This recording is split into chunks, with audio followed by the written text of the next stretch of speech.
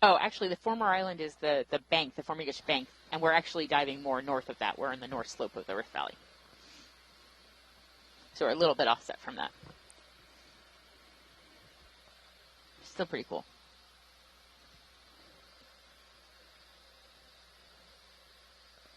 And I think we'll nearly be ready to go.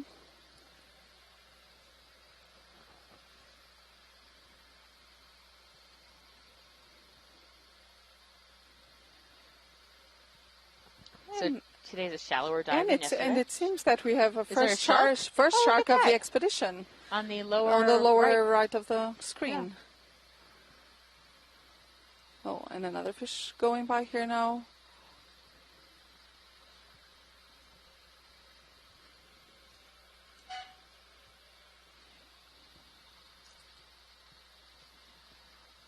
So we can already see some relatively large blocks. Is that a block or a boulder, Deb? Oh, it's a rock. And I see biology on it, Joanna. Yeah, it seems like those white fan-shaped corals, they may be actually hydrocorals.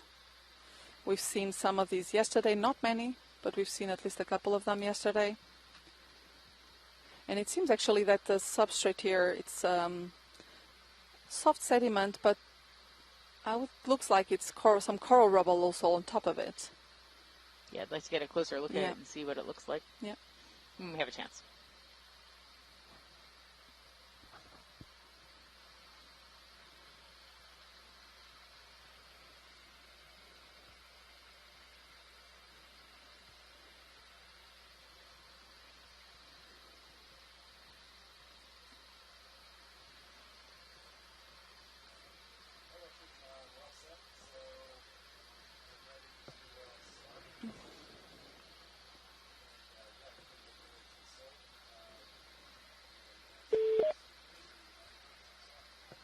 Fantastic. Thank you, pilot.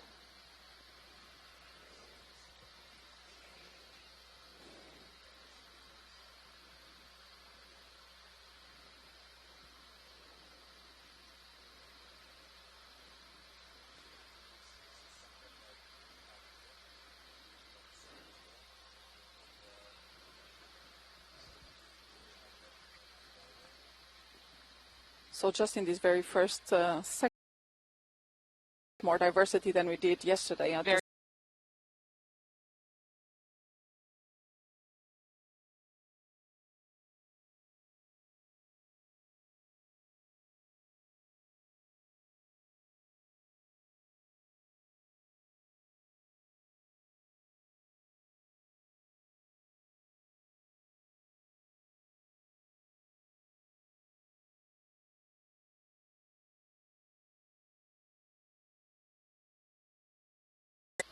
Yeah, once we get moving, hopefully we can zoom in a little bit, see what it looks like.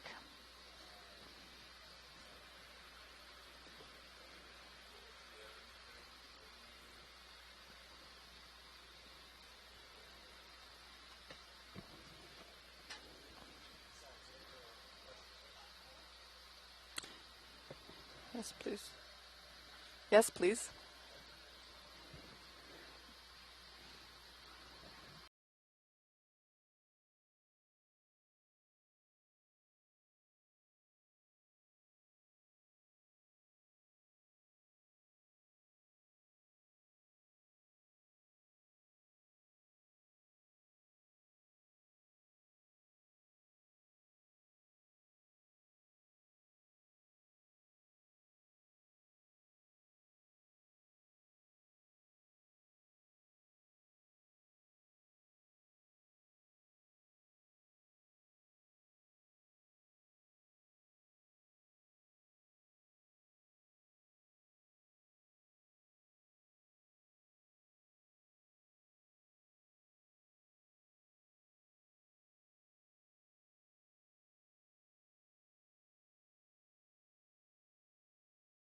We can see which direction the currents are going. Looks very different than yesterday. Yes, it does. A lot of coral rubble.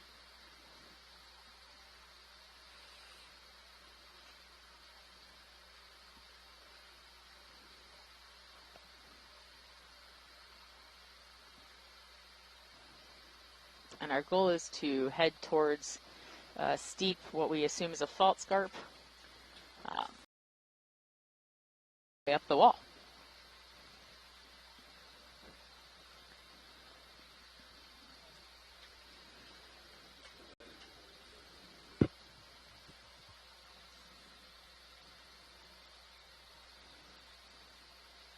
We can see already there at the distance a very large block.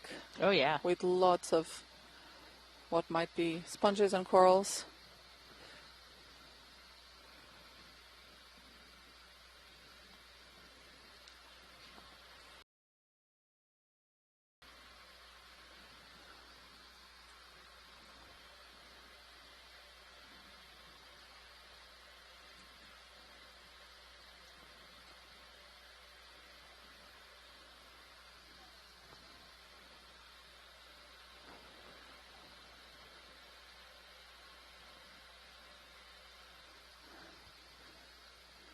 And so the fish that we saw earlier on, the Oplostetus mediterraneus, the common name for that is the silver ruffy.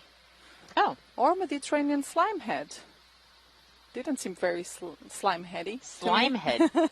Slimehead? Yes. I wonder if that happens after you catch them. Yeah, perhaps.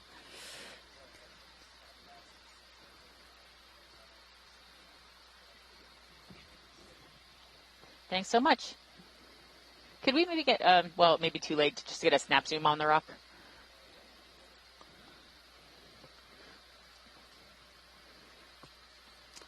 Let's have a look at what we find here. But we're not going to stay here forever. No, I We know. have places to go. I know. Rocks to see.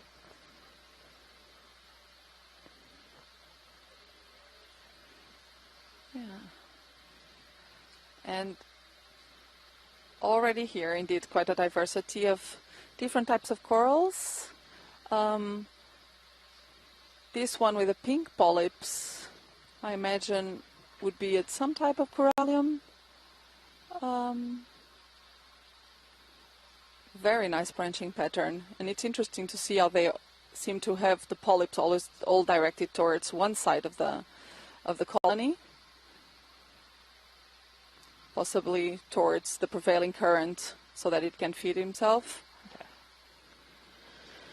And yes, and actually, Manuela here in the chat room is confirming. So it is a type of corallium. It's Hemicorallium tricolor. And so by the name, I reckon that it will probably Have appear 3 colors? Exactly, appear in several colors, at least 3, and a number of very small encrusting sponges here, just covering this entire rock. All right, should we move on? Yep. Yes. Thank you. Thank you.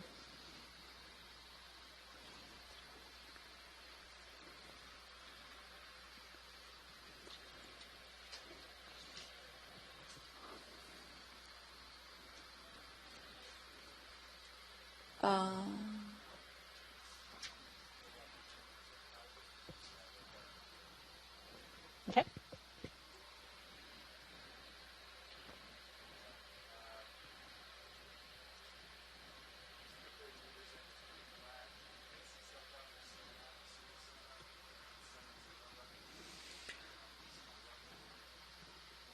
Another one of those eel-like fishes on the lower right of our screen. I wonder what's happening with the sediment. That sort of line of demarcation. Yeah, indeed.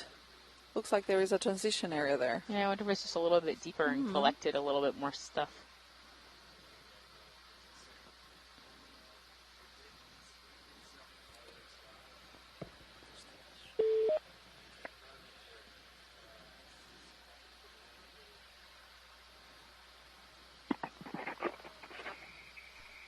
I think we also have the first starfish of the dive at the lower right of the screen.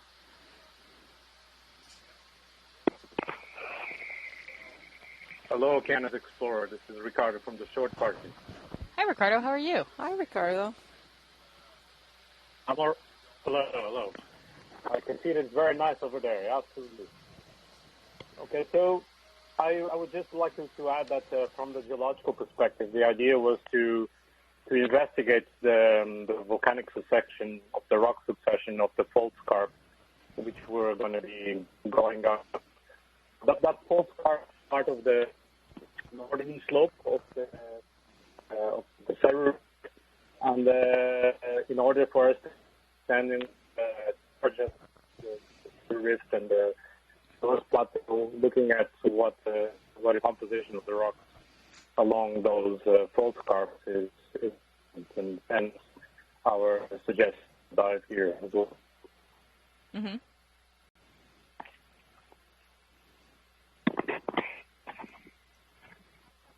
Okay, well, yes, it was a very big surprise. Let's see also what we find this time, I guess. Yeah, Ricardo, can you tell us a little bit more about the geological history of this area? Sure. So we're basically diving along the Formigas Rift, which is the low ridge that started to cut across the Azores Plateau later than 10 million years, most possibly around this area around 4 million years. And so it's basically dissecting the northern edge of the Azores Plateau. The interesting part of the Cerro Rift along this area is that further south will connect to the Gloria Fault, which is the transform fault, and connects to the Azores-Gibraltar tectonic boundary. But also on the shoulders of the rift, on the Cerro Rift, on both sides, we have several volcanic edifices, and including further south Santa Maria, which is the oldest of the Azores, with about 6 million years. And also Formigas Bank, as I mentioned before, it's a former island that is being destroyed mostly by the extensional tectonics of the Cerro Rift, because it's sitting on the rift shoulder, and the island is older than the extension of the Cerro Rift. So that's basically what we're seeing now. It's at the bottom of the rift. There's also some very large and interesting volcanic edifices, or what we presume are volcanic edifices, and therefore there's plenty of potential for really exciting discoveries along this part of the Azores region. Thank you, Ricardo. That was awesome. And I might just mention that we are seeing what looks like a lot. We see a bunch of sort of blocky boulders that don't necessarily look like they're in place, and a ton of coral rubble on the seafloor. We just saw 2 different fish, neither one of which I know. It looks like it was is this Sinafa branches? Is that the silver ruffy again? Is it hanging out with us? What was the other one that came through? There was another fish that wandered through a little earlier, and we are seeing a more diversity and more life in general than we did on yesterday's dive, which is not surprising again because we were ending up diving in a landslide deposit.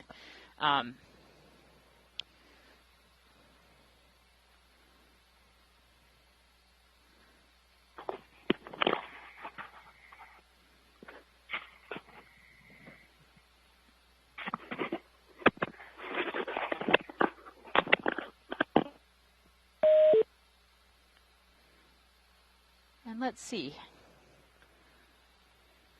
So we're just moving along. Actually, maybe now would be a good time for people to introduce themselves. Let's see if the ROV folks are available for an introduction. ROV Nav, this is Watch Lead 1. Oops, I just realized I was supposed to ask the pilot this, but are you guys available for introductions right now? Sure thing. If you would go ahead when you have a moment. Okay, my name's Todd Gregory with the Global Foundation for Ocean Exploration. I'm the pilot for Deep Discoverer this morning. I'm hailing from the state of Rhode Island. To his left, John Mefford, GFOE, currently in the navigator position, hailing from Denver, Colorado. And sitting to his right in the co-pilot chair is Chris Wright from the Global Foundation for Ocean Exploration, also hailing from Rhode Island. And to my right is Roland Bryan, doing video and satellite, and I hail from Florida. And in the back row, our clipper. And my name is Anna Sagatov. I'm in the clipping chair today. I'm a videographer with GFOE, and I'm from Virginia. Thank you so much, folks. And you've already heard from me and Joanna, so you don't have to hear from us today. Thomas, do you want to introduce yourself? Sure. Thanks, Deb. My name is Thomas. I'm an expedition coordinator with NOAA Ocean Exploration. All right, and we're just slowly making our way to this fault scarp. And we're seeing a lot of coral rubble on this fairly flat area that we're traversing.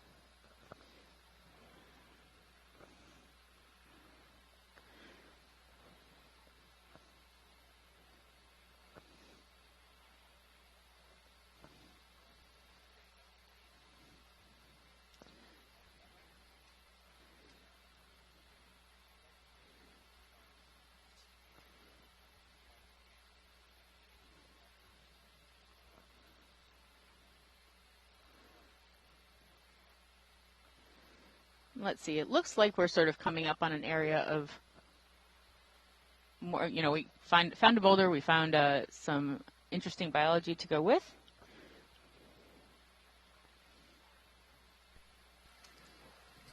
For those joining us on shore, the current dive plan is heading across this flat area and towards a steep slope that we expect to have an abundance of wildlife living there, taking advantage of the opportunity to reach out into the current and grab some food. Mm-hmm. And as we traverse up this slope, when we get to the top, we're going to head along the top and see if we see anything different, and kind of take a comparative look across what's living on the slope and what's living near the very top. Mm-hmm.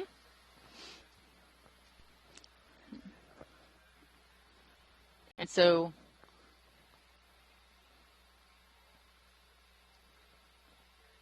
I don't know. Corals? Sponges? Maybe just corals? Oh, those look like sponges on the top left. Yeah, I see a couple sponges up Yep. there. Look like glass sponges. Yep, they do. The chat may be able to better identify them than myself and Deb. Yep. And so we're coming up on a boulder. Those are probably some encrusting sponges, is my guess. And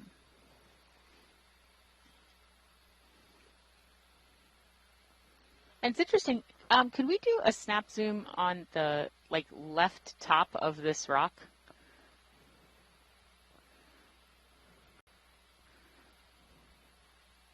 Or just the rock itself, whatever you like.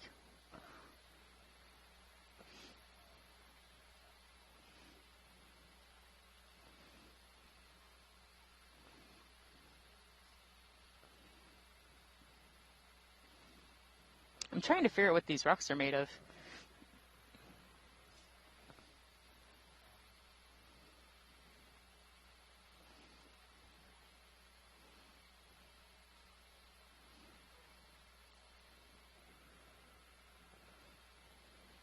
Oh, this is interesting. So that looks like where the lasers are, just above that is probably a sponge. Is that just me, or does that look like a block of basalt that's sort of coated in a conglomeration of stuff?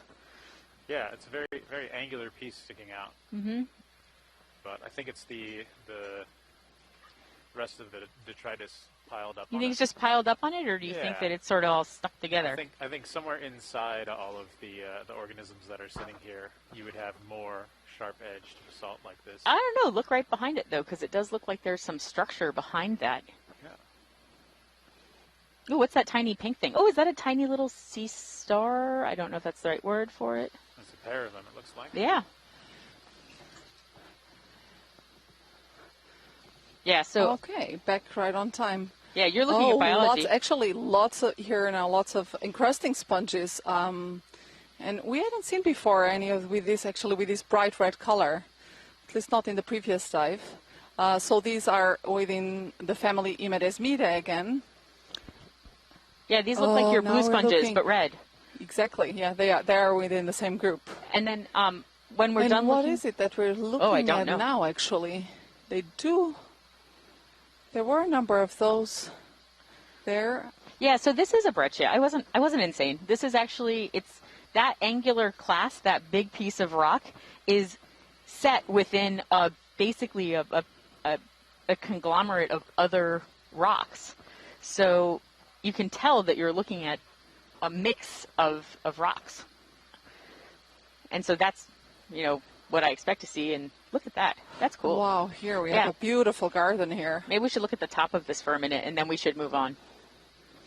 And it's very interesting to see how you see all of these sponges and encrusting sponges on this side of the wall, and then as soon as we get to the top, they become really dominated by the corals. And hydrozoans. There's a number of large hydrozoans also. What's that pink coral? Pink coral? Is it a coral? Maybe it's not a coral. The pink thing in the middle? Oh, yeah, it is the Hemicorallium that we've just seen earlier on. Okay. Yeah.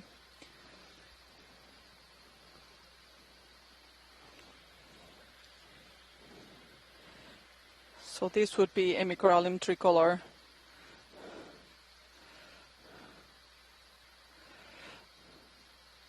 And lots of these very large hydrozoans here on the right as well.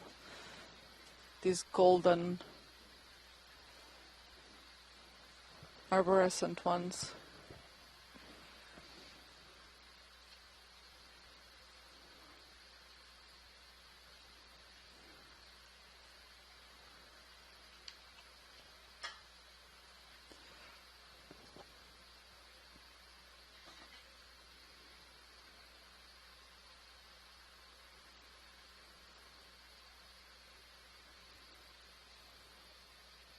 And this reminds a bit more, actually, some of the dives that were done in the previous expedition. Ooh, there goes nice little eelfish.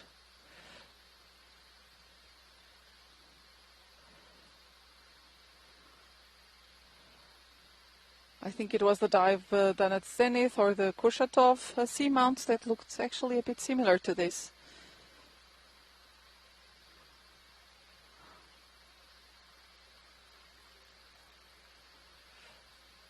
Oh, and here we come on the bottom right, we see again one of those hydrocorals that we've seen yesterday, possibly in the genus.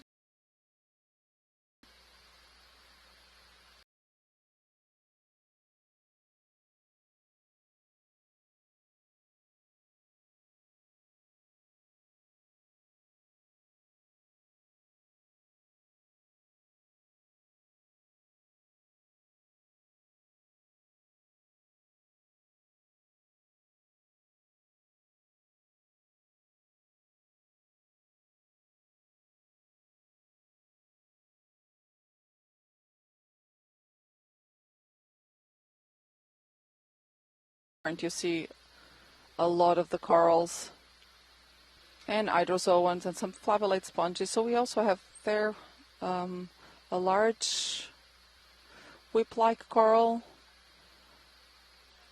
Don't think we've seen that yesterday.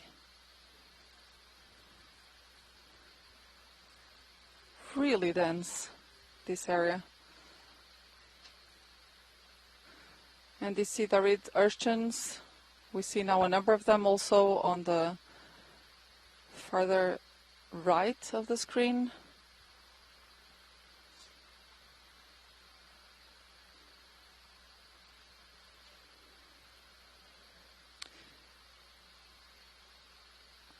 Oh, and you see there at the left also a glass sponge of Aeronema that we've seen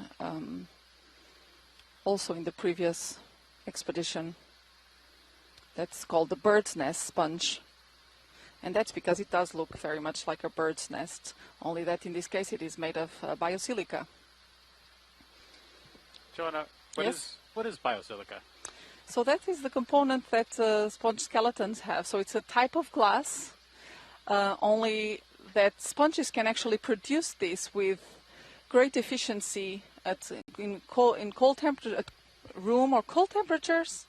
and under regular pressures, whereas for us to do it industrially, we actually have to use very high pressures and very high temperatures. So it's really spectacular to see how sponges can actually build these very intricate skeletons of biosilica at relatively low cost for them. And so, those structures that we call spicules are really the main characters that we use for identification of the different species. So we look at the different spicules that are on the skeleton and how they are distributed throughout the skeleton. We measure those spicules, and that will allow us to group the species in different groups, in different genus, genera, family, orders, etc. And some of them are just really some microns long, so it's quite spectacular to see how they can produce these by the million.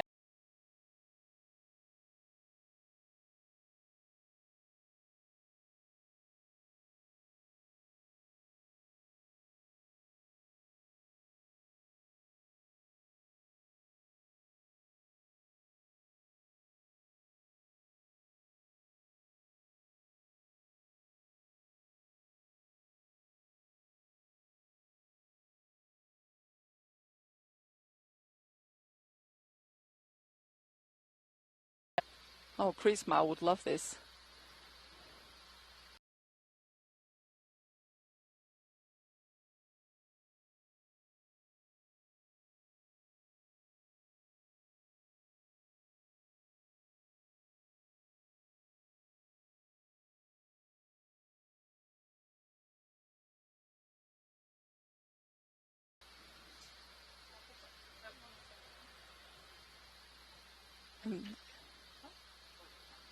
Lovely pattern there.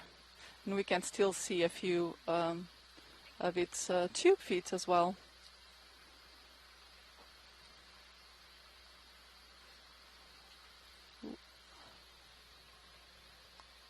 Great image. Thank you, pilot. Point in time. All right. Co-pilot, Where do you does the feel coral, good for another 20 Do you think meter the coral move? rubble is in place, Yeah, or do you think we it's can do sort of 20 with- come I think down we were doing 30 before, from above? and, Yeah, it is still hard to pretty say. I'm flat not out sure how here. far we are now Alright. from the Might be better to scarp. be 30. Yeah, Could have come from 070. above. Copy. we are moving towards Or- this scarp.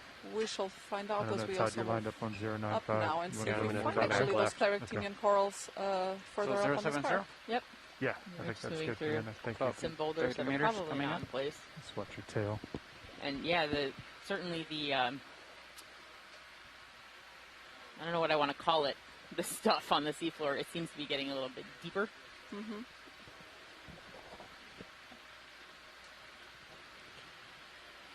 For the viewers at home, if you swap over to the camera 3 or Bottle video temperature 3, 36 you can degrees. See the blue Yeah, view so that's sonar, it's come up which 8C. is, Yeah. one of since the we turned it on. instruments that the ROV pilots use to navigate. What's our limit? It will 40? highlight all of these boulders Not and sure. It rubbles was like to get an idea of what 130 the field of Fahrenheit, view looks so like that's at a like distance from the ROV. like 50 while or they something, navigate. like 40, high 40s. 45, yeah, somewhere in there. He's pretty darn hot.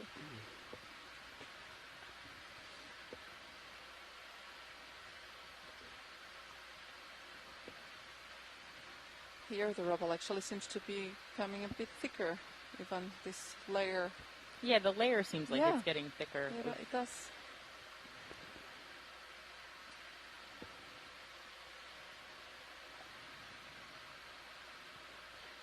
So beyond coral, what do you think might be in that layer of Oh, I'm rubble? sure that this creates such a three-dimensional framework that I'm pretty sure that there will be a lot of small crustaceans, small worms inhabiting, in those little crevices through the coral rubble. Oh, there is a very nice Pheronema carpenteri sponge there. That's a glass sponge, the bird's nest that we were talking about earlier. And this looks like another breccia Yeah, because and- it looks like it's just sort of a series of. Well, maybe it's not a breccia. It's hard to tell what's in place and what's not in place on this rock. No, I think it is a breccia. It's like a Good. combination of different rocks basically stuck together. Sorry, continue on about the biology. I apologize. No problem. Hey, Roland, We've got a echo on the audio all of a sudden. It's really loud. So, Here, more of this Hemicorallium that we've seen earlier. So this seems to be actually the dominant species here. It's weird. And we have one in white, which I presume would be another species. are you getting that? I'm not. Oh, I just heard that. I think it's on. Perhaps Manuela can confirm EX. that, whether this white Hemicorallium would be the No, he's not. Niova No, he's not latched one. at all. And we have a large flavolate sponge, which is likely to be in the genus Fakelia. And it's interesting to see that both the sponge and the corals are I'll facing keep you in center the here, Todd. current. So they're all Just turn my directed head. towards the current to maximize. I can't use the headset. It's super loud and I can't clear it. It's like I'm getting OKEX on like double gain in my ear and I can't turn it off. You were getting it from tail 2. I just cut tail 2. You good now, Todd? Yeah, I'm good now. Thank you. That was horrible. All right, so still slowly making our way forward. There really is a lot more to see on this in terms of biology. There is way more diverse than what we saw yesterday. And that may also be because the deeper you go, then the less food is also becomes available to the community. So most of the carbon that is it's produced at the sea surface and then sinks down, but of Are we course on the only a move, portion of it will actually Yep. reach the seafloor, a Started very small that move portion. 3 minutes ago, should last for about And so 6 minutes. these rocks, I'm just they getting may a be little off that breccias, side. I which got basically too are sort far. of stuck together, different pieces of rock. They may also be some pillow fragments. Just brought the And nitties. these darker ones, Leave you they down a look little. more like Yep. pillow Big fragments, shark and they upper may have left some sediment in that the gets dark stuck to them background. basically over time. Oh, I think So- we have a shark there I at don't the think back. I can get there. I'll just get Oh a little yeah, closer. look at that. Snap when Maybe you're the ready. same one that visited us as we just reached bottom earlier on. Snap. That. Oh, beautiful. I'm not sure which sharks occur in deep water in the Lasers? region. That is really cool.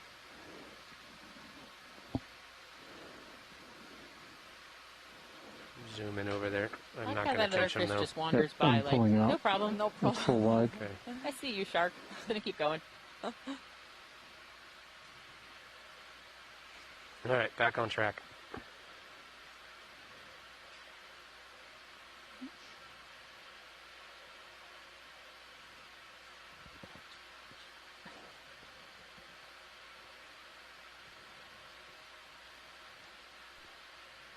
What is a sapata? Oh, that's an interesting name. So that must be a common name for that shark that we've just seen. So we just got this by sent to us here on the chat by Irish. So Irish, would you happen to know what's the scientific name for that? So a sapata. That sounds a bit like shoe in Portuguese. Yeah. Oh, and here actually we have a very nice segregation of the bird's nest sponge.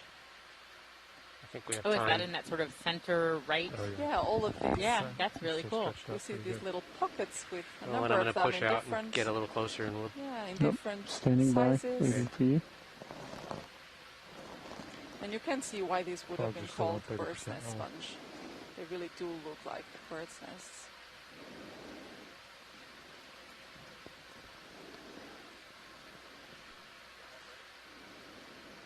And so these form what we call Pheronema ground. So this is Ships a type of also, vulnerable marine co-pilot. ecosystem Thank you, Nat. that is known from the European him a second to set up. margins, He's still pretty usually on stretched out, shelf and so slope I'll probably get areas, another one in all shortly. along the European Give him just a margins minute down here, Copy. to Morocco. And they're known also to occur in a number of seamounts here in the Northeast Atlantic, and obviously also here in the Azores. Already back in the late 1800s, when the Azores were surveyed quite extensively by in the campaigns of the Prince Albert I of Monaco. Okay, rolling. These were already reported to occur in high densities in some areas. And is that a sea urchin next to them? Yes, there is a sea urchin. It's a sea urchin. Those seem to have a lot of sediment on them. Yeah, so you see here, actually, it's a very, very good example how the sponge uses also that fringe of spicules that surrounds that main opening to actually trap the sediment so that it doesn't get into the sponge. So anything that might be coming in, probably with a water flow, those sediments along that.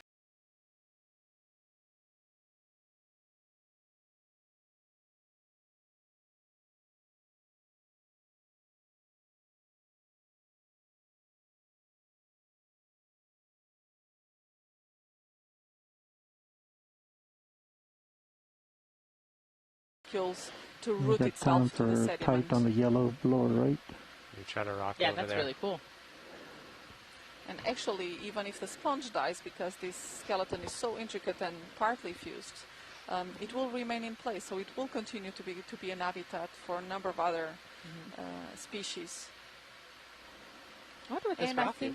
Looks like it's just and there to the right we have. Oh, yeah, what is that? Yeah, Little polyp. A little polyp.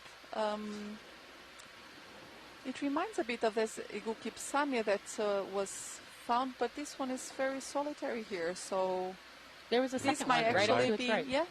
Well, so this might actually be another species.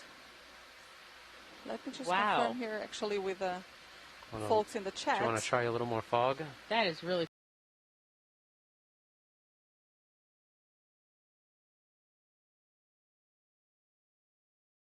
Here from Yiddish saying Leptopsamia.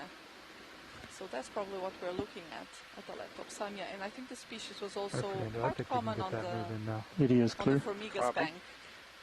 Violet's clear. 30 Going meters. on slow. 070 coming up. Thank you. So I wonder that would probably Lasers be on. Leptopsamia formosa. It sure is. Very gracious. So the name Formosa. Formosa? Yes, that means very gracious. Very means gracious. It means gracious. Full wide.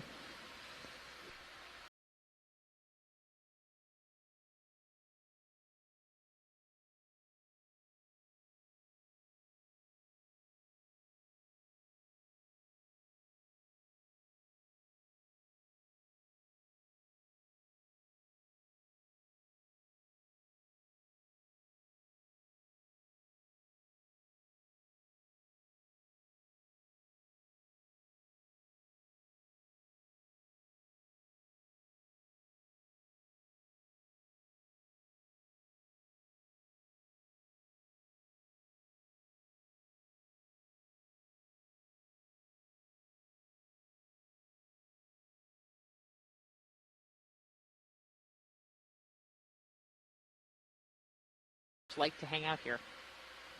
Yeah, I'm going to have to wait for you for a little while. Yep.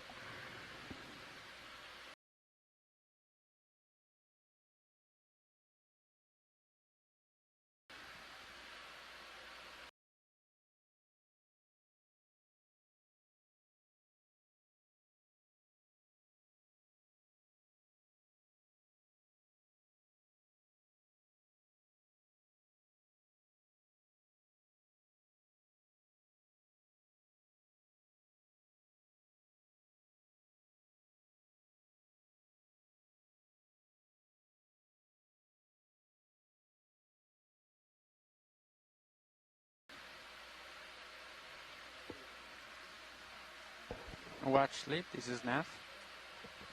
Go ahead, Nat. So if you have the Hypax screen on one of the monitors with the bathymetry right there showing, the last navigator told me that we were actually going east, kind of like around here, right at the edge of this flat area, and then just probably like moving southeast along the edge of it.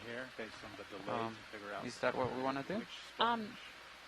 I was under the impression. Hang on just a second. So we have here a request from the chat room to collect one of the sponges that is on the rock in front of us. The one. I think we just want to go straight uphill, guys. Further away from us. I mean, this is uphill. Yeah. They might be So talking about collection here, Todd. Oh yeah, I didn't the hear research that. group here in the Azores has been finding this quite often in their surveys of the shallowest areas and calling it Aliclona magna. Yeah, and I can Stand by confirm one that here. that You does got look like Aliclona magna. Snap in on the sponge to the right. Yeah. I'll rock it.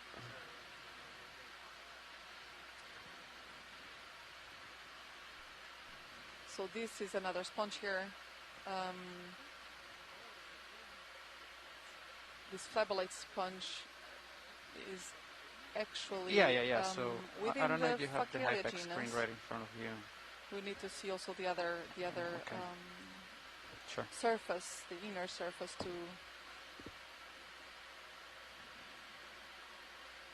be sure. But Can you give a view of the other I side? would say that this is within in the Facilia genus. Can There's you a number stand of by? species Come within partial. this genus in the area.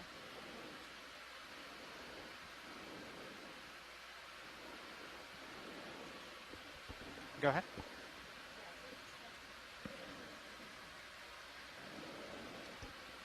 Yeah, so this is where the ROVs are. Spring We're up gonna keep going 40% on the east, fog lights. and this is kind of the highest 30% local fogs. point. So when we get Again, to here, this around the very 660, elongated last navigator told me that we were probably billfish gonna move along the going by. edge right here. Okay.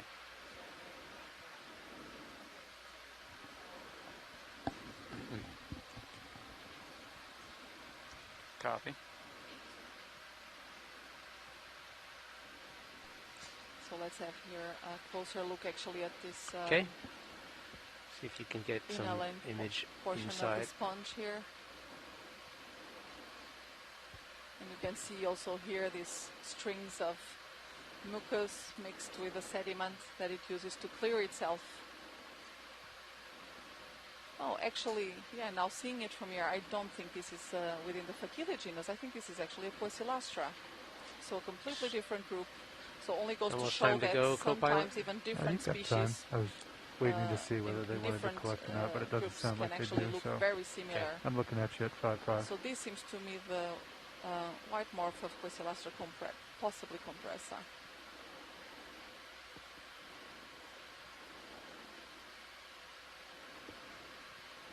Full light.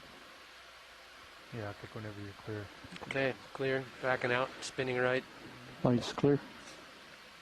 All right, so we're just continuing to move through this Fog off. rubbly Fog off. boulder field. Way to So I'm centering steep you up, slope. and I'm pretty far So off. pilot, Yeah, we let's have- get you at 070 and just I'll get in Understood. the center of your screen. So pilot, we had a We'll do a request here reset. on the chat for collection of a sponge that is actually Okay. coming off screen right now. Come to an So easy stop. If Understood, that would, Watson. if Go you would ahead, be in a Bridge. position to do so, Sure. that would be great. Yeah, I heard some discussion about 5 minutes ago about that. It's really helpful if we get a little better heads up on when there's a Sure. potential behind collection us, it's request. gonna be hard. We've think got they- the ship moving forward right now. Yeah, Do you so think They that we'll see described that it again, down Joanna? below you. yeah, I think we might find it again. Okay, so maybe So we can just keep we moving can keep forward, moving and then yeah. if we see it again, we'll give you a heads up a little faster. What are we looking for? It's a large white sponge that is on the side there. It's coming into view right now. Is it the very bright one? yes, Yes, the very If bright you have can to one. bring the easy ship stop. to an easy stop, I think it's flat enough we can safely do this. Great. Right? I'm So- looking straight Right? down at you. If you Thank look you. back at me, I think we're still fine. We're not on a wall. So Correct. Okay. Cool. the ship's stopped right now. Do you want me to bring it back a little bit? 5 Yeah, meters? if you want to do 5 or 10 meters, 5 meters is probably good. All right. Thanks, Fernando. So which one of these are we trying to The one, collect? the one to the right, the brightest Is it the one that looks like a yes. brain? Yes, exactly that one. With Can you tell us about what to expect as far as how fragile it is and whether it'll break apart? So it will be a little bit brittle. So I think if we can grab, I'm not sure what the size of it will be. Well, maybe 10 centimeters it is, 15, 20. I think my I can't So tell. I think we the don't tail is... my even need tail to is put- on a perch. Yep, Great. This This is is going to be awkward. You wouldn't need slightly to awkward. collect Maybe if all I of it, spin we can left actually more, get a and I'll get fragment my of butt it, off but of that maybe rock. that would Yeah. be actually difficult since it's Yeah, if not you that scooch around large. a little bit to that side. Yeah, let me just get So reset. if you can just grab it by the base, so closest to the rock, that would be great. Okay, I think I've got my tail clear of that rock mostly. Let me see Yeah. if I can set down here. It looks better.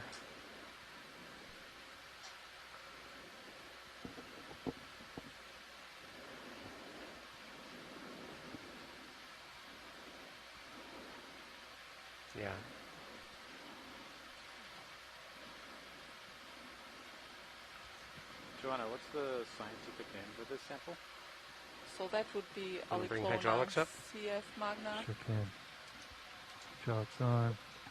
That's what we're trying to figure out. So the species is actually known from the Mediterranean. It has not been reported in the region. So it would be interesting to see if actually this might be a different species. So what are you thinking? Port side bio box? I think we can safely draw out. Yep. I'll write sure it down. While we're parked, so. Yep. I'm going to go down to a grip force of 3. Do you want more light on this, or are you good? Let's bring a little fog up and see how it does. All right, fog's coming up 30. Following you up.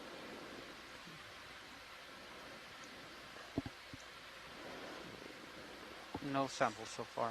No samples so far. Okay, let me just make sure I have plenty of range in both directions. We do.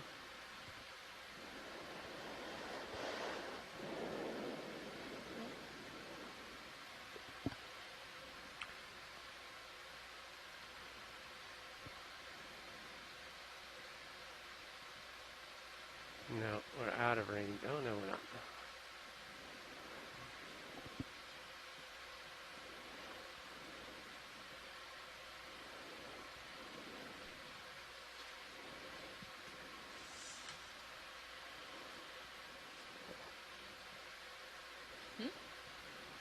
Perhaps try not to squish it too much. It will be a little bit brittle.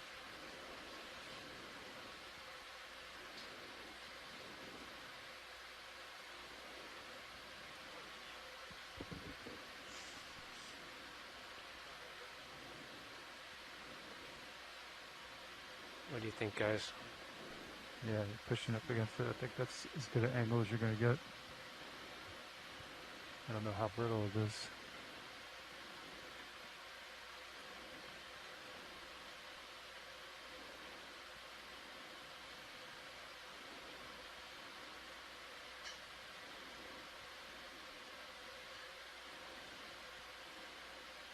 I think we're going to get... Coming apart. Yep. Yeah, and then we're going to get the... Center of it. What do you want? You want what I have? Yes, that's okay. Thank you. Okay. We Drawer out, will please. we will be able to identify it. Understood. Drawer retracting. Let me follow you back here. Which side do you want so I can get the Port pins side. out? Port side. Stand by and get the pin out.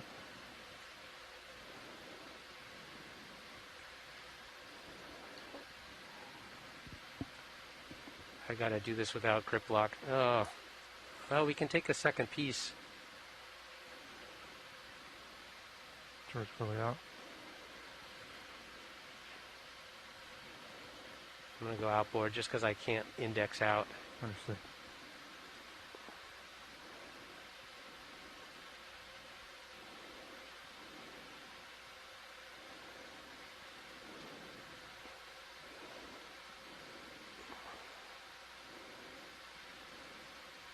Yep. Okay, would you like a second piece? Yes, if we can take that piece that is hanging Okay. from the wall, that would be great. Thank you. Mini zoos Up up, here? please. Yep.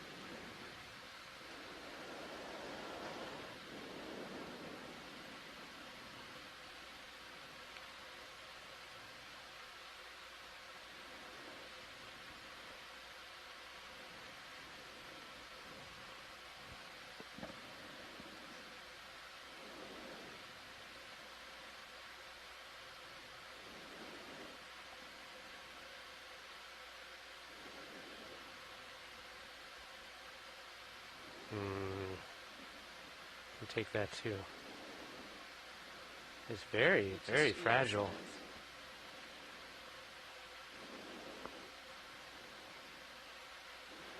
There's a little bit in the inboard partition as well. Science. Okay, thanks. We will take note of that.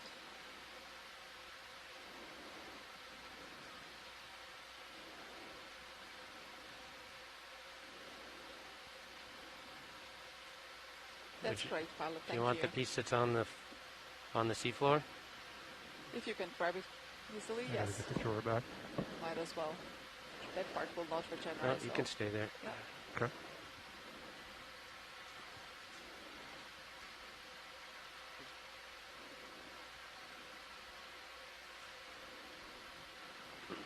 Well, there's two pieces. I might have just pushed this a little out of reach, but there's the other piece that's directly in front of the vehicle, and I know I can reach that. Pull the drawer back for you. Thank you. Looking at port manip and mini Zeus at the moment. Let me take your rotator on the main. No. Oh, good. Just keep it where it is. Understood. Oh, geez, this is so fragile. It's just falling apart. And I'm not grabbing it with a lot of grip force at all. When you're clear, I'll bring the drawer out.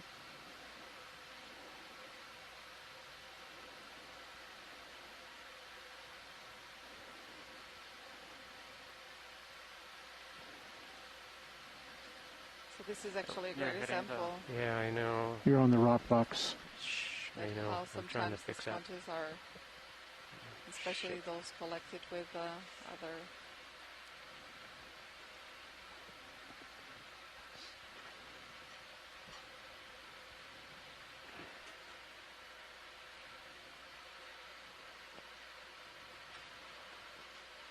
If I just grab it, it just falls apart. That's okay, pilot. I think, yeah, with that piece we have enough to do the identification work back in the lab.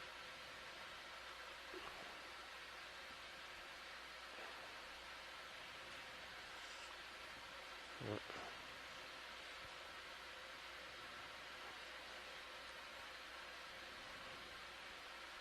Mm-hmm.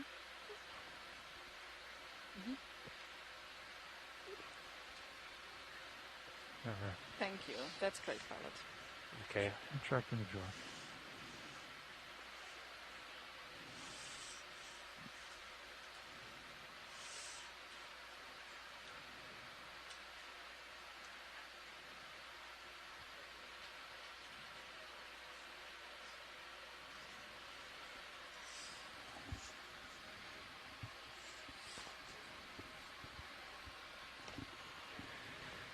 All clear? Jog secure. Backpack secure. Well, I can't believe how delicate that was. Yeah. And I was barely squeezing. Yeah. Probably could have slurped it up. Probably could have slurped it up. Yeah. It might not have stayed intact any better, though. All right, so we need to get you over here and spun around. Yep. All right. You can start walking it left, and Understood. I'll come your way. Yeah. Thank you, pilot. Thank Okay, you. shall we get the ship going right away? Yes. So, why was that sponge so hard to collect, Joanna? Because that one specifically, the skeleton does not. We is confirm not the so fog dense in lights are off. silica, so it has actually Stand a lot by. more clear. of this organic mattress, and that makes Okay, it so become 30 more meters, brittle, of 0 course, still and sounds more, good? It's a Yeah. bit softer. Copy. But this is All right, actually a very Todd. good example I'm as to lined why up. it's so important to get these Get in samples the center, and I'll spin that you you can right. observe with the ROV, because as you can imagine, previous expeditions done in the region, especially those of Prince Albert of Monaco, they were using deep sea dredges or trawls, so all of these would come up actually very much destroyed. I was So going to we say, in don't a have- jumbled mess. Yeah, I mean, exactly. So we wouldn't have any idea for the morphology of the sponge in its habitat. So this is actually a very good opportunity for us to try to match how it looks like with the actual tissue samples that we will be able to examine. right. So finally, we will be able to put a name to this, and since it has been observed quite commonly here in the region now, we will be able to say what it is. And if it is a new species, then we will describe it. Got it.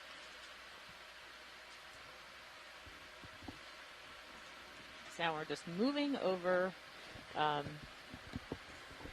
seafloor. We're slowly climbing uphill. Slowly. But we're getting there.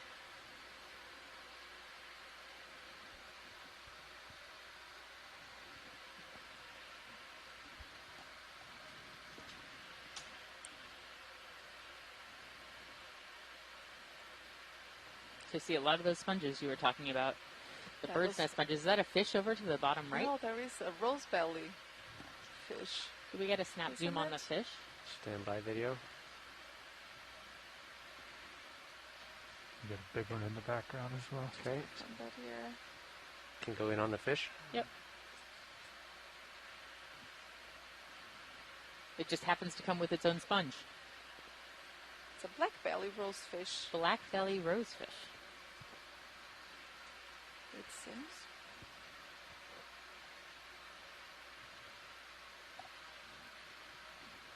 Lovely colors. Hanging out on a lot of that coral rubble, rubble. carbonate rubble in general. Probably guarding that sponge there. Really? No.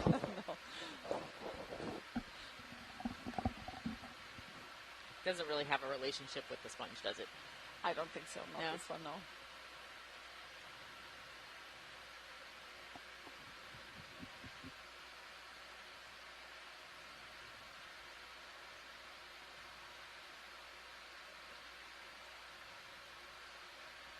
Wow.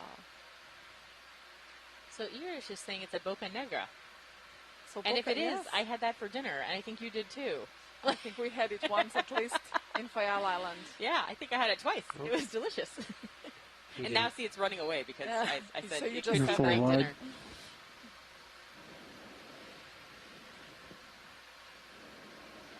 So yeah, boca negra is Delicious. in Portuguese, apart from delicious. So in Portuguese means a black mouth. Yeah, and that's Helicolenus dactylopterus. Thanks, Manuela. I think it's still over there. Moved off. Which, another? Yeah, just to your starboard. Another Pushing fish? up. A bigger, different 20 fish. degrees, 30 degrees, right? Oh, yeah. Looks like a Co-pilot, would you want to bring Nisus back to center? I sure would. Thanks It's for interesting. that. We're seeing these little basaltic rubbles, little mafic rubble, that we hadn't seen before on the seafloor. And another fish is coming up. Can't quite square up on it. I have this big rock right there. Yeah, right behind you. Okay.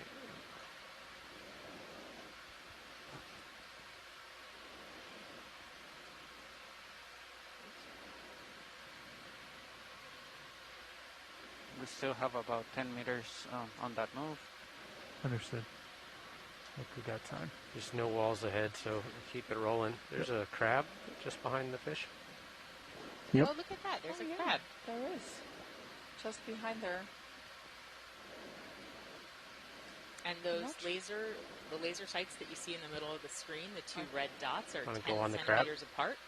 And that's a way that we can look at the scale of what we're looking at.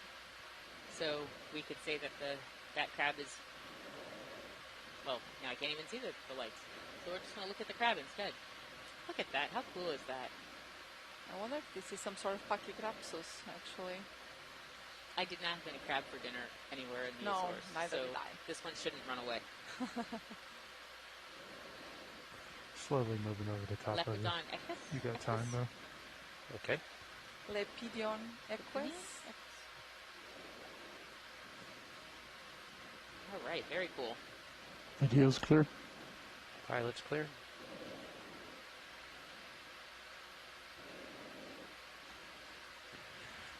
Looking down 6'5". 6'5", pushing out. I believe the Okeanos is the fish that we were looking Oh, at that was the fish? a minute ago. Yes. Big Oh, the stretch crab video. is Bathanectus maravina.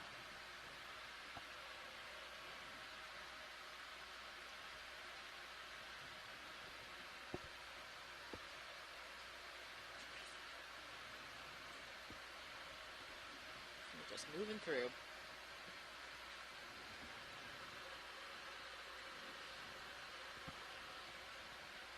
Yeah, when you're in like 700 hertz, it looks very weird. Yeah. Like, Trying to cycle through to see if it cleaned it up at all. It looks like we got... I don't see it on the multi-beam, but... I think there's a jar diagonal upright from the laser. co-pilot, are we still happy with that bearing, 070? I believe so. Pilot, you send it up on that. Alright, I'm just getting over the top of you at Another fish is 70 coming into view, time. and a little bit more of the, the basaltic rubble or the mafic rubble that we're seeing. Yeah, that's good, Fernando. Copy, 070. so another 30 moves, Actually, 30 several meter fish. move. Look at this. Yep. All of a sudden, it's like a little Coming up. wonderland of fish. So are those eels on to the right, or is it just a fish? I don't actually know the difference. Do you? Yeah, neither do I. Okay. None of our fish experts are on the line today, so we're making some guesses, and here having wonderful help from our shore-based scientists who are typing into our chat.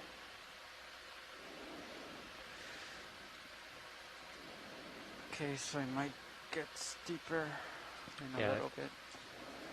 I think it has already. Coming up with you, looking down at your 6.5.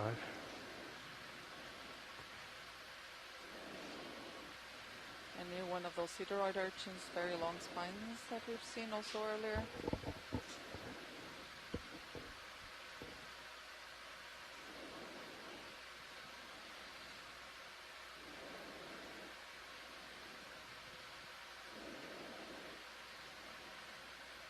Yeah, it's really cool. And still a lot of this coral rubble here in this area as well. Mm-hmm.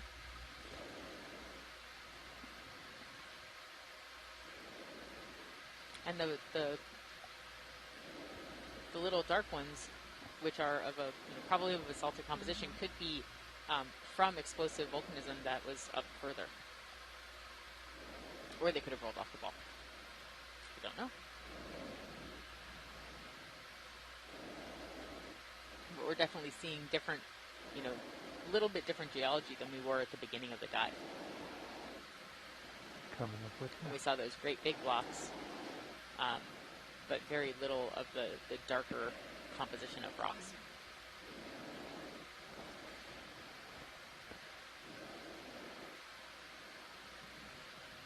Another small fish there coming into view.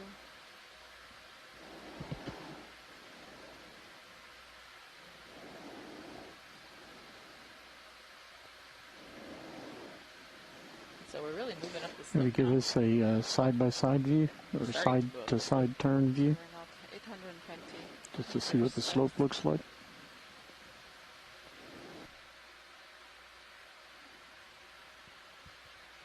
Yeah, near a very good view of the slope. Mm-hmm. And a fish and what might And be a little coral. Coral there, yeah. I don't think we've seen that before. I feel like that coral found like the one hard spot to hang out on and stayed there. That sometimes happens to the sonar on D2. Like it goes into centering mode. I'm not sure what that is, but stops. So this gives us really a very good view of going this back and steep forth. slope that we're ascending now.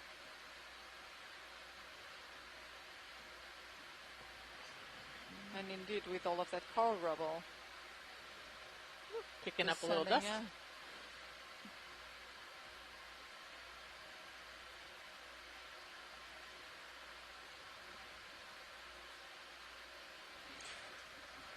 One of the things I just find amazing about this is that, we're sitting on a ship and we are seeing the seafloor over 800 meters below us in almost real time.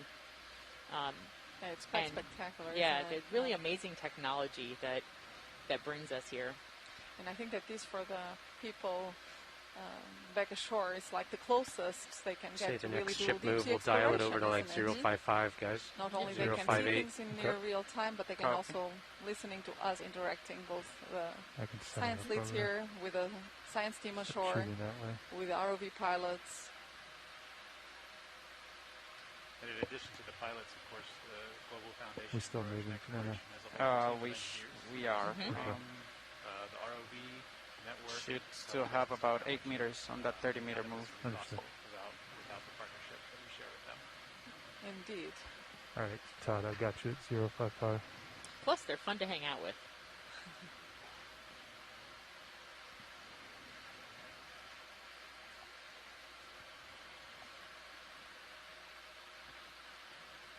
Wow, I feel like it's even more coral rubble now.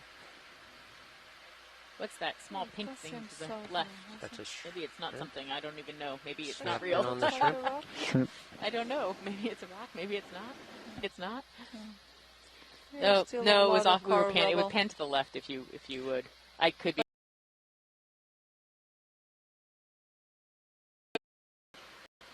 These are some sort of soft coral.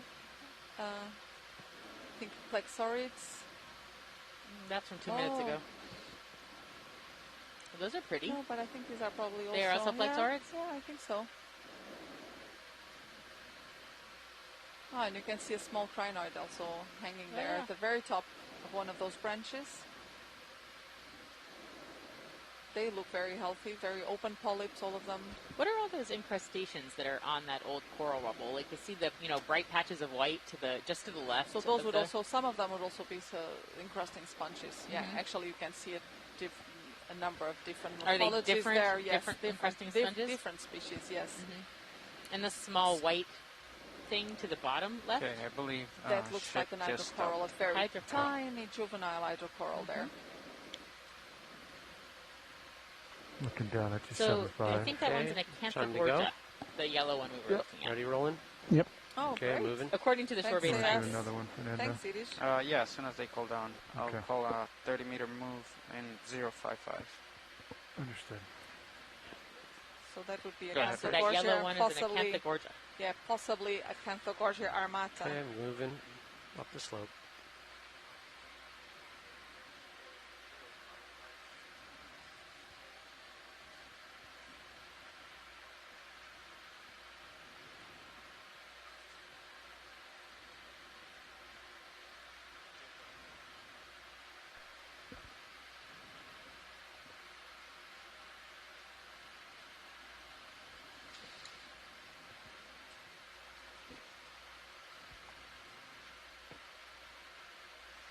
And the coral rubble here continues, so it seems to be becoming thicker and thicker as we move up slope, which is quite interesting. So perhaps there was indeed in the past coral reef in the area, and why it would have disappeared we don't really know. Possibly changes in environmental conditions. We don't know if this area has been really targeted for fisheries that could have also caused some impacts in these communities. So let's see what we find as we get to the top.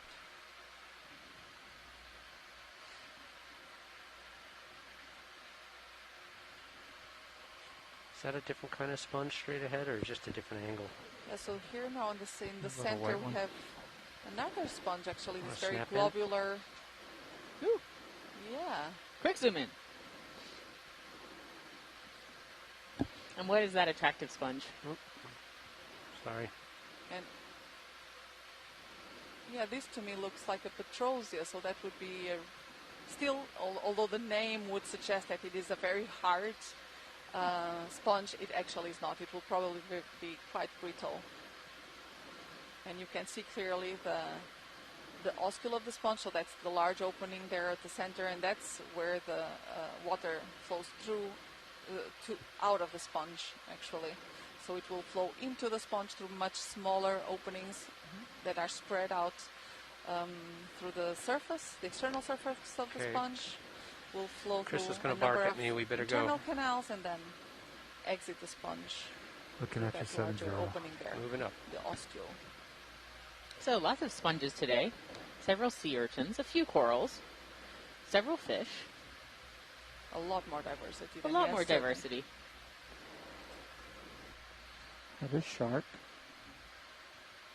Is there a shark? Oh, we saw two sharks. Yes, no, we do. We saw two sharks already. Yes. I forgot about them. In the excitement over the sponges, I forgot about the sharks. And that sponge there actually at the center underneath, taking shelter from those two rocks, is actually very interesting. Out of shape, out of. Do you think it would have grown there, or do you think it is a glass sponge? Really oh, I think it would have grown there. Yes. Okay. And we're also seeing now here and there some more of these yellow flavolate sponges. And those are probably within another genus, Desmacella, possibly Desmacella grimaldi.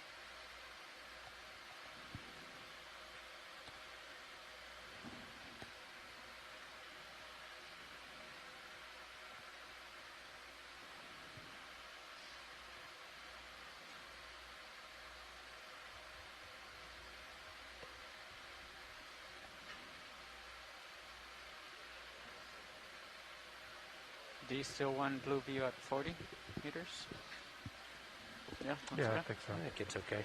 Okay. If we hit a wall, we'll bring it in closer.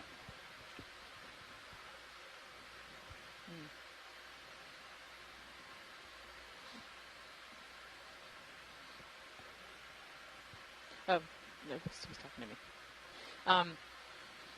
We were just thinking about, with all this coral rubble that we're seeing, but not a lot of coral that we're seeing, if when we get towards the top of this feature, whether we're going to be just seeing a huge amount of coral, or whether it's even further up and it's kind of, just moving downhill.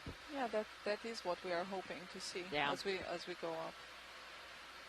Remember, in one of the dives of the previous expedition, there was actually a lot of coral rubble at the start of the dive in a similar location, and as they moved up, suddenly they came across this large coral garden with the Egukypsamia. Mm-hmm.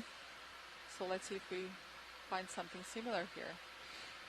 It's very difficult to say from which coral species this rubble would be from. Right.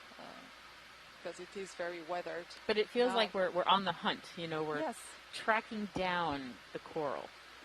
And we see here a Neoplectellid sponge there, just getting a few now to the right. We did collect. What's the thing to the left? We did collect one of those Neoplectellids yesterday. Is that the glass sponge that looks like a vase? Yes, exactly. Mm-hmm. And it was actually inhabited by 2 polynoid scale worms. And what did you say? For life?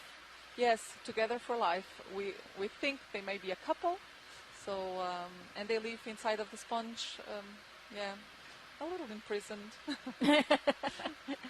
How did they end up inside the sponge? Did they just... Okay, the ship should be coming to stop shortly. When they are still quite juveniles, or as larvae, or as juveniles, and just find good shelter in the sponge, so nothing can, or not a lot of things would actually rip through that glass wall. And so they do find the shelter there, and they just live there happily ever after. Yeah, it seems, until we collected them. Yes. Does seem like that, I will say, however, that was a beautiful collection, a beautiful sample. Yeah, it was. 2 sponges you got yesterday were fantastic looking. And if you're just joining us, we are on the second dive of the Voyage to the Ridge, the 3rd expedition. We're at the... So you guys still feel good with this bearing? In the Tercera Rift, east of Take a Formigas short Rift. zoom. Just look at the way these... Some more of those. Is that the bird's nest sponges? This is the bird's nest sponge. I can identify a bird's nest sponge. So it's called Pheronema carpenteri. That I won't Fogs remember. on. Wow, look at the fibers. So all of those spicules are holding it to the seafloor. Yeah. Can it create more of them if it starts to get pulled off of something? Yes, it can. Yeah. Wow.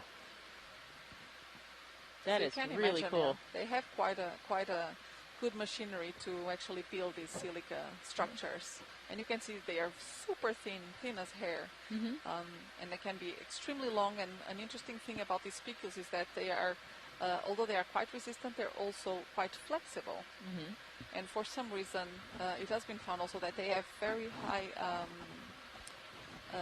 optical fiber properties, actually. Oh, really? So they can, yes.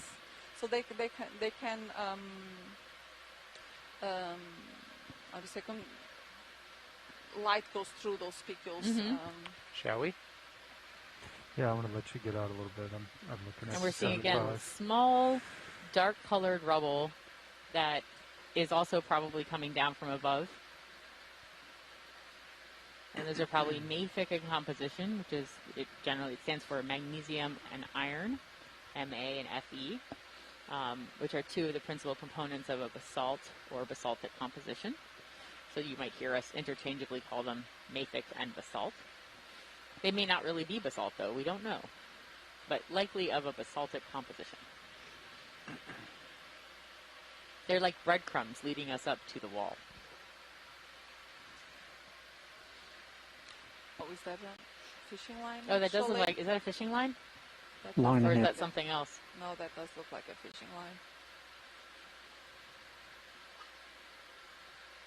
So the pilots they saw it even before we did, and they're picking themselves up so they can go over it. We knew that fishing lines might be a concern in this area. This is definitely an area where fishing could take place, and so some of the fishing lines are just a few meters off the bottom or right on the bottom. And we don't want the ROV to get entangled in a fishing line. Looks like it's just across the bottom here. I don't see anything that floats off. It seems to go off to the left. Seems like it starts there. Yeah, cross slope. There, I can see it there next to the sponge. I think it's right on the bottom. A single. It goes up that way. I'm following it. Yeah, it's like I lost track of it, but it was going that way. Okay. There's a small jellyfish going by. Yep. And the pilots are still just making sure that we're not going to be entangled in any fishing gear. They're looking at the camera too, the Sirius camera, so that they can, for situational awareness, can see what's around the ROV. Are you guys ready for the next move? Yeah, I think 30 meters, 055. Copy.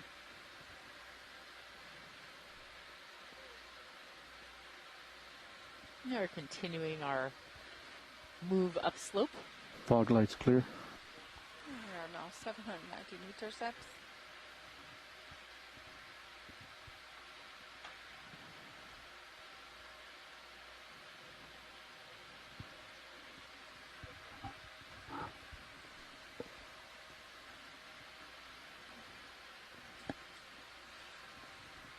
So fishing in the region is actually usually small-scale fisheries. Bottom trawling is actually forbidden in all the Azores region, which is really great because it preserves a lot of these more sensitive habitats, benthic habitats. But we do have, of course, this deep water long line, and in which they place these lines along the seafloor. But compared to, of course, trawling, this has a much more reduced impact over deep sea benthic communities, which is great, and which is why probably we see a lot of these very lush communities still in the Azores region. Now the composition of the rubble looks like it's changed a little bit. Yes, it looks actually, more stick-like. Yes, it looks like as if there is a lot of urchin spines on this. That's what I was wondering. Area, I didn't want to say it because I wasn't sure, but it certainly all of a sudden started looking like urchin spines. Yeah, that is rather uncommon. Yeah, it seems like a mix between coral rubble and urchin spines.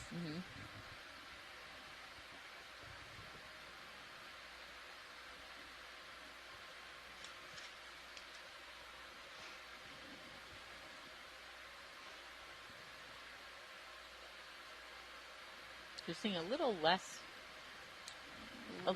in terms of actual amounts. I mean, I see a few what look like sponges, I think, floating around here and there. But there's a little less to look at right now, and I wonder if we're just in an area that is a little bit more rubbly. There's less, let's consolidate. Hard surfaces for them to really sit down on. Oh, look at that! Oh, there we go. Is that one of your blue sponges? The blue sponge that we've seen. What was the yellow thing next to the blue sponge? Also a sponge. Also a sponge. Not surprisingly. And so we've seen a red sponge, a blue sponge, and a yellow sponge, one. And white sponges. So far, just on this dive. Okay, can start to go back in. Do you think it's because you're aboard that we're seeing all these exciting sponges, Joanna? Like that they knew you were coming? Yes, I think they knew I was coming.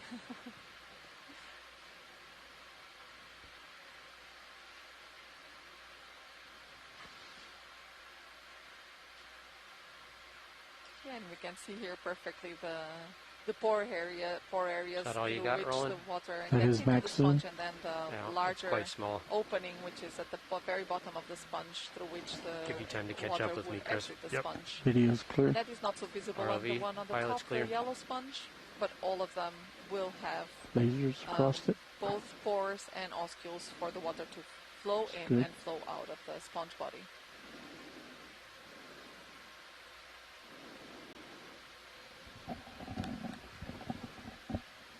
Okay, moving on.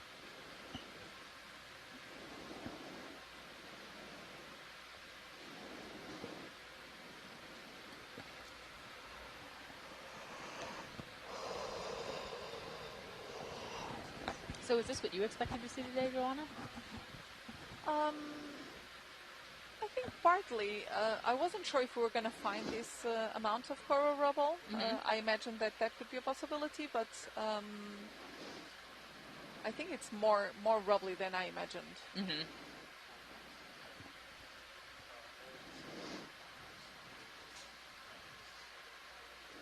Survey 1, I hear you.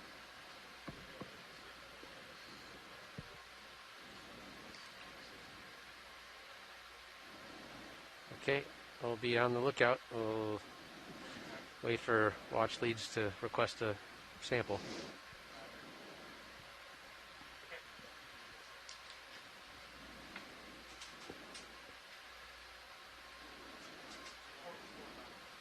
Yeah, and actually this coral rubble gives a very good opportunity to collect some of these more encrusting sponges.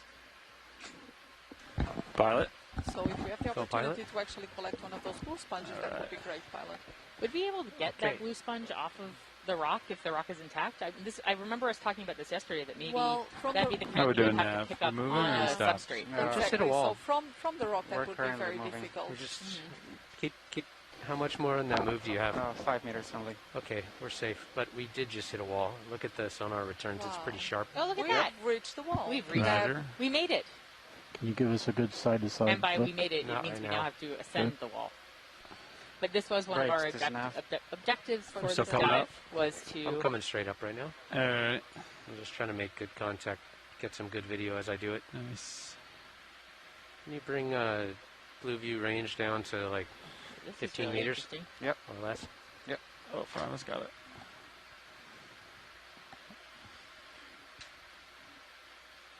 Be It's advised, very interesting to see how they co-pilot see the nav, there is a urchin request still to makes look it for all the another way blue sponge that we'd probably climbing slurp up. that wall. Mm-hmm. Blue sponge eye. Copy. So I just called the bridge. There's only like 2 meters left on that move. Okay. Go ahead, Rich. Copy. Move complete. And again, it's hard to tell whether this is a brecciated stopped. rock, which I kind of think it is, or whether it's There's a little blue sponge mostly there, sort but of we a the can't basaltic stop. composition with a lot of sediment sitting on top of it. And I It's think sort we of s- unclear. Yeah, and I think we see there actually at the I left my center, marker there. the Todd, first if you want to see my power range plant. I wonder changing, if see a it little is that. plus. If it Clamp? is, we Copy will. that. Yes, there. Where? Do you want to actually In the like, lower bring up lower right? right portion underneath the that readings of yellow that flabellate marker? sponge? I think this is like Right a there. breccia or Oh. conglomerate. Looks like I'm getting Sort closer, of- Todd. 16 meters. I'm coming away. up. It's a mix. Tell me if I need to hurry up. Okay. Very Oh, and interesting. you can see how just so heavily I'm gonna colonized speed up this a little bit. Yeah, I rock mean- was by Okay. all sorts of encrusting sponges. Look at that. So- I'll try Yeah, to maintain this delta. To us, to Copy. us, it might seem like Go ahead, they're Rich. all pretty much the same thing, but they are not. There will be several species here just on this rock.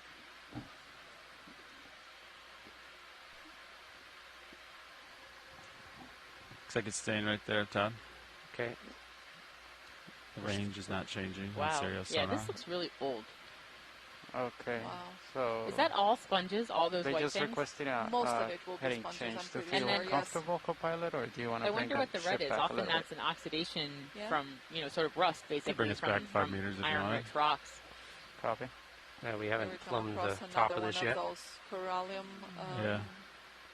coral, semi-corallium. I'm amazed at how many I can sponges start there to are. break, Every Todd. single one of those Come little back, bluish white co-pilot. things Yeah. is a I see sponge, it. right? See the there will range? be, yeah. This is like Starting to sponge go heaven. away from me. All right. Well, maybe we don't need to call in that reverse move then. I would just stay here. Let's stay here. If they can do the heading change as long as it's around the A-frame. Copy.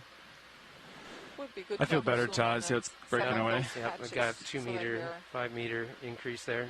sure Right. of the different species. Yeah. We can Yeah, ask in a We're minute. starting to see some change we can in ask them in a structure. second. Yeah, it's starting to break. Really Every over time? update, it's starting to go Wow. away a little bit. We could. Yep. There it is. I'm going to stop the winch, Todd. Copy. All right. We'll just watch Gosh, that for a can you moment. imagine Make Anna sure it taking doesn't. this video? Yeah, sponge, back in. sponge. Coral and a fish. Sponge. They need to have a So you're at times 720. 100 bottom. So you're a little for above these. that contour. So basically, Quite there was incredible, like the density. a steep section there that wasn't really shown in bathymetry, Mhm. as it always is. Okay, science. We just came up a big wall, Yes. and ship was still moving, so we had to kind of chase that. Yep. But it looks like we've kind of reached steady state. The ship is parked, so we're just scanning around here to make sure things settle out before we keep going. Fantastic. Excellent. And then, if we can, if so- we could zoom in on some of those white patches, just so that we can have a look at those glass. Oh, very large sponge coming into view here now. So now you don't want to look at those little ones because you want to look at this one Yeah, instead? Let's have a look at this one first. Heading change is to Let Yes. me 200 get a tow hold co-pilot. rolling, and then I'll Roger, let you go starboard. in on this. I'm chasing the wind a little bit. Okay. Got the forward lights on. Yes, Lights coming on. What percentage do you like? 50%. 50%. Aye. Trying to compensate for the brightness of the top ones. Oh, and here Oh, you wow. can see, So what kind of- it's amazing. So here you can see very clearly that large atrial part of the sponge and the large oscule. So you will see that all of the water will go I'm through going the to change sponge my from its sonar external measuring wall. There device will be to lots leave of it right on the minute edge of the pores wall. through which the water would get in. Alright. And then I Goes through a number of can see the canals. trend There is easier. a Ready for specialized zoom? cells Go for it. inside the steady. sponge that will remove from the water all of the nutrients and oxygen it needs to leave, and then it will flow through to that central atrial area and then flow out. Yeah, you can see here the details of all of these little digitations on the surface of the sponge, I'll try to where rock also it right. some of the sediment gets trapped. Oh, that's a beautiful pattern there. Looking at bathymetry, Todd, it might be pretty close to where we kind of swoop Oh, we're starboard. really 'Cause looking it's into kind of awkward the- when you get on top of it. Yeah, to for have sure. to go back Sponge down. atrial I'd rather cavity, turn which too is early, really kind of like fantastic. Yep. flirt with it. I don't think I've ever seen You know what this I mean? with this detail, Really? level of detail. Really. Whoop. Lost our toe hold. Sorry. Let me recenter. And so while we're talking, there are 2 or 3 corals. Yes, or to the side of it. to So the there's, side of it. yeah, one of them Want to actually go back in looks on that? like That it's- was almost a fantastic wow, shot. What a beautiful Yeah, look there. at that. So really seeing here the internal morphology of a sponge That is really cool. live, which is very unusual. Yeah. Can we blow the fogs up and try to get a little more light inside? Sure can. Ready? Yeah, let's see if that helps. And so Oh, all yeah. of those, yeah. So Can you all play of with those that, little Roland, or is it too openings hot? that you see there It's too hot. That's amazing. are the ends of those canals that Are bringing really water travel in? exactly Right there? that travel through the Roger. sponge body. And That- they will all draw into the central cavity, and then the water exits the sponge. And that's where the water gets Exactly. expelled. Upper. It's pretty close. That is amazing. Be And advised. so it keeps the sponge It's keeps fine. Upper swing arm. keeps this water flow, this unidirectional I can water tow 'em back flow if you want. constant. Or do you And like the 'em sponge straight can out? filter, Proper thousands swing of arm. Tow liters them back of out water now that a we're on day a wall. Yeah. and remove from the water, Okay. all the What, nutrients it what are needs. these things on the left of the that's sponge? actually Are do those look hydrozoans? Like, they look like corals. They actually Those are look corals. Like, yes. I wonder if these are stoloniferous Tiny corals little- that we've seen. Yep, so we're Some of them There you go. yesterday. I one am of the deployed shore-based kinda scientists has asked us to back. focus Nice. on those, so that's what we're looking Broader at right light now, for these the wall corals that are on situation. the Yeah. left of Yeah, the... white. And those are stoloniferan Yeah. octocorals, most likely. So, very cool. Those things must So be you can tiny. see It's like here, with yeah, the heave exactly how or the sponge will the last serve bit of the as move I a did substrate kind for of other inch a little species closer to here. the wall, but Fascinating. I think we're And okay. you I can think we're barely fine. tell them. They were there. it's like They're really well blended. 21 meters from Sirius to the hard target. My heading is lined up right with it. I turned to starboard ever so slightly. Can we look at the branch lower right? Cool. Okay, are we ready to maybe We can try. let the sponge go? Well, we got a No? nice toe hold if you want to Okay. look at one of the small encrusting sponges that you had asked for. That'd be great. Yes, that would There's be great. plenty in Thank you. view if Yeah. video goes wider, and Science, there's another I can coral rock on around the and right. look at another piece of the rock face. Before Seems- we leave this, what is we that have- thing on the right? Yeah, I think we have another coral there. It doesn't seem to be in very great condition, but some of the polyps are actually still there. It is amazing that I'm we're looking at something hoping- so tiny on the seafloor. Maybe they're hydroids. Okay, I'm just going to tilt down, Roland, and see if we pick up an encrusting sponge. Might have to go back partial just to... Oh, and there's another encrusting sponge and a... Yeah, Urchin. an urchin. Lots of different actually encrusting Are these different? I was sponges. going to say these are So different types, right? Yes, they are. So we see these Oh, ones now what's at the that center. underneath the sponge? The Let's have it a looks like look. Oh, black hairy things. Yeah. What is that? Need to move in closer. It's actually a very strange position. Looks kind of like Darth Vader. I'm Yeah. not going to lie. Oh, What is that? That's some. What is that? Doesn't What look is that? like an anemone. I'm actually not sure. It looks very unusual. Well, if we hang out a little More bit, fog? maybe our I'll give survey you scientists some will more. tell us what that There you go. is. That help? That help, Roland? And it seems to actually also be covered with other sponge and other things. So It's we right in can't front of you, isn't it? very clearly Yeah. see. So one of the Down a survey little bit. scientists, Alan, said it might be the back end of a sea cucumber Would it? or a crinoid. A crinoid. I don't know. Yeah, it's really difficult to say. I don't recognize it. I don't think I've ever seen something like that. No, I've never seen that either. I love No one else thinks it looks like Darth Vader? Just me? It does look like Darth Vader, indeed. How big is it? Got lasers on Maybe it? it's a Lasers stock are on. Are you crinoid? full in, Roland? Max zoom. Max zoom. Yeah, that's it. It's tiny. Yeah, because it's like 'Cause right in it's your face. right in our face. Yeah, Really cool. it's not big at all. And all around it, Lasers. there's this glass sponge, this encrusting glass sponge. Tilting up Would to get actually lasers on it? Great to have a sample of those. Those encrusting sponges? Yeah, although acknowledging I that feel might like be those are- quite tricky. Yeah, to, I don't see how we to- pick those yeah, up unless we no. get a rock sample that So- has those on it, unless I'm mistaken. Or let's see if on a So if rock that's face. 10 centimeters apart, that thing Yeah. is what, maybe It's like 3 more wall up centimeters there. across? Might be some big corals up Wow. More than that. Yeah, there. Up right up there. might be See those somewhere I fans? can get a toe hold toward the top of this feature.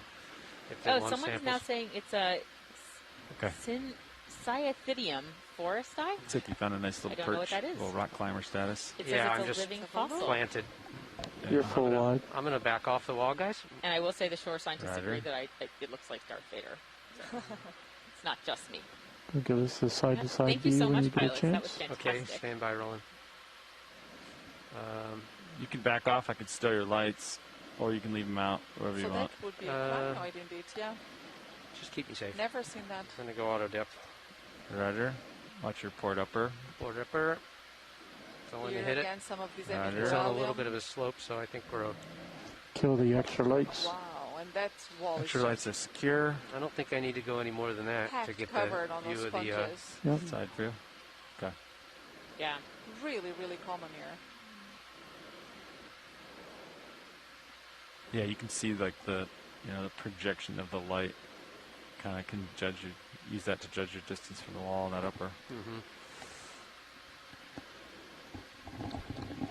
Lowers are towed up I'm pretty thinking far. whether actually so that should be fine. one of these sponges could be collected by slurping Nice. them and, you know, Do you sort of think they would scrape- actually come off? I think if we would sort of scrape them slightly with with the tip of the slurp hose, they Certainly could, willing to they, try they it. I'm just could going to float probably up just come a little bit. Tickle up high. I hear We them just need to- talking about slurping, which means we should get. Do we need to do it We here, need though? a little or more do of a we- We toe don't hold. need to do it here. Yeah. Which jars are vacant? Hi, this They're is all- Watchley. Roger. Watch lead, go ahead. So while we're interested, I think, in trying to slurp one of these at some point in time, I don't think that it's any, doesn't have to be done now. Okay. So, we're not in any rush. And this is the encrusting sponge that you're speaking of?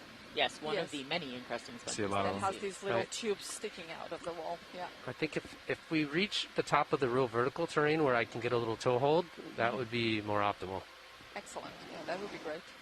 Thank you. Yeah, and it's looking promising in the Sirius HD right now. Many, many sponges in the Sirius Wow. HD. And maybe slightly less vertical. If we happen to grab a rock associate, instead of a slurp, that would be okay too. But that would be at some point in time. Yeah. Some of Clean these up pieces Slightly overhung, maybe? Maybe. Wow. Maybe not. that is so Yes, I think you're cool. right. Look at that. There's a What blue sponge. Density. That is crazy. There's a blue sponge. There's Yeah. Oh, one I think there to the right. I think is they're it? gonna. This would be And like again, blue it's a sponge Confortia. and encrusting sponge all in one go. This is Wow. fascinating. What do you think? So imagine getting one of those rocks with both the blue sponge and the white. So I don't encrusting think we sponge. could get that rock because of where it is, but could we try to slurp them both up? We should try, if we can. Pilot, this is Watchley. I'm listening to you. I know you are. We leave this in your able hands. If this seems like a good place to try to sample Okay. those, we'd love it. But if not, we can keep going. All right, hang 1 second. Hey, Levi. So what they want to do is slurp.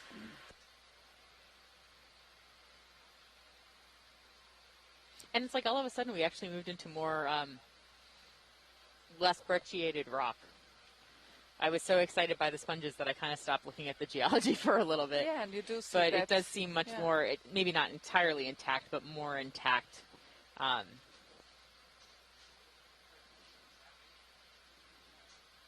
And perhaps that's why we also see such a large density and, really covering the Co-pilot, you're driving cameras for us? What's the yellow thing that's waving back and forth in sort of the middle that seems side? to be, again, that Canfagorgia armata that we've seen earlier. On, hydraulics on. So tell me the plan again, Todd. I was okay, I'll talk us through it as we do it.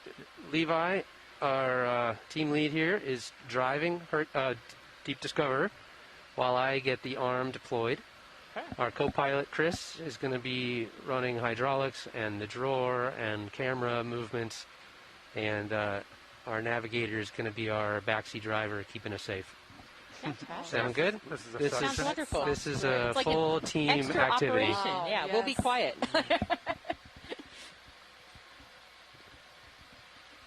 Okay, arms coming live. Can you reach down and tilt down for me a little bit, Levi? Main HD. And co-pilot, we can draw out when Levi's okay with that. Drawing out now. Let me stand by. Let me make sure all the pins are retracted. Pins are retracted. Drawing out now. I'm going to bring fog light up just a little bit. Okay.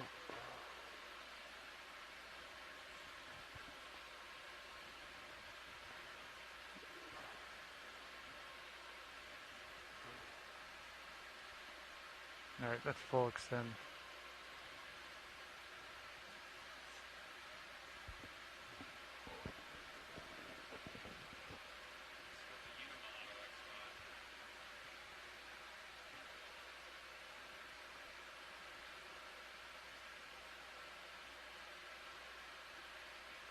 Huh, thought I was gripped. Now we're gripped. Okay, who's driving suction slurp? That's me. Let me get the drawer retracted a little bit. Are we on drawer 1 ready to go? Drawer 1 ready to go. Okay. Can we get jar lights on? Jar light is standby. Gotcha, standby. Got the suction light up. All right, suction is ready. Okay, little mini Zeus up, please. Let me get where I can see the tip nicely from both cameras.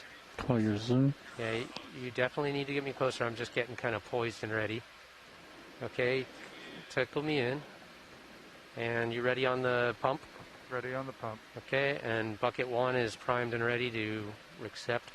And you guys are watching, right? Yep. Okay, go ahead and keep going in. Eyes on the jar. Do you want to zoom in a little bit on Minisus? No, just keep it stable and try not to move it so that we understand what's movement from the vehicle and what's not. Minisus stable. Okay, a little pump.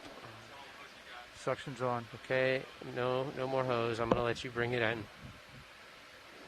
You got range. You got room on your toes.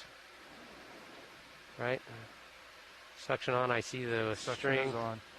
Okay. Tickling out there. Just push in a little bit for me.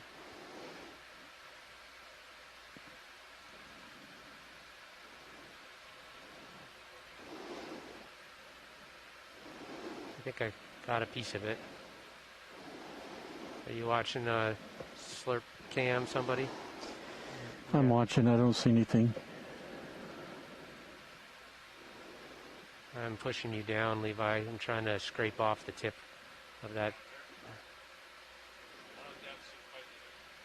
Yeah. That blue sponge is stuck on there. I think we got a piece of it.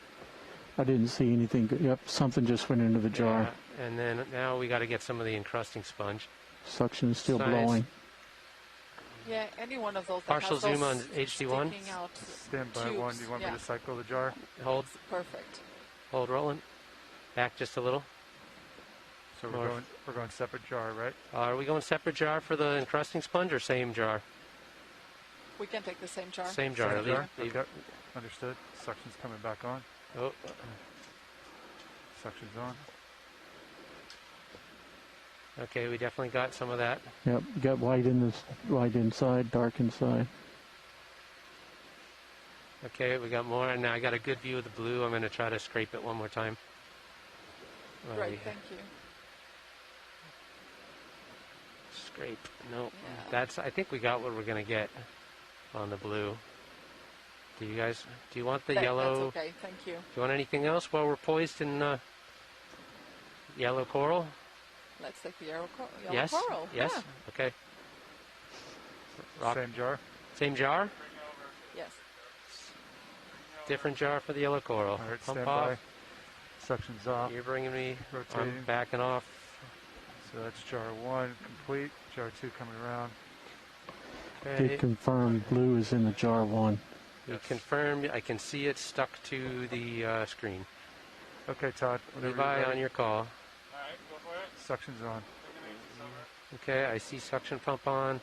Possibility of collateral sponge collection at the same time here. That will be fine. I Yes. think- We got the rock. Uh-oh. Oh, Put it in a bio Put it in a box. bio box. Keep the pump Yes. on. Pump's on. Okay, come wide, full wide, full wide. We're going to go so we'll go in the bio box instead. back off and keep driving. Be careful how much you bent it. Oh, yeah. Do we want to go rock box or bio box? I like bio. I think we want to go starboard then. Bio box, please. Okay, drawer out when you're ready. Stand by 1. Retract the pens. Pens extending on starboard.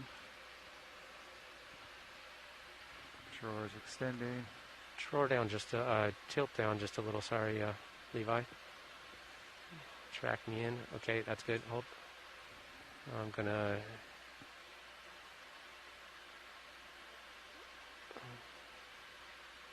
You okay with what I'm doing? Oh, yeah. Are we okay on the hose? Yeah, I wouldn't go any further than the black there. I'm going in the bio, right? Yep. Whichever one's easier for you. Tugging on it a little bit.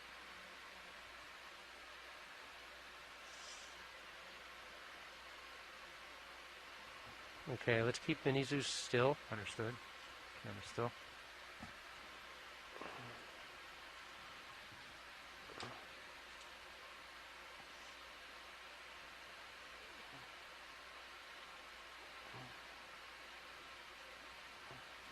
Oh, that doesn't look good. If we just turn off the pump, do you think it'll fall right in? I got to blow it out. Yeah. We can blow it out. I just don't want to shoot it all the way Okay, I'm out. gonna just hold that. Okay. Pump's coming off. I think we're poised above the box, correct, guys? Yeah. Okay. All right, exhale's coming on now. Yeah, it fell in. Yep, coral's It's in. confirmed. I don't know about the rock, but Well, I'm gonna secure suction for right now. okay, suction off. Okay. I'm gonna move the arm slightly just to like. Yep. Oops, I didn't want to do that. I didn't want to do that.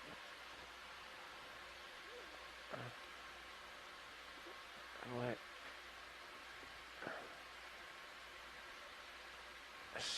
What am I doing? I think just drawer in right now, guys. Understood. That'll give me a little more flexibility. All right. Thanks for your patience, I'm gonna do everyone. slow on because air. I can see that ROV turn team right there. Is used to sampling with the toes of the ROV perched on the ground or a rocky outcrop. There. I didn't tear In it. this case, however, the sampling operation Definitely. is conducted Fully retracted. Okay, drawer out. in water. Tilt down on Zeus. Understood. So they've grabbed extra team member to help. That was an awkward. Why did it move the way it moved? Drawer out. Understood. Coming out. Did we confirm we got rock? Did not see rock, but definitely coral. I think the rock went in because it's not in the tube. Unless it fell out and we didn't see it.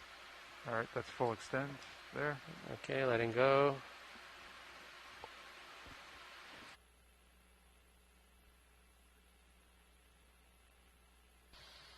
Great job, team of pilots there.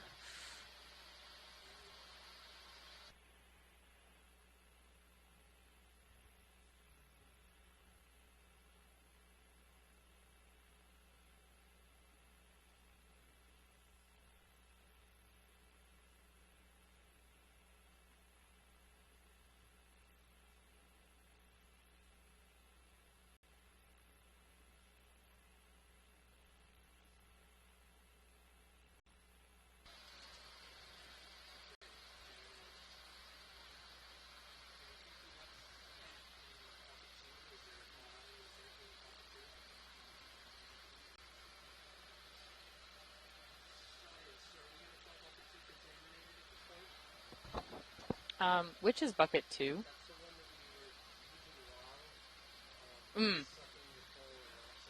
So the suction sampler 2, the canister 2. Yeah. Yeah, maybe we should let that one go and use the next one would be 3 if we were going to use it. Yeah, Yeah, that would probably be best, yeah.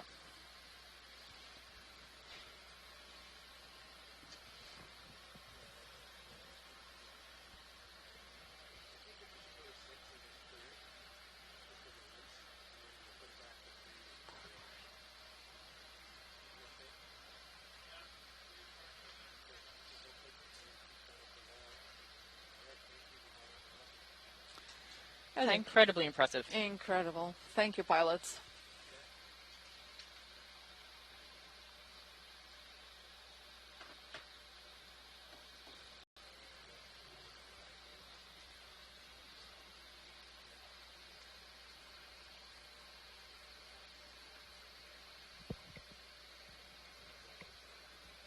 So this is very interesting, Joanna. Carlos in the chat room says that even though those glass sponges are very, very common around the Azores, that they don't actually have a name for some of those. So I've seen some similar to these in other areas of the Northeast Atlantic, and they seem to me like Tetrodictium. So it's a species that is known from the Mediterranean. So I wonder if actually what we're finding here is the same species, or perhaps a similar species, so within the same genus. The one in the Mediterranean is Tetrodictium tubulosum. So yeah, we will have a look at that. But it might be that species or a related species within the genus.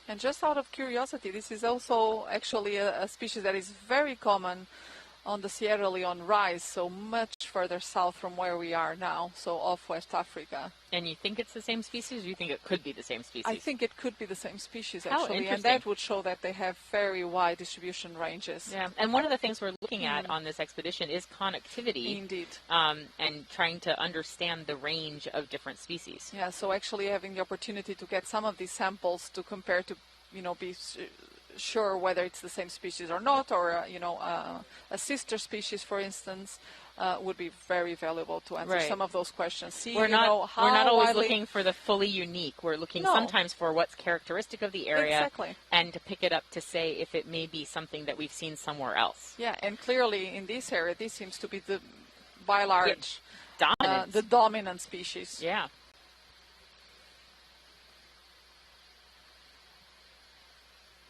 Meanwhile, we haven't seen one rock that we could pick up yet. Just saying. I think that one fell from way high. See that big, long, huge one?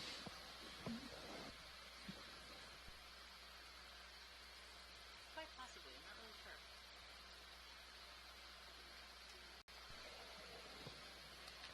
And while we have been mostly looking, at the distribution patterns of the species across the Northeast Atlantic and possibly looking also at relationships with the Mediterranean, the Mid-Atlantic Ridge really offers an opportunity to also compare Western and Eastern Atlantic subbasins and see whether the ridge itself could serve as some sort of barrier to the dispersal of this species, or conversely, whether it's actually a conduit for species to be able to spread further north or south. That is very cool.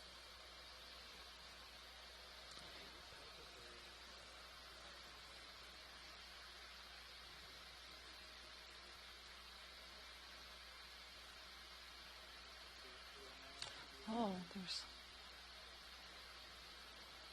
and actually we're coming across now here some other yellow sponges that would be nice to have a closer look at. Do you want to ask the pilot? Sponges, Do you want to ask the pilot to look at the sponges? Sponges everywhere. This is Sponge Avon. Sponges everywhere. It's like they knew you were coming, Joanna. Yeah.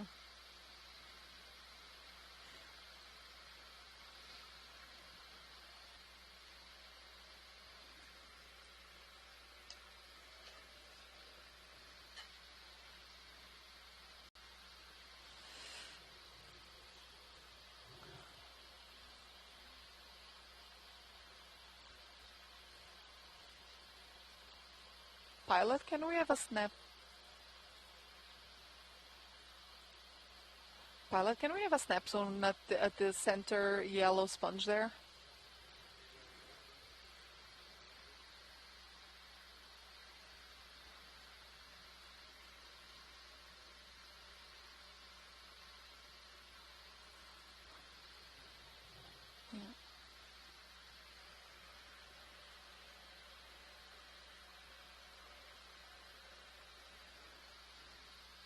I think that's the Desmacella grimaldi that I've mentioned earlier, this yellow sponge there. So we've been seeing some of these here and there. Yes, it looks very much like that species. That's a beautiful detail. You can see perfectly these openings, the oscules through which the water exits the sponge there. Very regularly distributed across the sponge surface. That's very typical of this species. And usually the other surface, so the opposite surface will have actually the smallest pores through which the water enters the sponge. So that's very cool, very nice image. Thank you, Pilot.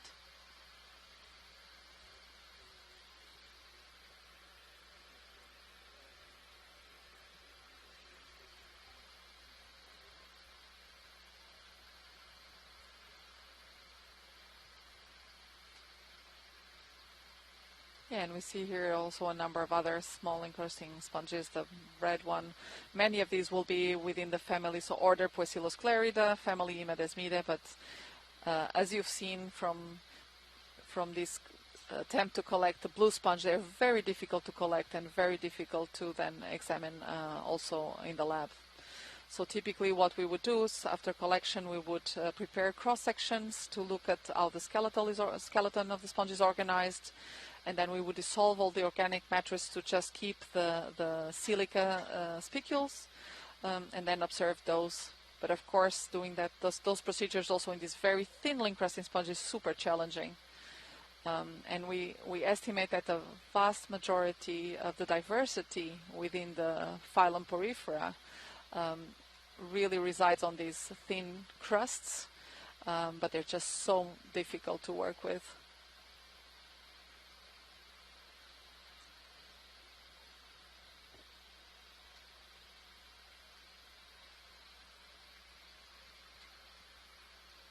So hopefully with the small fragment that we got now of the blue sponge, we will be able to identify it. And that would be also then super useful for all of the folks that are doing video annotation on habitats throughout the region.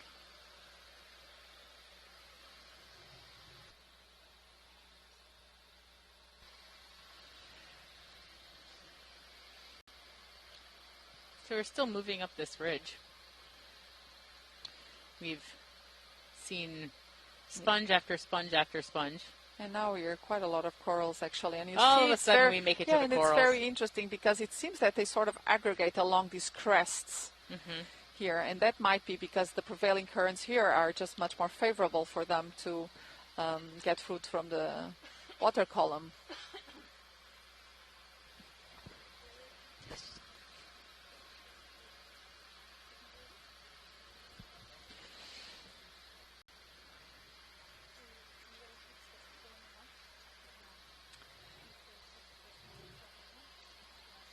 Pilot, it would be great to have some snap zones on those corals there.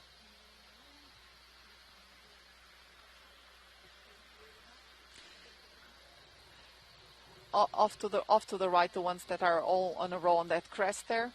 There are like 4 or 5 of them.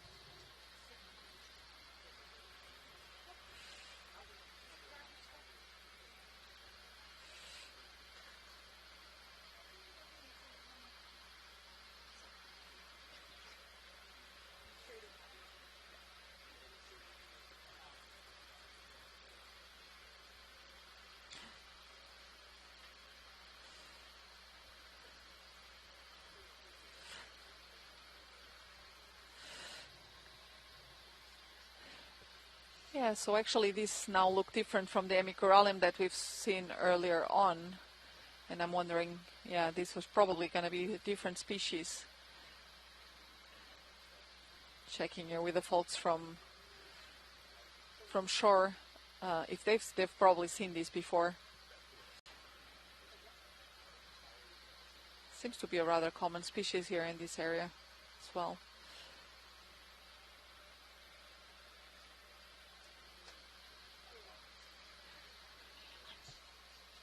Yeah. And even the one above also seems again a different species. So it's interesting because a lot of them have relatively similar morphologies. And yet they may be placed in completely different groups. This one has much denser polyps. Wow. Yeah, look at that. Really dense, nicely packed polyps.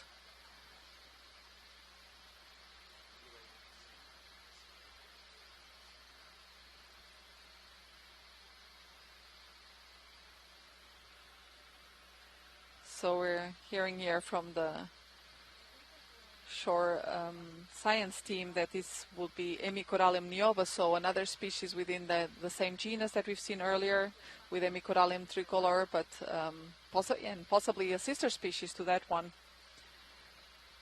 Very nice. Thank you. Thank you, Manuela. Thank you, pilot.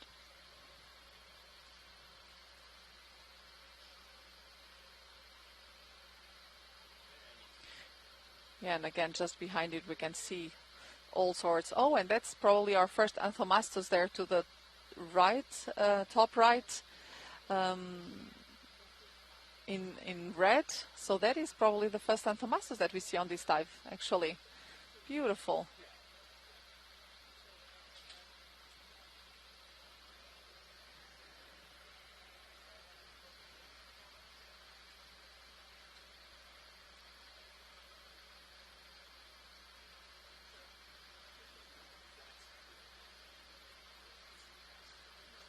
It's quite impressive, just the density and diversity that we can find in a square meter of wall here.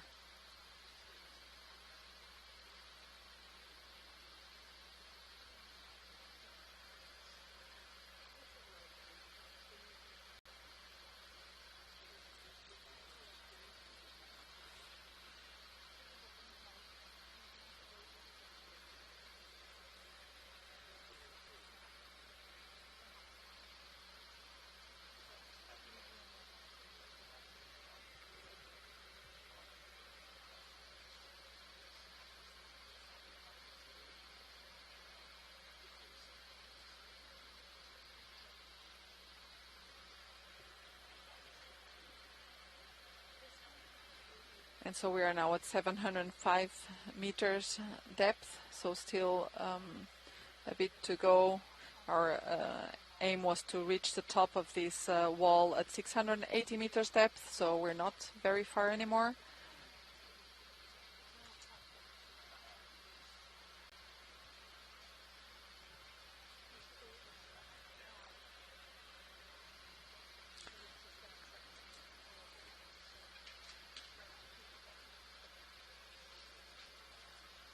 And so for anyone joining us now, we are now on the second dive of the third expedition of the Voyage to the Ridge, a series of expeditions. We had our first dive yesterday in the João Valadão Ridge between São Miguel and Terceira, and now we are here on the east of Formigas Rift, and this is a geomorphological structure which is located to the northeast of the Formigas Bank, so we are roughly 45 nautical miles southeast of São Miguel Island, and we are ascending a ramp with the aim to explore and characterize both the geology in the area, but also looking into characterizing the biological communities, and especially the benthic biological communities. And we've seen so far a great diversity of all sorts of filter feeders, coral sponges. We're seeing actually now here a sea urchin, a sideroid urchin, very long spines. So could this have been the spines that we saw a little bit lower? Yeah, I think that might be, but we've seen so many of them mixed up with that coral rubble that I'm really wondering, there would have had to be a very large population of these urchins living here sometime in the past. Oh, and you can see here, so neat, the structure of the test and where the spines actually are attached to the, and how they are articulated, these ones actually. This one looks kind of all white. Do you think that it's alive? It's hard to say, but it seems alive to me, although it's.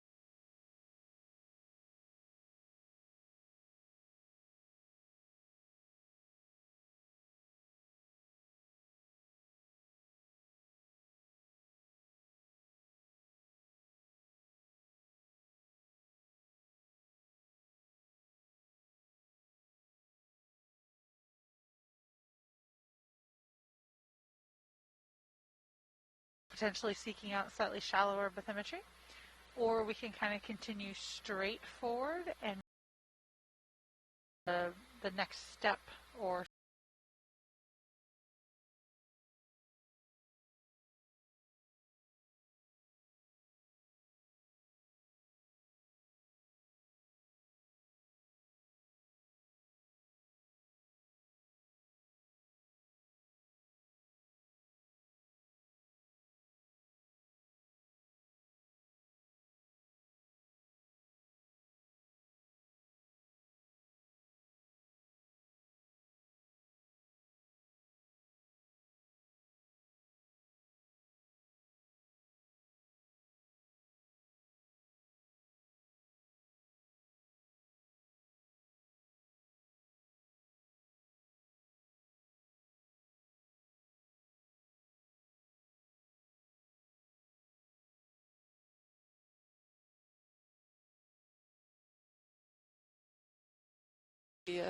That we've seen earlier in greater detail, and this is an aplosclerate sponge, possibly within the genus Calyx.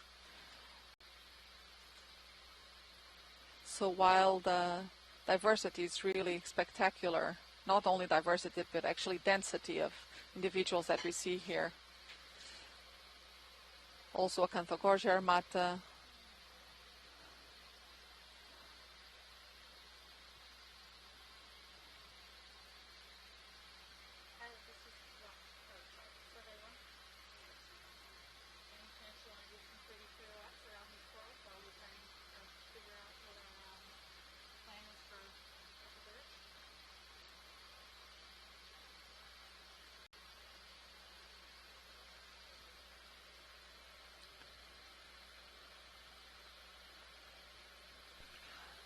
So yesterday we had a dive that we were hoping was going to be dense with biological communities, and it turned out to be a geology dive. And today we have the opposite. Today we have the opposite. Today is, as I said, today is biology bonanza. So when you look at a lot of these communities here, you frequently get people start throwing around the term high density or high diversity communities. Yeah. So can you kind of explain what that means and why would that be important? Sure.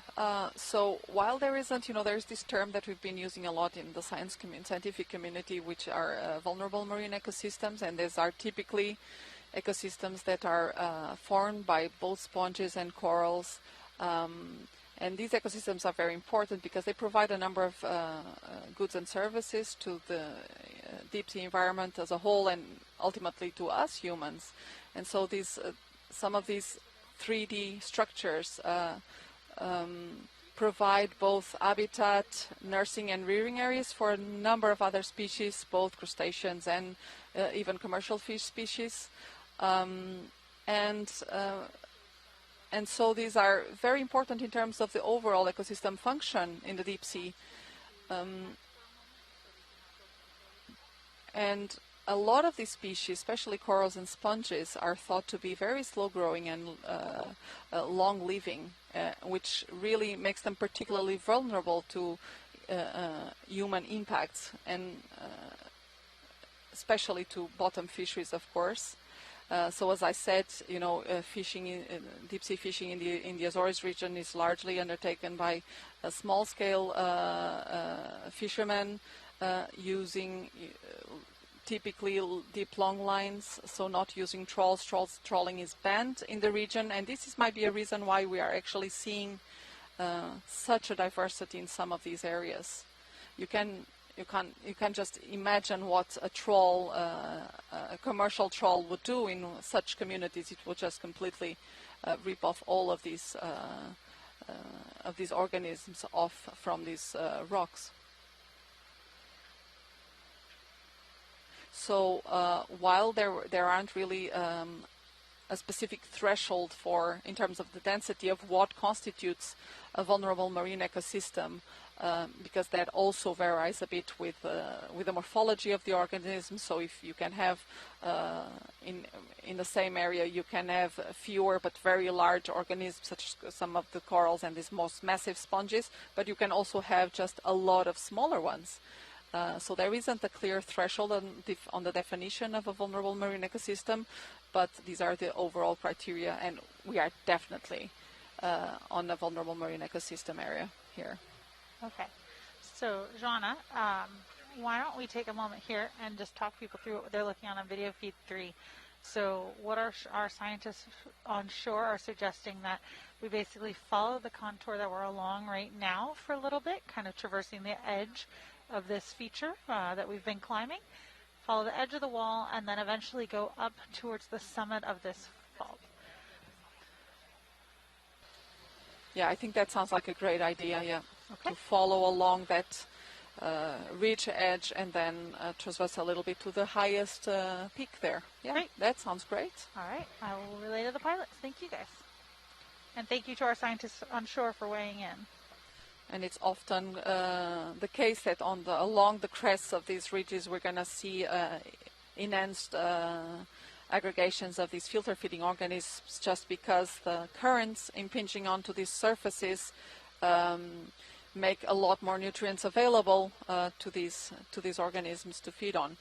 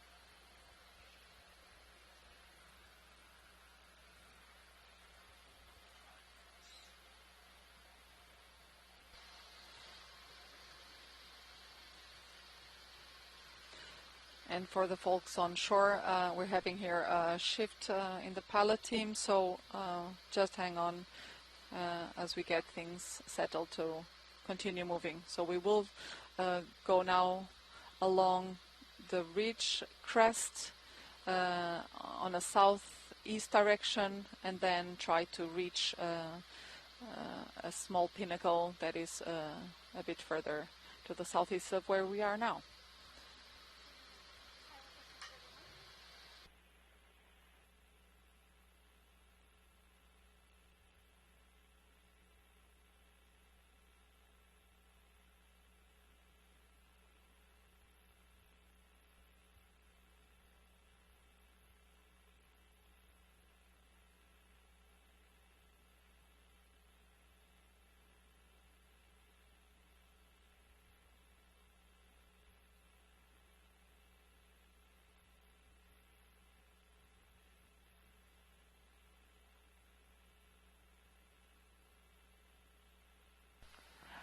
So we had a request from our shoreside team to put the lasers on, and they are actually on right now.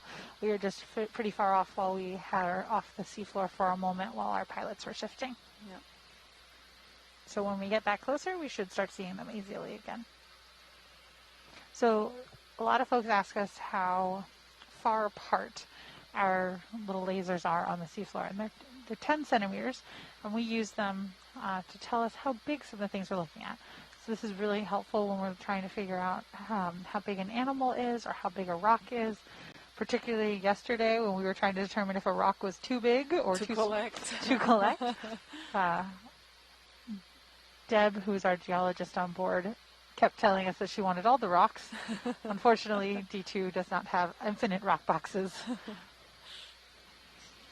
Yeah, and those lasers also help us to estimate densities along a transect, and that's very important as well. So when you looked at some of those big rocks that we just saw a few minutes ago, how many sponges would you guess were on some of those things? That's really difficult to say, but some of them, I think thousands, very many thousands of sponges. That's pretty cool. So as I was telling Dev, I wouldn't want to be the person having to video annotate all of this.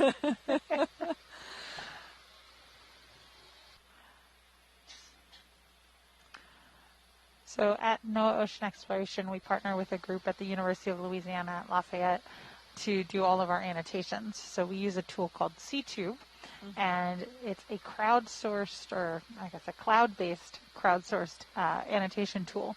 So our scientists, while they are talking to us live on shore, they can also be annotating. And then after an expedition, our annotations go through a QA/QC process, and then within a couple months or so after a cruise, those annotations are publicly available to anyone who wants to use them. So if people are interested in doing some diversity analysis or metrics analysis of the areas that we've been, they're a great tool for people to use. And YouTube has really a lot of capabilities, which is it's really a really good video annotation platform. It does. It's really cool, and it's pretty neat that you can actually, it's highly customizable, which is pretty awesome. And that's developed by Ocean Network Canada, and we've worked with them since 2017 to get that platform kind of in a way that we can start using it for these telepresence-enabled operations. Yeah, and the fact that you can have multiple people annotating at the same time from anywhere in the world is quite exceptional. So helpful. Because then you can also have things quality controlled by taxonomies. So taxonomies saying, well, that's a different species, or adding on their knowledge and expertise. That is exactly it. Have you gotten zooms yet on these white corals? Earlier? We did earlier on, yes. Okay. I think those are Hemicorallium nioba. Oh, okay. So it seems that these two Hemicorallium species, not sure if they are sister species or not, are the dominant coral species in the area. And that's quite interesting, because we're no longer seeing those dense layers of coral rubble here. So I do wonder if those were different species that either lived here at the top of this structure earlier on, or if they were actually living where we found them at the base, and why would they have died out like that? Maybe changes in environmental conditions over time. Some of them looked really like subfossilized, so they must have been there for many tens of thousands of years, possibly hundreds of thousands of years, we don't know. And hemicorallium are one of the corals that grow very slowly, if I remember correctly. Is that right? Yeah, I think so. I don't actually have here now estimates of the growth of these species, but yes, both some corals and sponges can grow very slowly, just a fraction of millimeter a year. So you can imagine some of these species will be hundreds of years old. Here again, our sidroid urchin, Sidaris here. They seem to be, an important component here of the community as well. And we saw lots of these, what we think were these species spines mixed with the coral rubble earlier on this dive.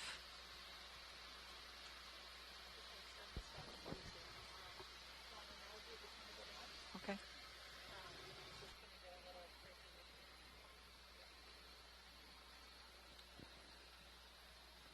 All right. We found all the biology, Deb. Excellent. I'm always glad when you find the biology. Have you seen any rocks that look like they might be something we can pick up? Actually, these look like something we might be able to pick up. Potentially would be worth talking to the pilots about. Yeah, how far up the slope are we? Oh, we're getting so we close are to the top of the slope, we are up at the top of the slope, and what we heard from folks on shore was that the preference would be to kind of follow this bathymetric contour around and then eventually climb to the top. Okay.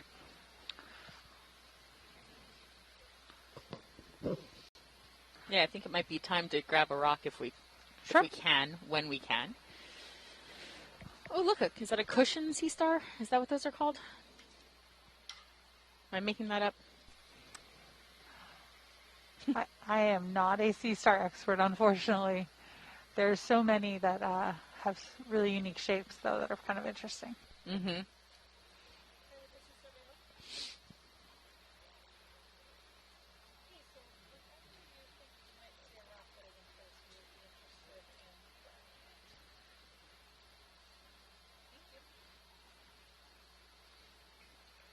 There's definitely this thick cap on the top that we're seeing.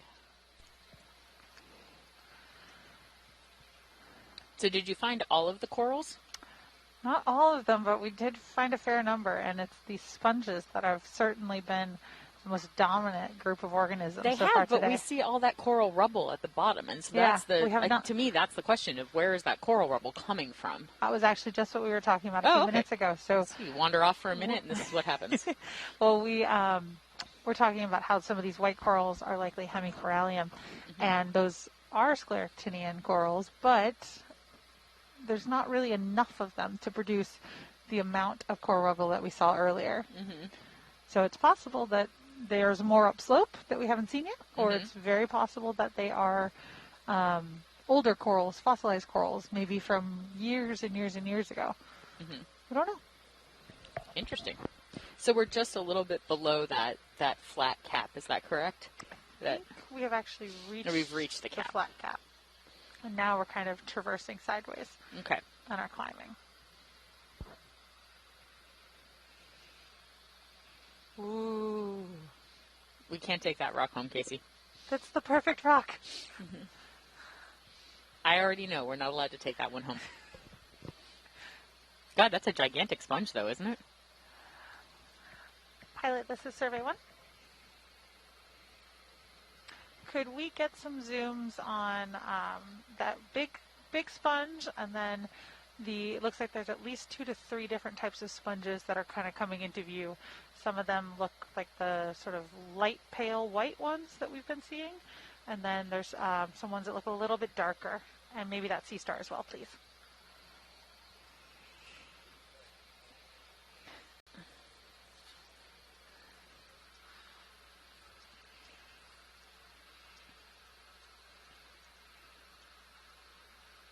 One of the things that I love when we find rocks like this is just how the closer you get, the more things you see.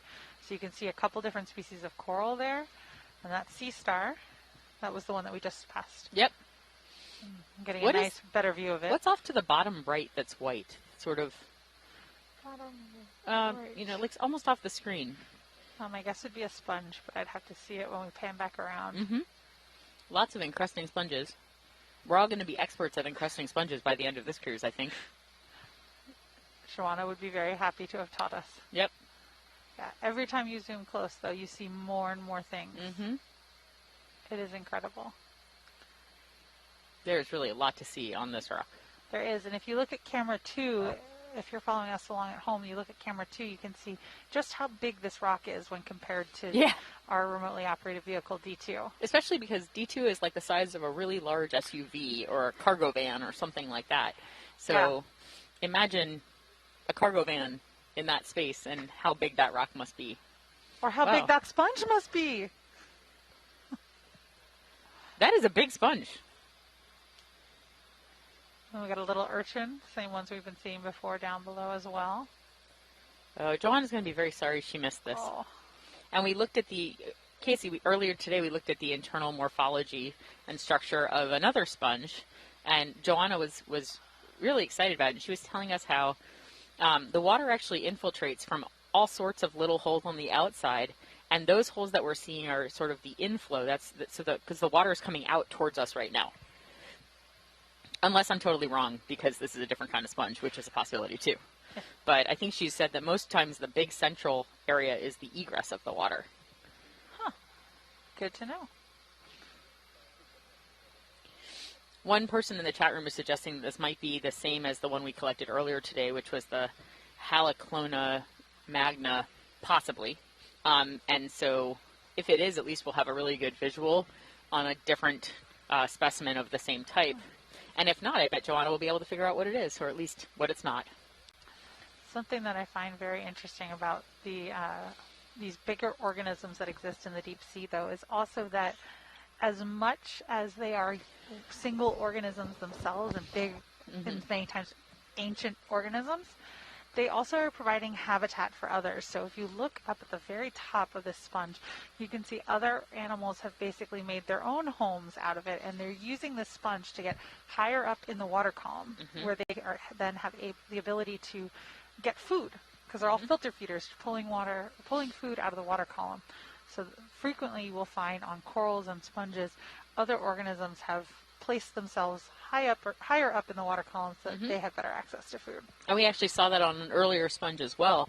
And one of the things that Joanna was telling us is that when sponges die, that habitat doesn't end, right? Because they're still there. So it doesn't matter whether they're alive or dead. It still provides a habitat for other species to live.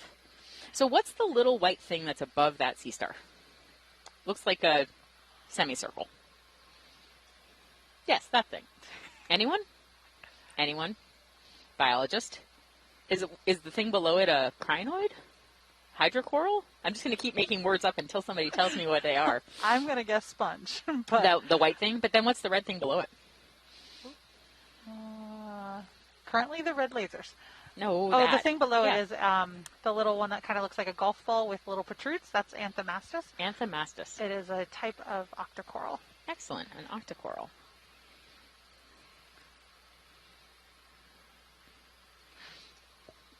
So in talking about that bigger sponge, Carlos is telling us that the morphology and size of the sponge has been observed before in the Azores, and as Manuela has said, it's cool to know if they are the same species or not. So we'll hopefully learn a little bit more soon with the samples that have been collected. Right, we did collect one of those earlier today. Yep. Great. It unfortunately came up in pieces because it is much more brittle than some of the other sponges that we had seen previously. Okay. And those ones down there are some more Anthomastus. So Anthomastus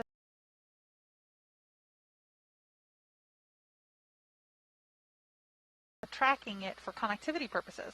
So we have collections from Anthomastus from all over the Atlantic basin, and we're trying to figure out and just hopefully help some scientists close some gaps in our knowledge about how they're all connected and how these populations travel across the Atlantic.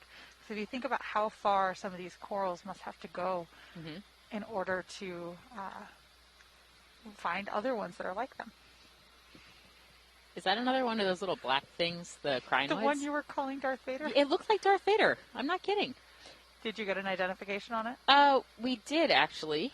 And, yeah, this cyanthidium? Cyanthidium? I only see one eye. Cyanthidum? Cyanthidum. Yeah, that does look exactly the same as the last one we saw. And they said it was a living fossil. What does that mean? Well, it generally means that it didn't need to evolve, and so it probably looks the same evolutionarily as it did many, many, many years, millions of years, thousands of years ago.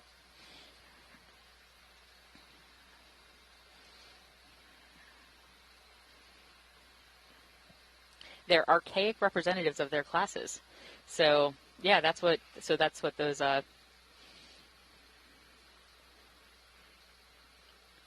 they were first described in 1972 in the Azores. And they do have a closely related species that's somewhere nearby as well. They're really cool. All right. What phylum is it in? Here, read this paper. Oh. Enjoy. It says it's a certocrinid? Cytocrinid? Oh, okay. Certocrinid? Yeah, okay. Now I know it. I apologize as I butcher the biology because I cannot pronounce that at all.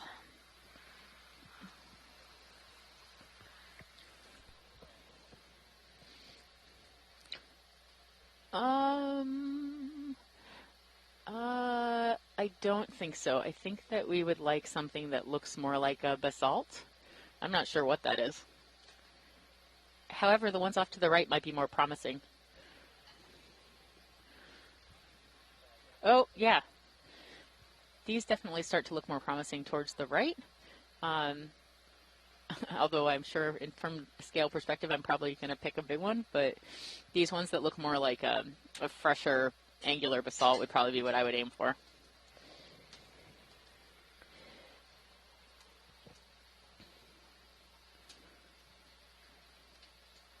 So we did want to get a rock sample along the fault scarp, and we're sort of at the top of the fault scarp, but we'll probably take one here anyways if we can find one that looks good. And I think we were hoping to find one of these fresher looking samples, so one of the more angular rocks of probably basaltic composition. God, is that another giant sponge to the left? Wow. And so we're going to spend a little bit of time looking at these rocks and seeing if one of them might be something we can pick up.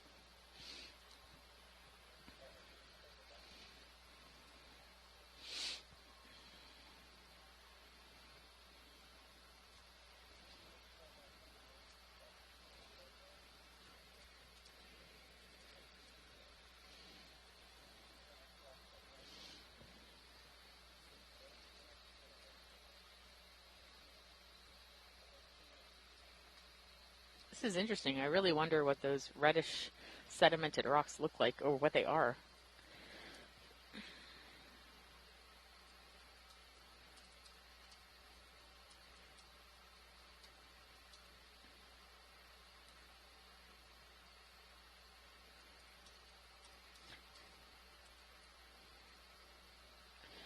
Oh, so the geologists have joined us. So before I pick a rock, perhaps I might ask what they are interested in getting.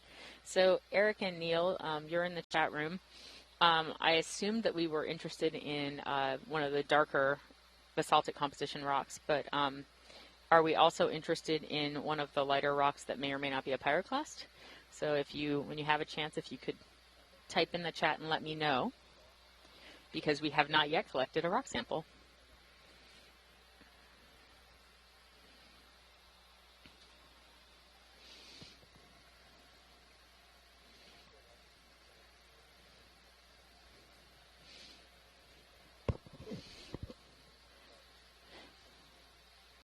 Fantastic.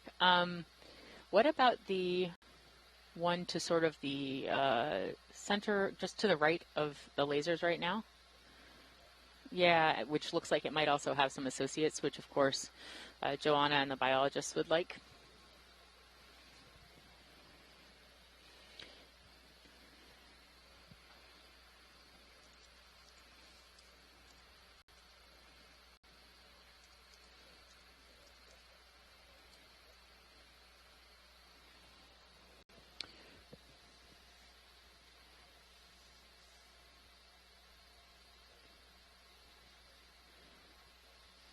And Pilot, we might be interested in getting another rock here as well once we've collected the first one.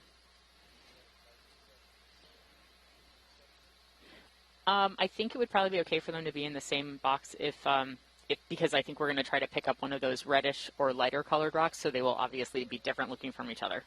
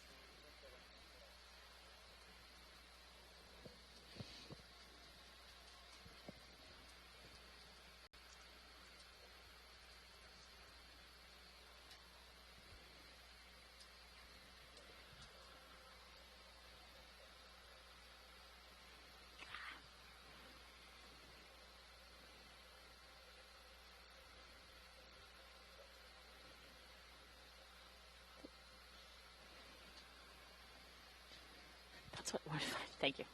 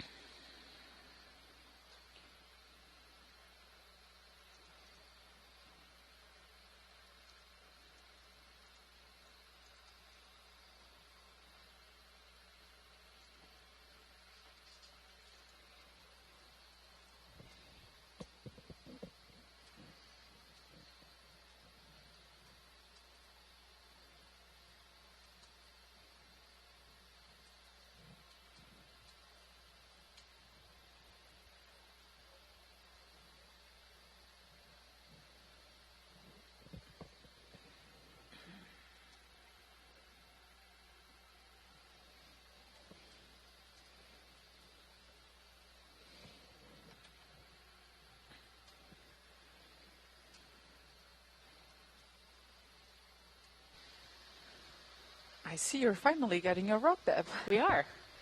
We did pick one that has some associates on it. So does this one. That was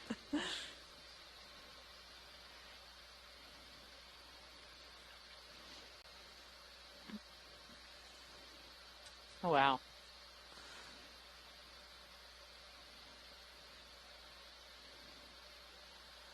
Lots of sponges.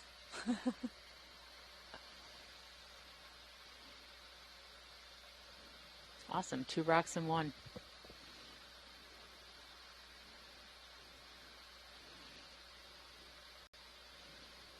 And a small Anthomastus.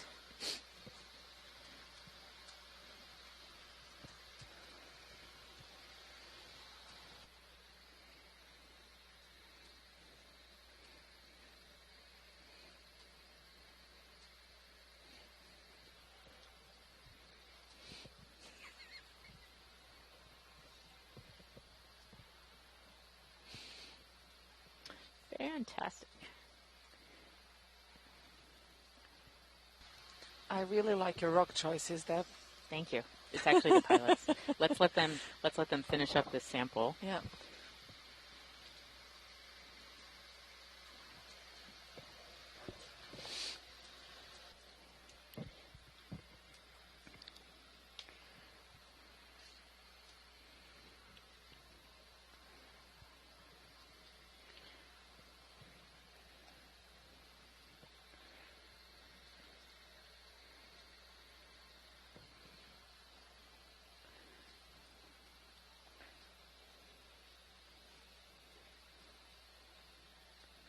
And just to confirm, those are in the port forward rock box?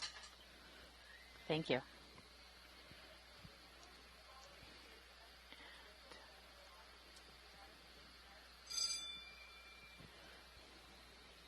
Oh. Crap. Yes.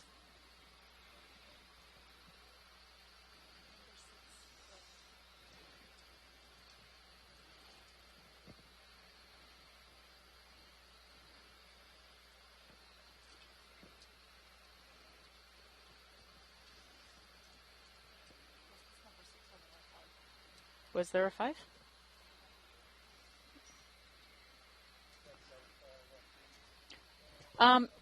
If we could get one more, if we could get one of those reddish rocks, I think that that would be great.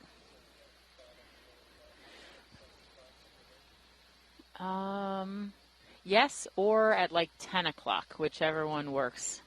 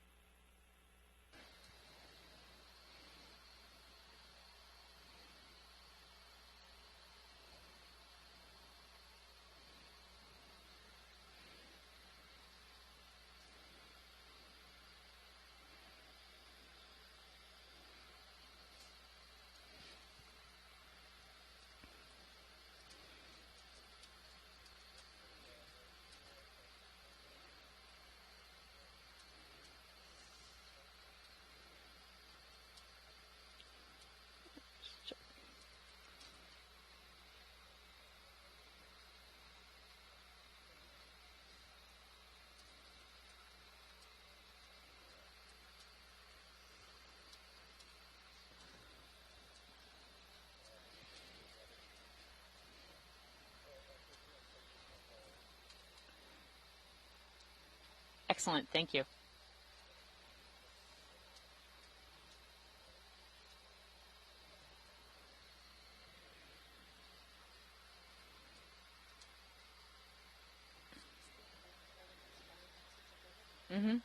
No, we used starboard outboard.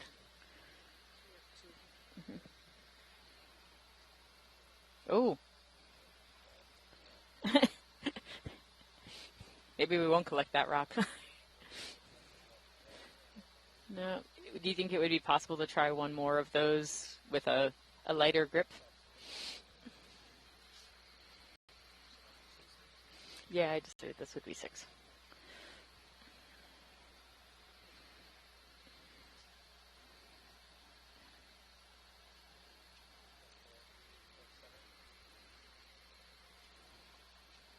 Oh, yeah.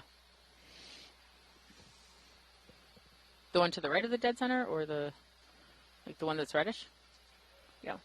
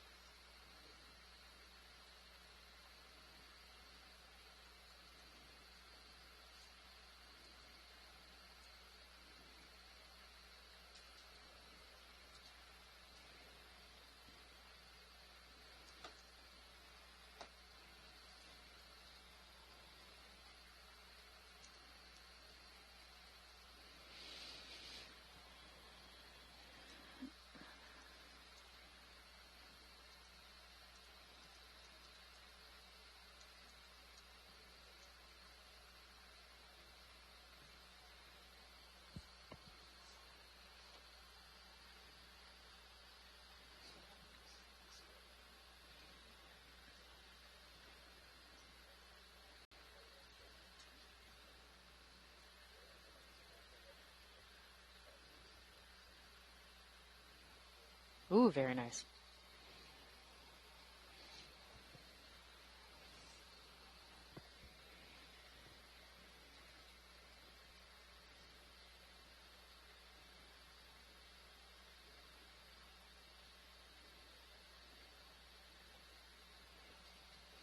Oh, nice. This rock looks very different than anything we picked up before on our dive and a half.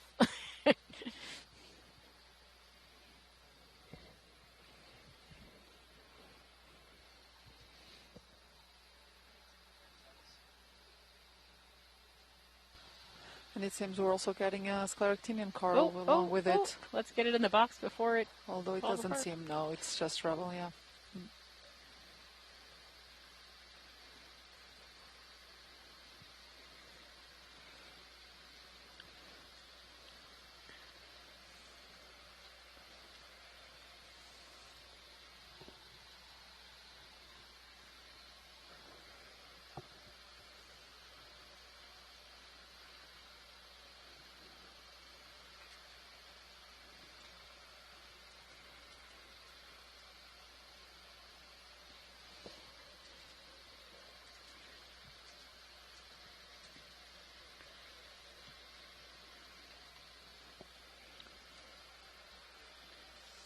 And to confirm, that was also in the port forward rock box. Thank you. Thank you so much. All of those are great.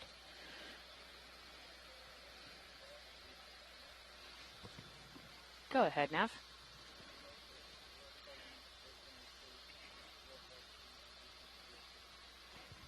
Yes, the first one, 05G, had 2 rocks, and the second one had the 1 red rock.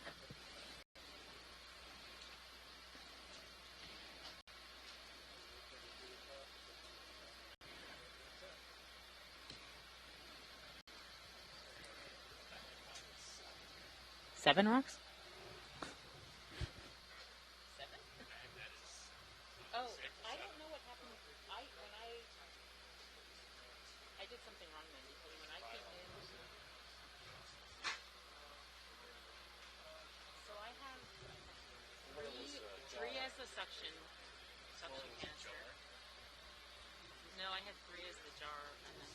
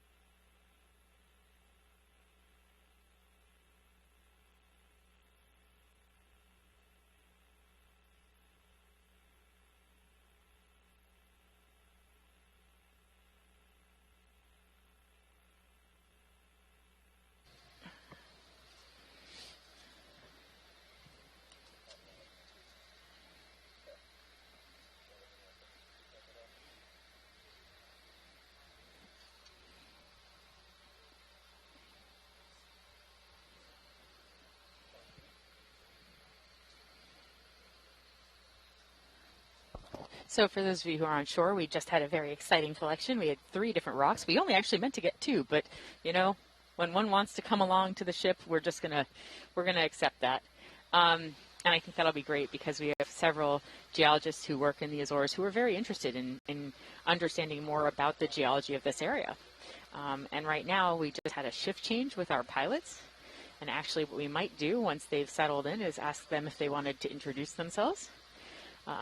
But we'll wait until they are all ready to go.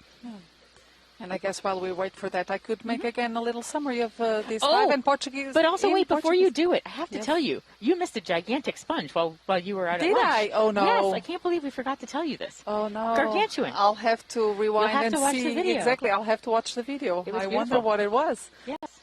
It was fantastic. But yes, I think that's a great idea. Why don't Actually, you- one type of sponges that Well, I'm very that- once you curious feel like and I was we're expecting at the to find top, here are the or rock at the, sponges. you know, So that's edge of a the ridge, specific group of then sponges follow that the we haven't ridge. seen yet. And So they're that's- very that's common what here I in was the Azores explaining. area and on the Then seamounts to I'm the south of the facing Azores. 5-0. I don't know what this one was.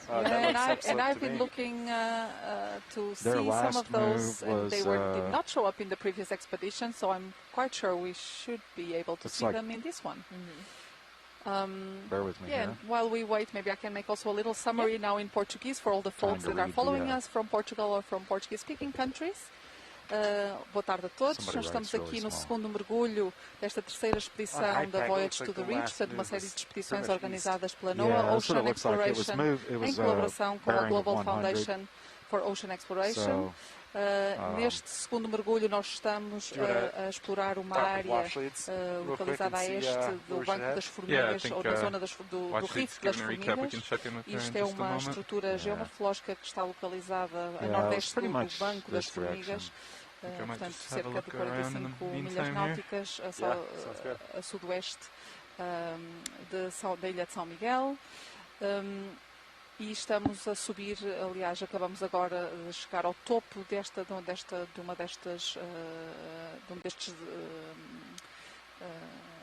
uma destas paredes que caracterizam este rift. Really beautiful. Subimos de 840 para 680 metros de profundidade e estamos agora a explorar, no fundo, toda a franja que acompanha esta See that parede. little bit of overhang over E there? para além de fazermos uma caracterização geológica desta região, estamos também a fazer uma caracterização das comunidades bentónicas que aqui habitam, como podem ver, que são extremamente densas. Temos encontrado estes ecossistemas marinhos vulneráveis dominados aqui por esponjas e corais, várias espécies de corais que já vimos até agora, várias espécies de esponjas, quer demosponjas, quer as denominadas esponjas de vidro, e está a ser de facto um mergulho espetacular, tanto do ponto de vista biológico como do ponto de vista geológico. Espero que estejam a gostar deste mergulho aqui a cerca de 600 metros, 700 metros de profundidade aqui no platô dos Açores. Is that what we're trying to do? Move up a little bit and then start translating down the ridge? Unknown. Yeah, I guess we'll... Nav's gonna... You guys want me to let me talk to Watch Lead Yeah. real quick, and I'll see what they say. where we're going. So yeah, Watch Lead to snap. Oh.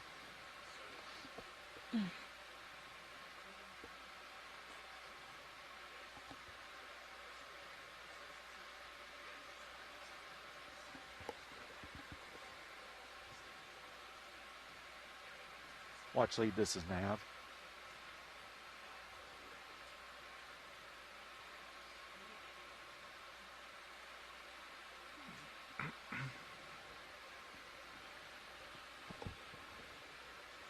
They're having a discussion back here. Do you just want to get a 10-meter So move now it's in like at 5 Rock zero, City just up so we here. keep I moving? was going to say, do you want to go ahead? Yeah. The last move was almost due east. It was at 100. 100. But, yeah, I don't know if we want to maybe turn that way and look. We can kind of cheat an angle. You might rotate a little to... it sounds like they were kind of cutting this corner. Yeah. If they were doing 100? Yeah. Do you want to keep doing that? I'm okay with that. All right, I'll rotate a little bit, but not too much. Roger that. So I can keep this in good view. This is the guy I saw earlier here, so maybe I'll just kind of make my way over to it.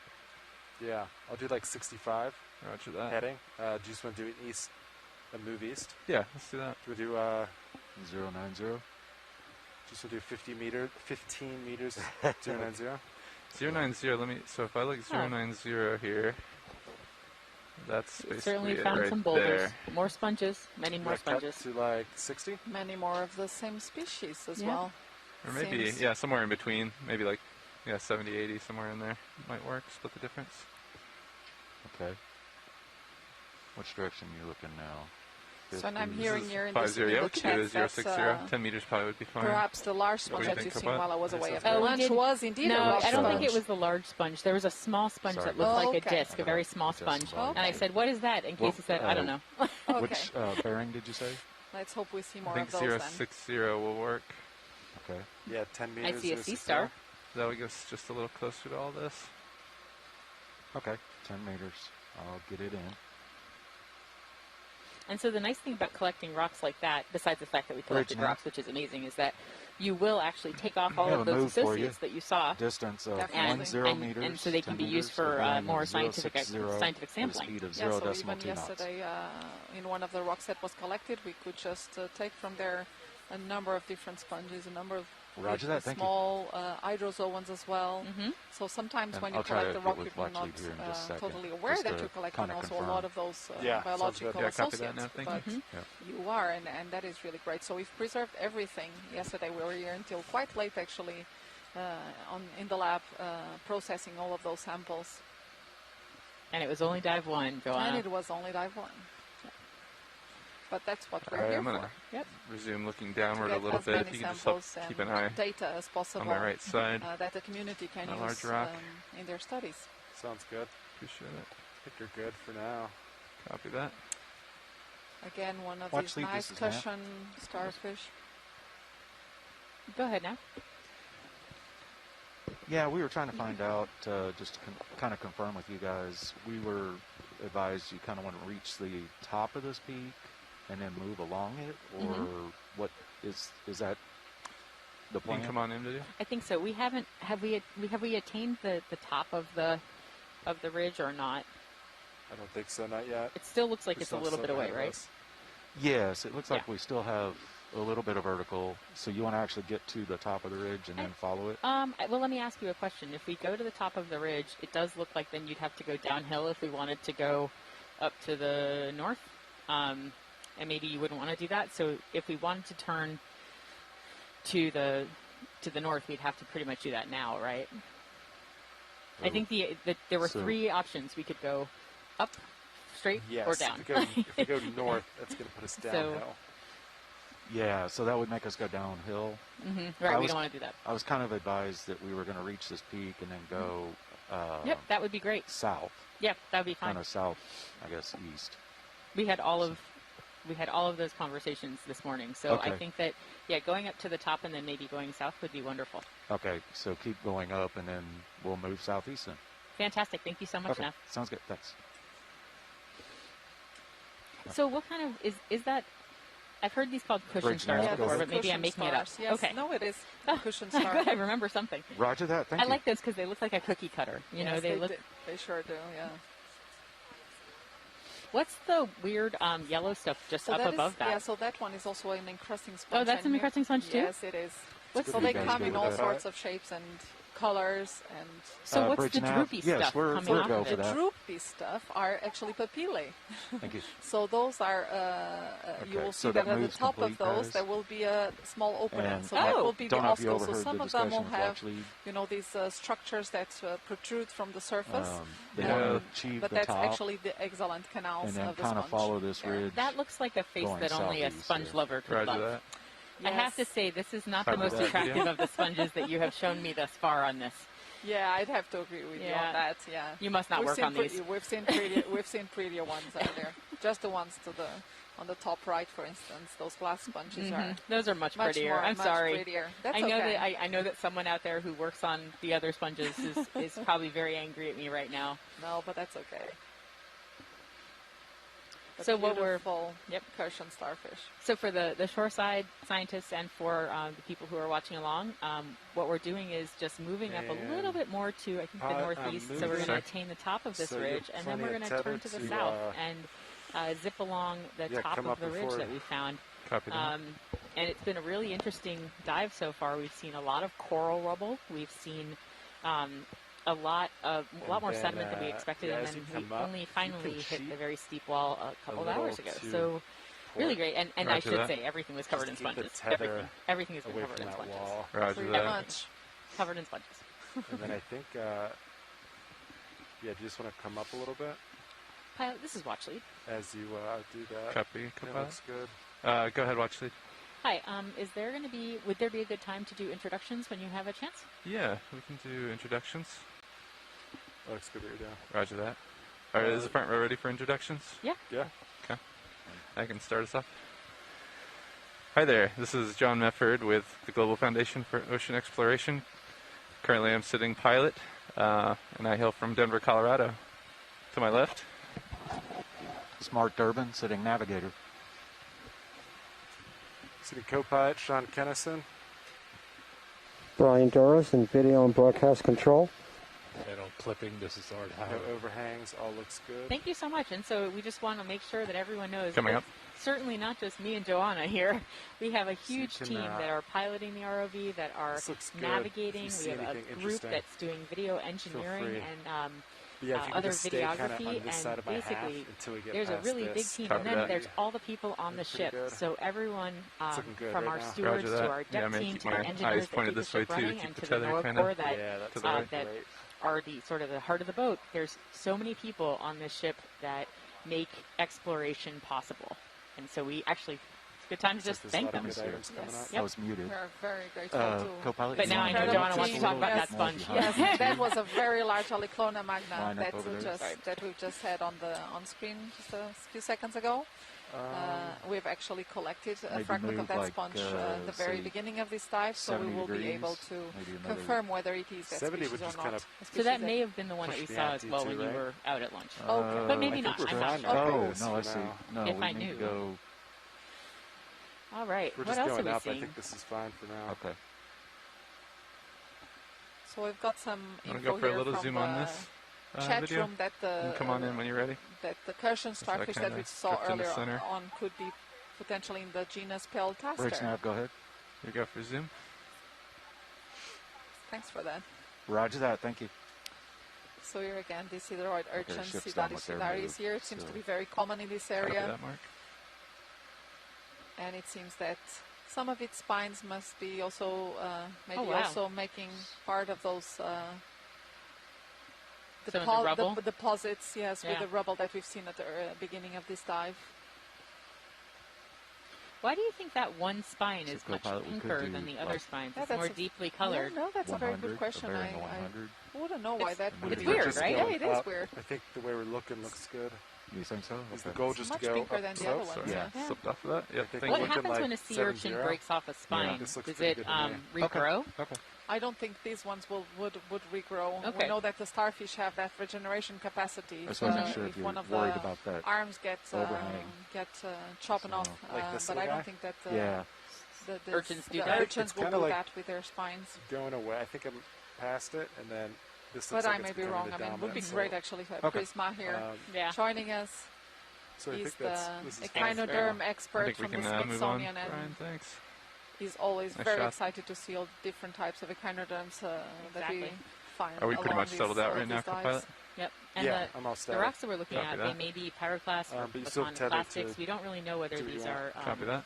what these are, and so we've collected several so that we can Keep take a moving look up at them. and see if we The can ones we collected acquire the yesterday were top. mostly composed of ash, and my guess is some of these are as well.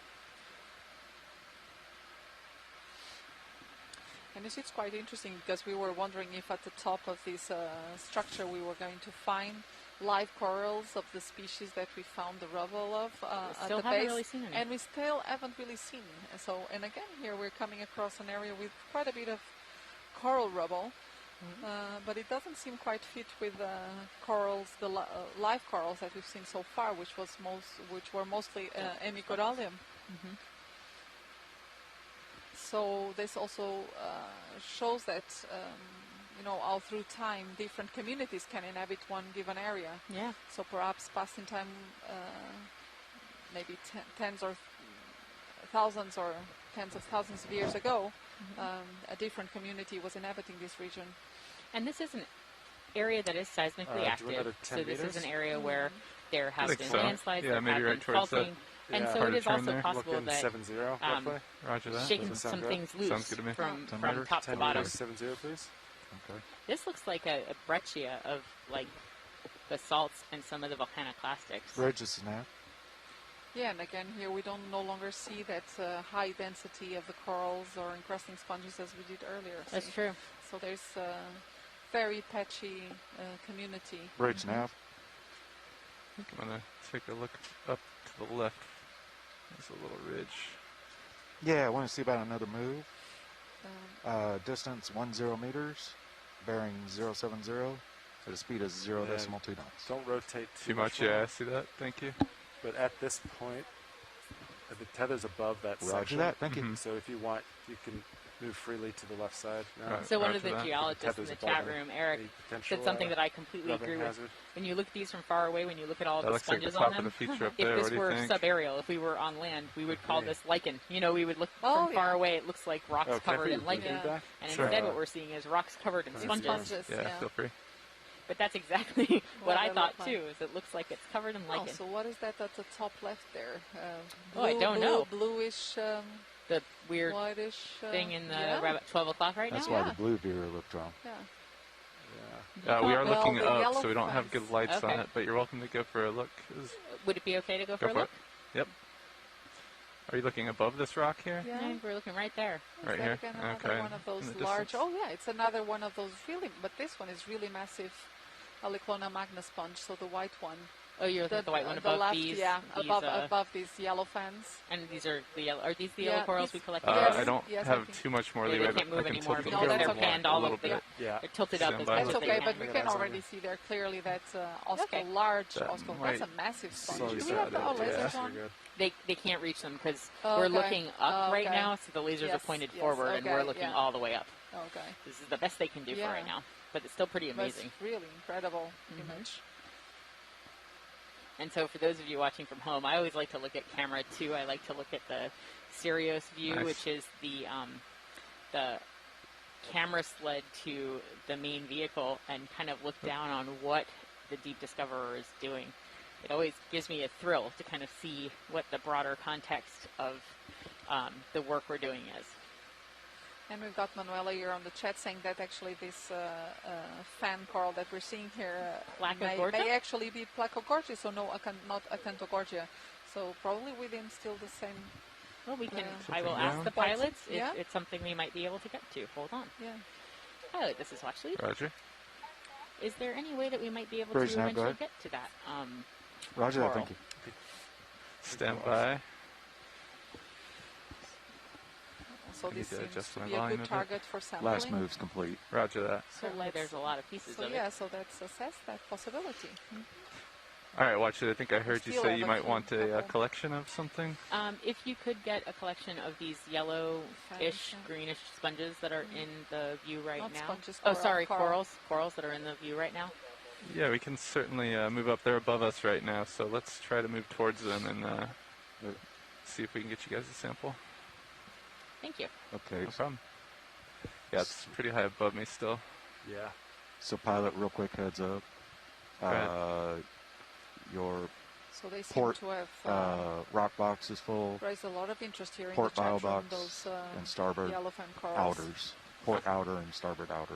Port outer. So I'm seeing plexaurid and I'm seeing placogorgid. Are these the same we need to start names? On Are these different names? So those would be actually two different families. Yes. To my understanding. Roger that.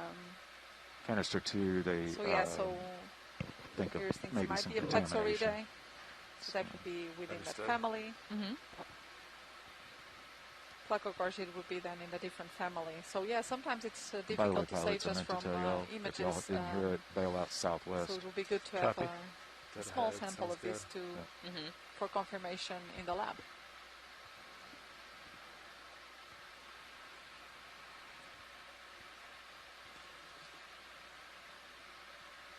All right.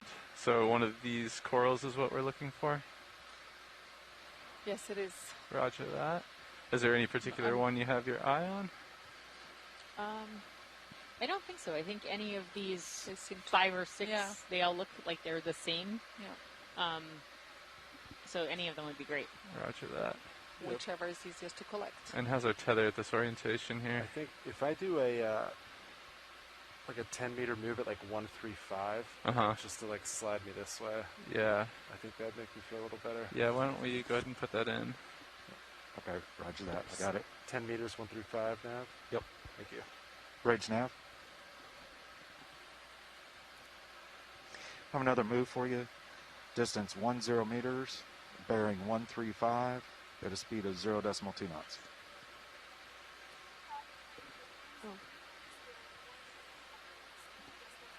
Roger that. So watch lead, we're putting in a ship move here just so we can get the vehicles in a better orientation to collect the sample for you. Fantastic, thank you. So, yep, no problem. You'll just bear with us. I'm trying to think. Altitude lock. I don't want to turn too much more to the left here. That actually might... So you've good altitude lock right now. Oh. Think I could get a midwater? If you rotate back the way you just did. To the left? Yeah. Oh, you have a big fish behind you if you bust. Copy that. So right about there you have good altitude lock. Okay. You lost it. Yeah, if it's dropping in and out, that might be tough. Yeah. What about auto depth? So you can put an auto depth, but it might shake a little. Right, your XY. You're not gonna be able to hold station. Right. I think that big fish just swam under you too. There it is. It's underneath you. I was hoping it would swim around for a decent look. Yeah, it's underneath. I'm trying to think if there's anything else. If these are anywhere else in the area, or is it just on this wall? Yeah, because it is really precarious on the wall, isn't like it? you could put a toe and grab it, so you could snip it and then just pull forward and land real quick, and then we could do the drawer. Yeah. So if you put your like right skid over there. Yeah, your right toe. Kind of rotate, yeah, just like that, and kind of plant your right toe. Mm-hmm. I think that would work. Snip it, get a little piece, and then drive over here. Yeah. And then get XY or just land. Roger that. Do you want me to wait for you to get settled before I try to get in position here? No, I think you can do it. I'll keep an eye. Copy that. Here. Let's keep an eye on the skid then. I'm going to rotate a hair as I come back though. You're going to hit your toe before you hit the brow up there? Yep. Yeah, good visual on your brow. It looks good. Okay.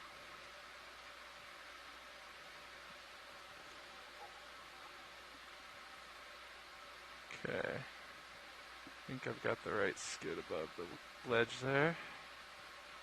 Let's see if I can get a toe.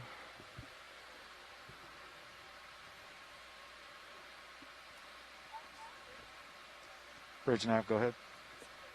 Roger that, thank you. Okay, guys, the move's complete, so. Copy that. Roger.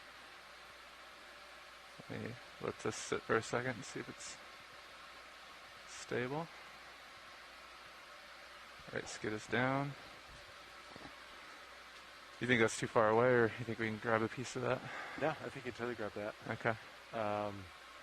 Yeah. And then what bio boxes are open now? So, bio boxes, both inners. That's it. Both inners. Yep. Understood. Stand by, stabilizing a little bit still.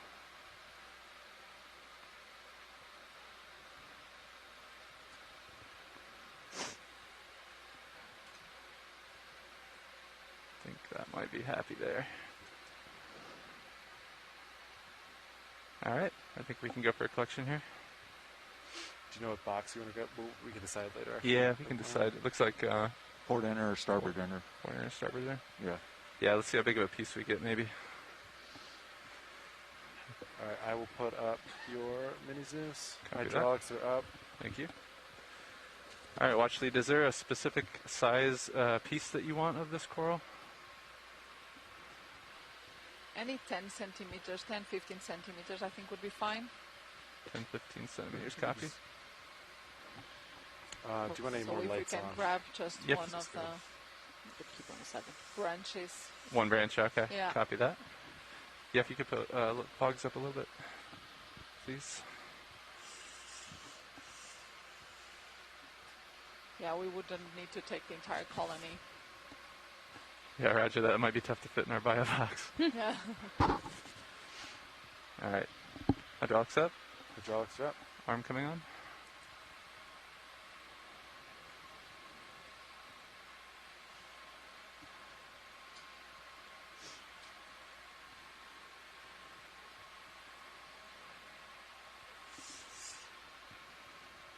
Falling out. Copy. I'll just hold this.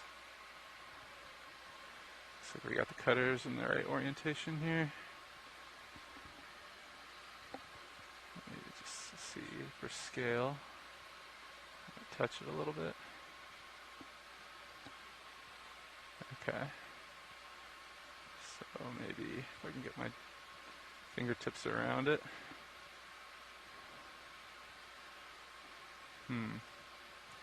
Wonder if I should grab that lower piece there. I think, yeah, go for like half that and the lower one.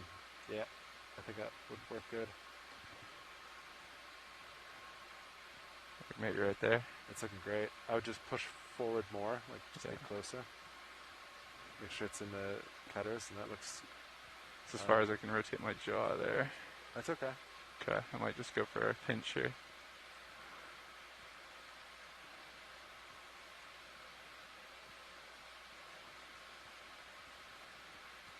How's that piece look? Watch lead. Oh, I might have gotten way too much there. Got the whole thing. It didn't break it off. That might be tough. That's okay. I think it will fit the bio box, It's right? quite large. Is it? What would you recommend, Kapal? Should I try to... I would just put that in just put the whole thing in the box. Okay, don't try to like do a quick... I wouldn't at this point. Yeah, you might lose the whole thing. I'd say just, yeah, put the arm out of the way for a little. Yeah, let me put it up here. I'm going to lock it in right here.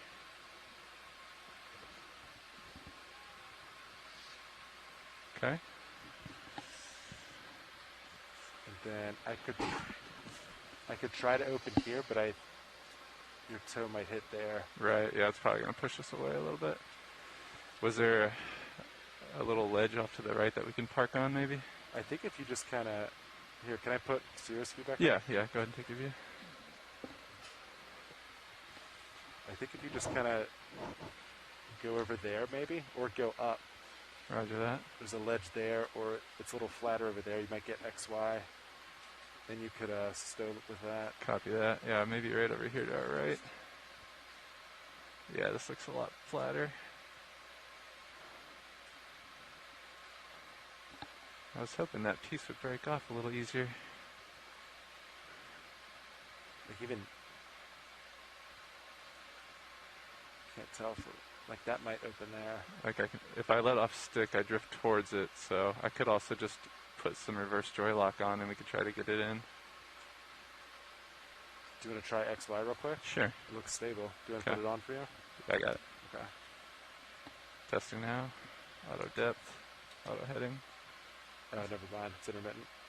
Okay. What if you just plant your toes right there? Is that enough to open the drawer up? Might be. Let's try auto XY right here. Nope, keeps it's losing. intermittent, yeah. Okay. How's our brow looking there? Is it okay? Yeah, I think you're fine for now. Okay. I could also just try to put on some reverse joy lock and see how that looks. I have auto heading on.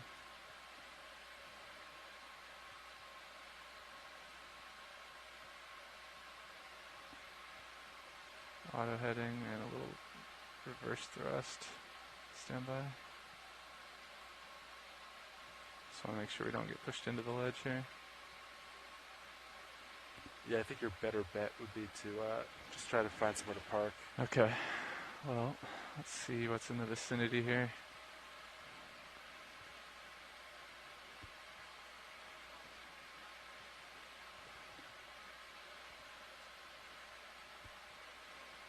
That might be a good spot. Just want to make sure my brow's okay, but it looks like we might be okay in this spot. Yeah, I could point your, use this back route. Thank you. Looks clear from what I could see. Roger that. You also could rise. I was going to say, pilot, guys, if you look on your starboard rail, there's a little peak over there that you could maybe set a tow on. Yeah. You'd have to come up a little bit. Oh, I see it. See a little peak? Yeah. That should give you room for your drawer. Yeah, let's try that. I like that idea. So for those on shore, just stand by where pilots are now looking onto the best way to actually put that sample in the bio box now. I mean, it looks good in the rail cam. So. Let's get eyes on it.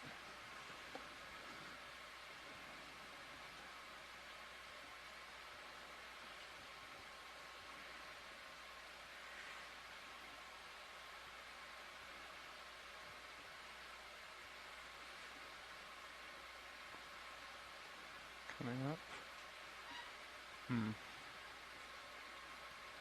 Is it that ledge right there? Yeah, I think so. It's almost like one on either side. You see your port It's rail got too? Yeah. There's flat spots. That one's got a little flat spot, and that one's got one too on the port side. Copy that. There's a little bit of current here.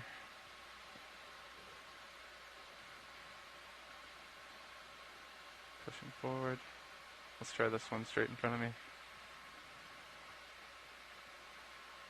Yeah, just stick one toe. Yeah, and right on top of that. Put in some joy lock. Yeah, joy lock. Yep. Copy that.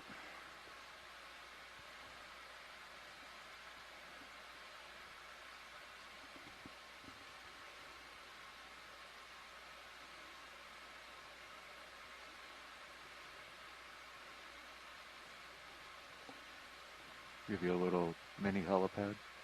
Yeah. Setting down, stand by.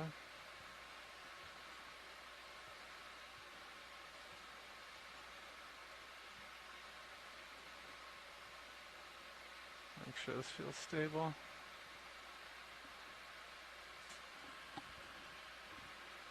Alright, why don't we try opening the drawer here maybe? Yeah.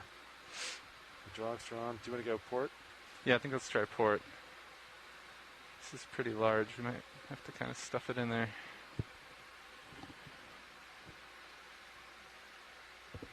Alright, pins extended. I'm going to switch back to HD2. Copy that.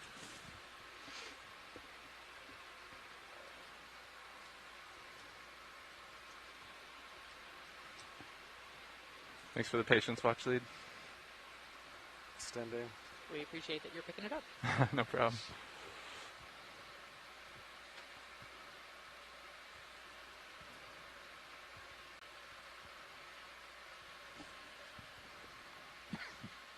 Yep, opens right up. Great. Yeah, I wish that outer one was open. This is a large sample. There's some debris in that port inner. Mm-hmm. Are they concerned with that? I don't think Yeah, so. there was some sponge Yeah, debris but that from is the okay. original collection in the Yeah. port inner. Sounds good. Okay, copy that. But that should be fine. We'll be able to tell them This is a apart, so coral, no yeah. worries. Arm Yeah. coming on.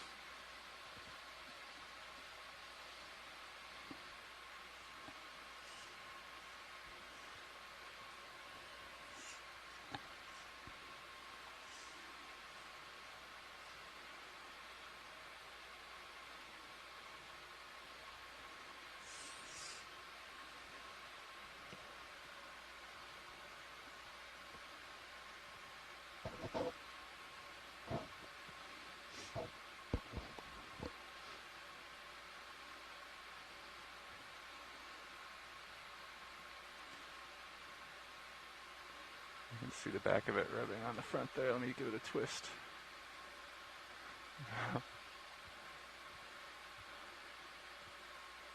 I think if you kind of drop it like that, it should go in. Think so? Yeah. Okay, I think I got that little, the base of it in there. I think that was what I was trying to do there. Yeah.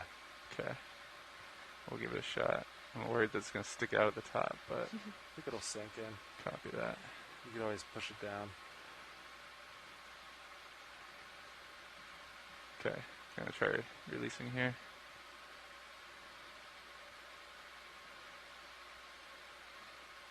Just kind of, yeah.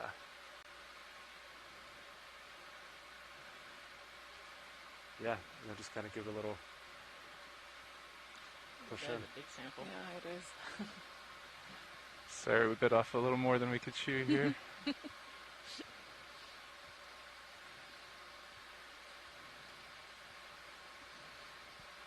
Yeah. Yeah. Tuck it in.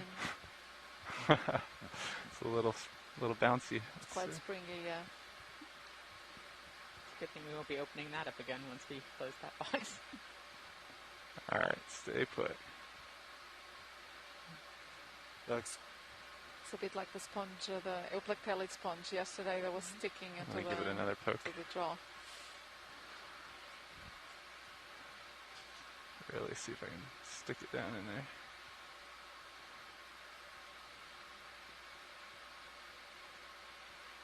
All right, I think we got it. Great. All right, Thank go you, for it. sir. Papa. Great. Excellent. Thank you, pilots. No problem. Falling over. All right, just so you Nice know, work. we only Thanks. have one more bio box open, Joanna. But we still have some slurp That's true. You do have a containers, lot right? of slurp Okay. containers. Okay. Oh, that's true. She's like, oh, great. We got Okay. 6 more samples to go. Thank you so much, pilots. That's a fantastic sample. No problem. Great collection. Thank you.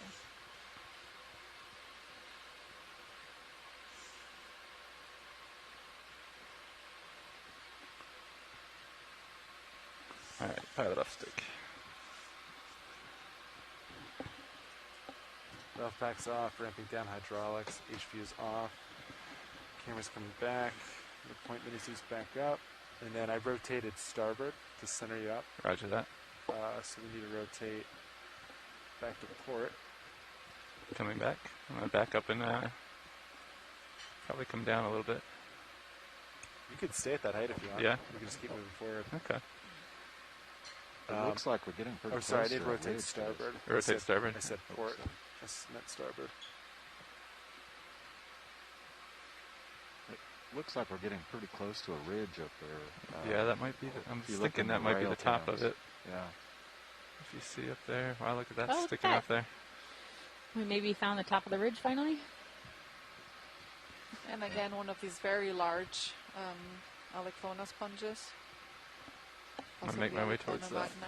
Yeah, They're do you want to pretty put big, actually, 10 meters in this area. That's like 6-0.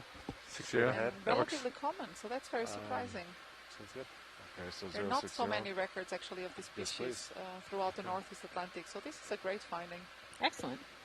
And the video Bridge that we nav. got of Yeah. the other ones that we didn't collect will probably still be enough for you to hopefully make some 10 meters, concrete I feel like there might be a zero, little 6, current 0. pushing up over the Speed top of the 0.2 ridge. knots. Yeah, because the tether was here. We came up, and now it's over here. So yeah. Roger that. Thank you. All right, video. I'm gonna come in and do a little pirouette on this while we're waiting for the ship to move.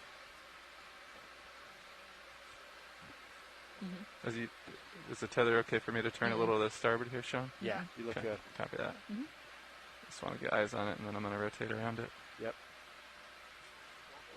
These rocks look interesting because at the top Whatever- of this, whatever you it's think, sort of the like best- it's layered. Yeah, let's try whatever you like. I'll defer to your expertise, I wonder what that is. and I'll slowly start to pirouette to the right. Oh, Yeah, you're you on can mute. just truck some circles around that.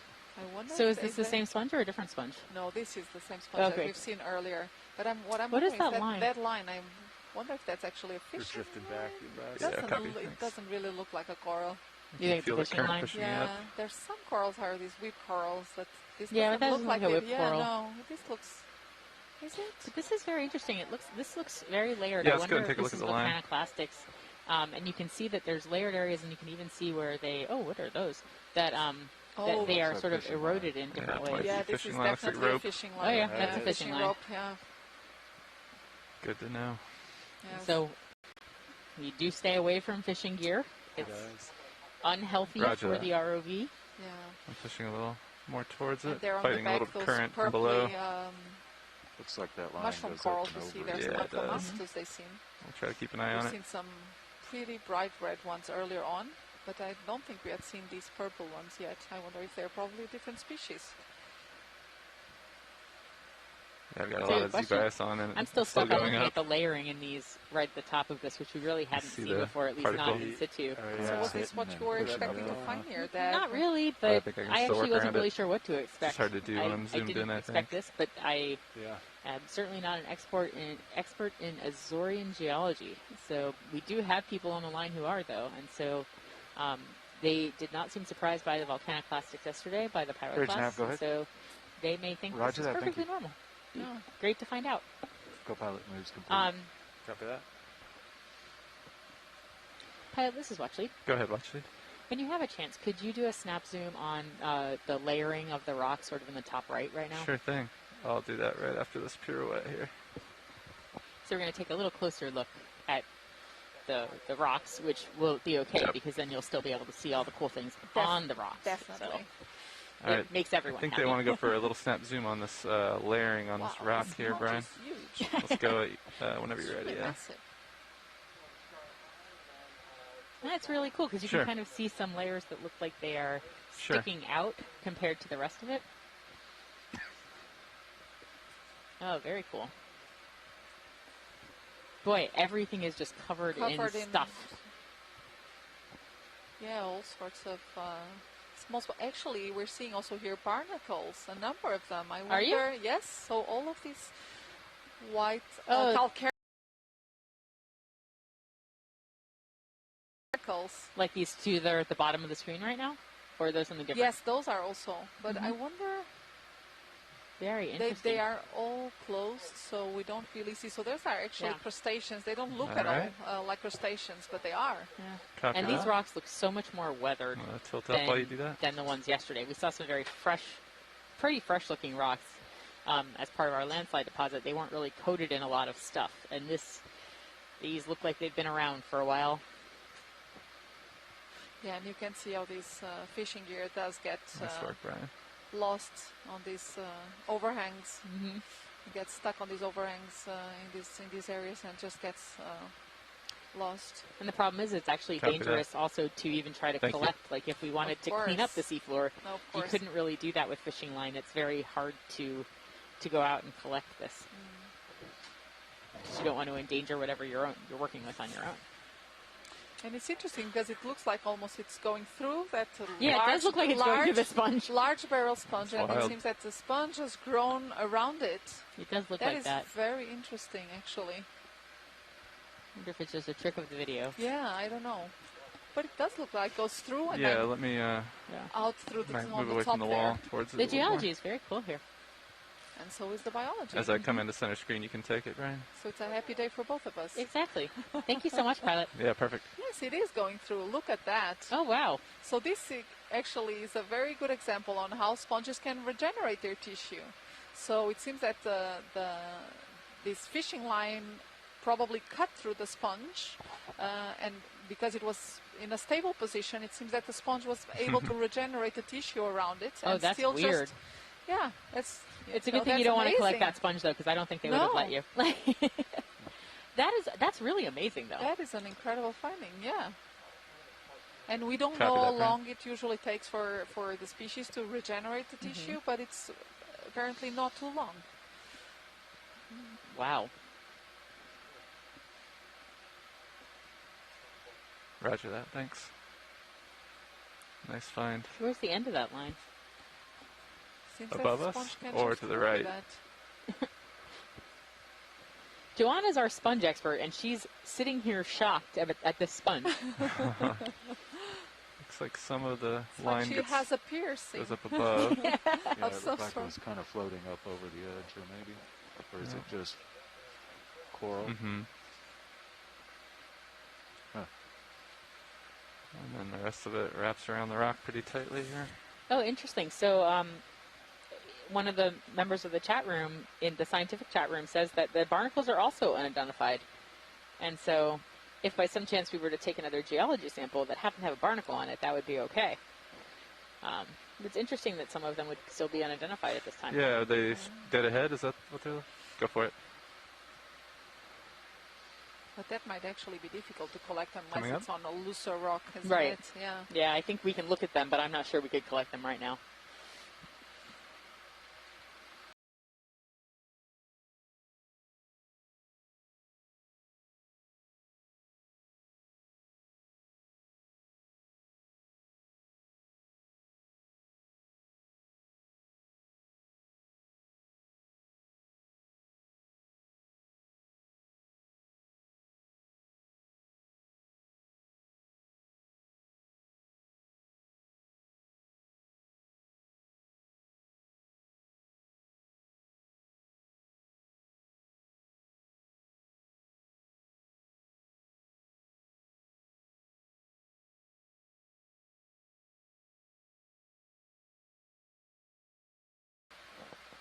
Looks great though.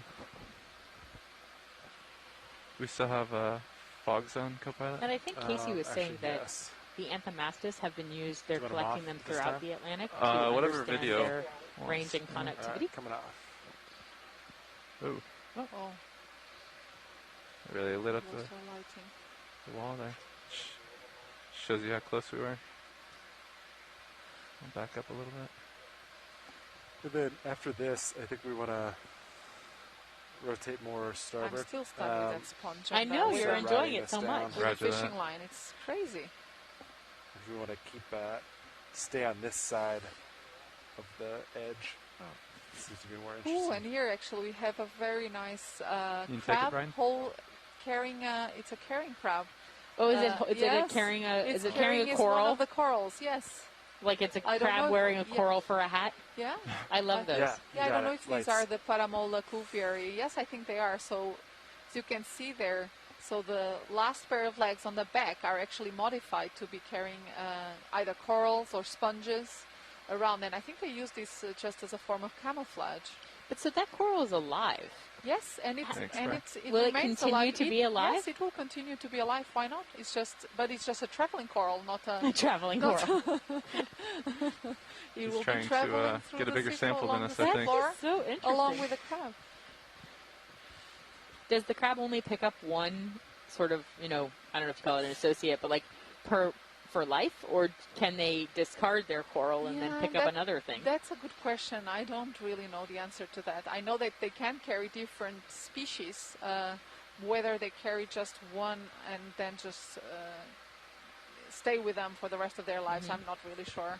That's a great. We've seen these in a lot of our expeditions over, in different areas. The crabs that are modified to carry a sponge or a coral for a hat. I think they're super cool. Yeah, so this is Paramola cuvieri. And actually I have a very cool story about one of these crabs on an early expedition to the Sierra Leone rise, because we were doing also an ROV dive, and we were seeing these crabs carrying a glass sponge, and we weren't finding the glass sponge at all. So we're like, where the heck has this crab found this glass sponge? Because we were after it, and then on the next dive we had a slightly deeper dive, and there was the sponge. So the crab had gone shopping. Exactly. So the crab apparently had been to deeper areas and collected the sponge and was carrying it around in a slightly shallower water. So bizarre. That was very interesting. So we knew the So you sponge said was... if we keep translating to the right here, there Sean? It was there. We want but to we just rotate to the right. we're not Roger finding that. it. And then if you That look is at high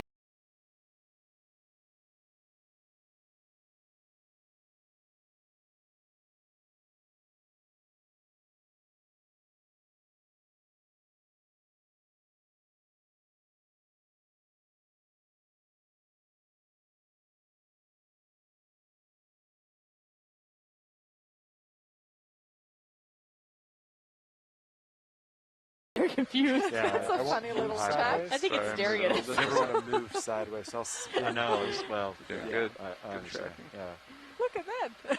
but That is off so to your weird. side It looks like he's now. pushing against the current, probably. Oh. to current heading. that. We definitely have an undercurrent coming up from below us, so that might be what he's fighting. You probably shouldn't make fun of his predicament. He's pushing against the current right now. I feel his predicament. Thank you. Echinoderm, yes, and yes. kind of a large urchin. We haven't seen one of those yet. No, we haven't seen. That's actually the first one we're seeing now. So we've seen a number of the other Pilot, if you're not Sidaris. fighting anything, could you do a snap zoom to the echinoderm? Absolutely. Stand by. Is that the ball shaped? Yes. Yes. Come on in, Brian. That's cool. We haven't seen one. Oh, look at that. So and so that's a relative of a sea urchin, right? Yes, that is a sea urchin. It is So a that sea urchin. So that is the stereotypical sea urchin. It's this one. It's not very long spines, all radially organized. But it's this one is moving. It's and actually moving. You can see its feet. Yeah, you can see its you 2 can feet there at to the its, back. Yep, Yeah. you can see its 2 feet moving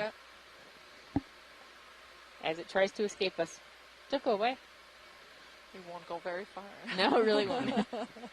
But it's interesting to watch, to watch the how movement. They move, yeah. Mm-hmm.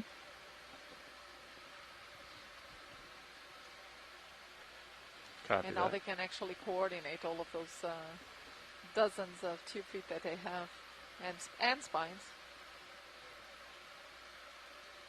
Pushing up. Pushing up. No, you're good. Take your time. Oh, and we are getting information here from the chat room. Mike Vecchione is saying that sometimes the fishes are swimming like this, upside down, because they get confused by the bright lights. Yeah, so sorry, fish. Sorry about that. Mike, do we know what kind of fish that was? Holding its. Let me rephrase. Tilting the left. Joe and I don't know what kind of fish that was. No. And straight up. Above it. It's holding. I should have paid more attention in my ichthyology lessons many years ago. Yeah, sorry, I think I'm close to the wall and the current is changing. Stand by. That's okay. Let me This gives us a adjust my great view Z-bias. of the rocks behind it, too. And Oh, I see it. What I was Stand saying by. before we were so rudely interrupted by a fish was that this might be like coral Yeah, I'm ash. looking This pretty might be high up. sedimentary Let me move rock up a little made up bit. of basically of coral. You can take it. And certainly it's hard to know unless we grabbed a piece of it. Yeah, and here to Oh, the there's another. here center, it seems to be again this this by. red crab, this orange crab was Bathinectus maravigna. And are those It the barnacles seems- above it, or are those something else? Hang on, I don't if we know. get back to it. Yeah. Yes, so there is some barnacles there on the Mm-hmm. top of that. Yeah. Yeah, that current is quite variable. So in shallower water here in the Azores region, good. there is a Thanks. very large better. barnacle that is actually considered a delicacy in the area, and that is Megabalanus azoricus. But Copy. I don't think it is reported to such for these depths. So this might probably another species here. I don't remember seeing barnacles pretty on the yellow menu. sponge, Is it seasonal? Maybe to the left. It's really pretty. It is probably, yeah, it is seasonal. Yeah, and Looking there is actually a time right of year now. that people are not allowed to collect them. Yeah.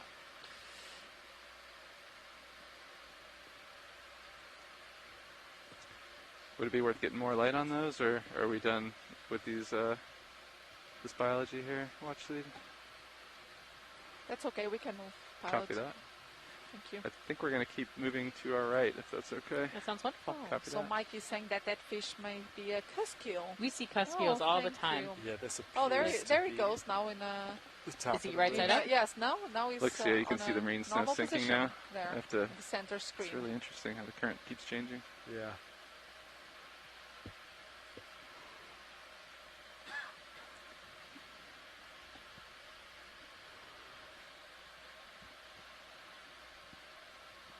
Bring my tilt back down here.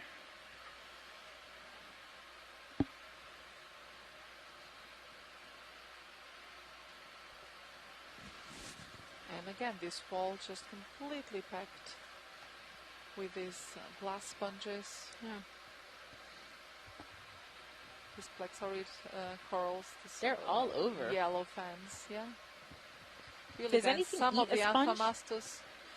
I guess there's a number of things that eat sponges, while starfish, for once, are a group that are known to eat a sponge. But I'm gonna I don't slowly think they have rotate a a little lot of starboard as you come over. great Copy that. predators because of all of the glass. Yeah, Because that's of what I was all of wondering. the, Are they because really of all of the speakles. digestible? Yeah. Yes. starboard side, So there there we go. will be some, Roger yeah, that. some echinoderms do eat sponges. Some turtles eat Thanks, sponges as well in shallower waters. Some fish might nibble on some of the sponges, but in general they are quite So protected, now I'm both looking because of almost all of the east, speckles they and I have, think and we wanna secondly ride because they that, produce a number of chemical is like compounds that also southeast. Copy. protect Oh, yeah. them from predation. So I'm going to rotate a little more. So if I was any other invertebrate or vertebrate, I wouldn't choose a sponge as my primary source of food. It looks like we just passed through a small fracture in the rock.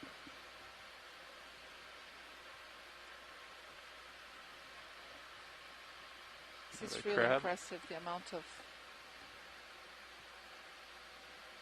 animals that we've got here. Okay, was that 6-0 for reference? Roger that. I'm not Yes, moving the at all, geologists but are I'll just- asking that they as I be turn cleaned it, off rotate so it they down can a look at the little rocks. Go for a zoom here if you want video. Quick one.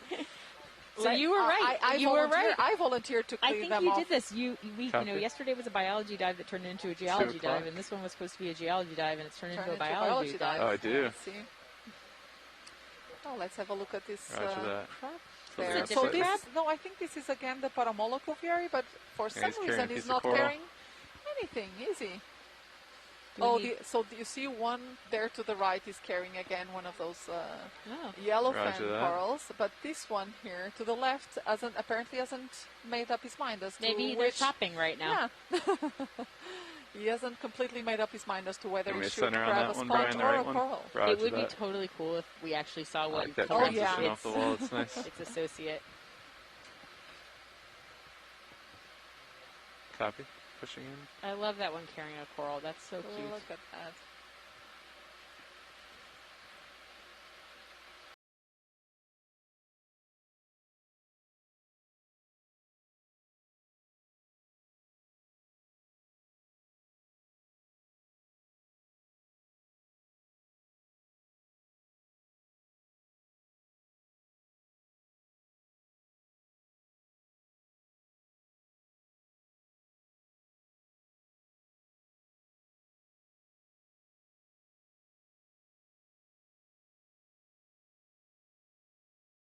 What I mean? Yeah, and It's like he sticking is. out a finger and Yes, be like and he is testing whether Look at that's a that. good toe hold. El Capitan.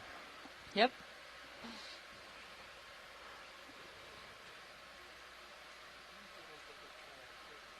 You can do it. Oh no, maybe I jinxed him.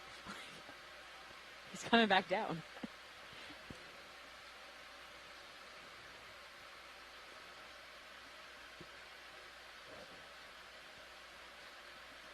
Nice and stable Oh, this here, is Brian. so cool.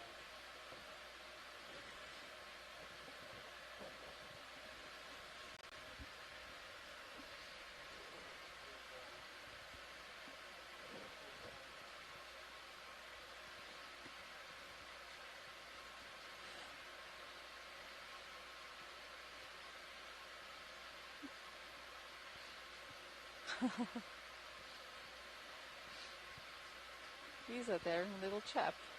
Is he upside down right now? Yeah. Copy. Oh. What is he doing there?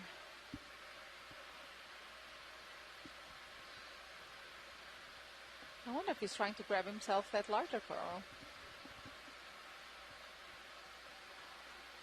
Oh, Do you think he is? I don't know.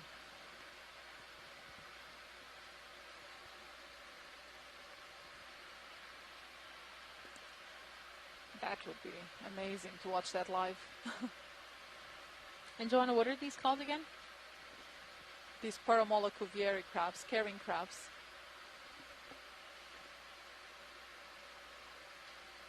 No, I think is gonna go short.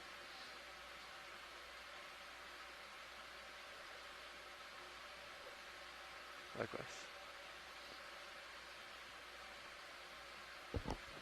That's some Wow, that is strong zoom there. really zoomed in. That's amazing.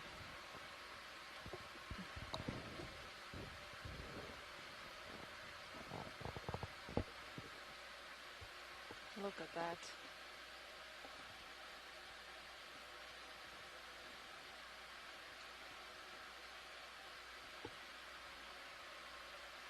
Oh, and look at those tiny little corals also on the back there. They also look like baby yeah. amphimastus. Are they? Copy that. Yeah, they probably are. Is that crab missing a leg? Oh, missing a leg. it wasn't just a while ago, was it? Yeah, it is. It definitely is missing a leg now. Yeah, it is missing one leg indeed. I hadn't noticed that earlier. I'm not sure. Oh! What's happening there? Oh my! Oh! Oh! That crab wanted whatever it was eating. Okay, don't want to get between these two. Crab war. Yeah. Live from the Azores Plateau. Look at this crab. Very aggressive. Yeah. And look, he's going to the exact same spot. I wonder. Do you think he's going to try to grab this coral to wear? Yeah, or he's just going to eat whatever is eating? Yeah, because this one is not having it. It doesn't have its I like the way we zoomed out. Like, oh God, no, we got to get away. As if he was attacking, going to Exactly. attack us.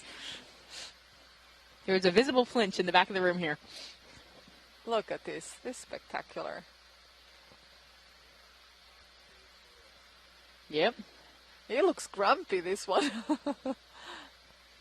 It does look like he's eating the coral itself. Like he's clipping pieces of the coral.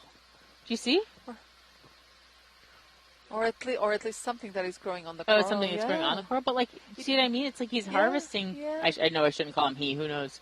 But oh, and it's also covered on lots of smaller gooseneck barnacles. I notice he's not eating that sponge, Joanna. Yeah, don't get near the sponges. Yeah, I wonder what they both found there that they're finding so delicious, so appealing to Yeah. eat. Yeah. Well, it may have been what we had for lunch on the ship. It's very good. Perhaps some of those are small barnacle recruits or something. I don't know. Maybe the chat room will know. Yeah.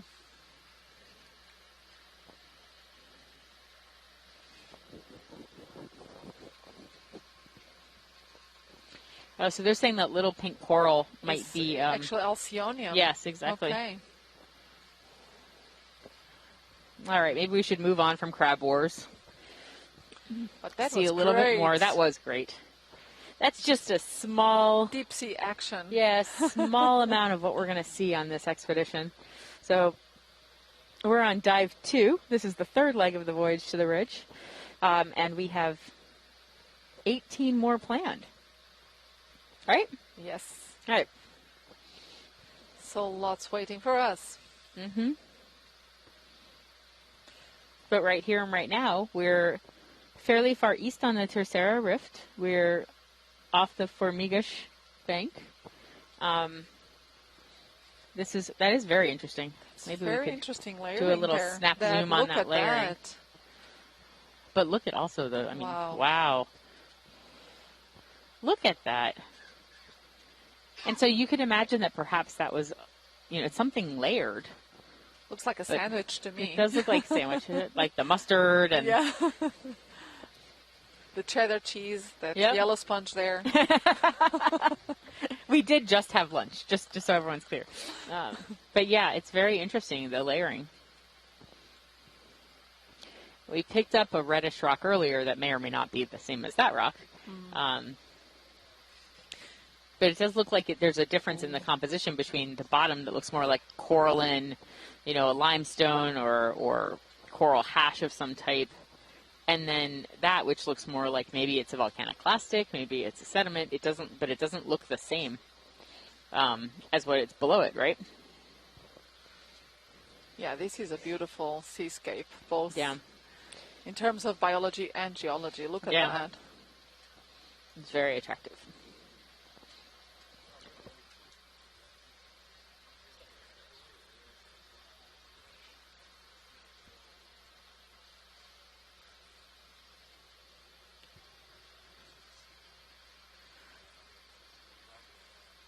We see there again one of those blue sponges, very encrusting sponge that we tried, and we actually collected earlier on this dive. Hopefully in a few months we will be able to put a name to it.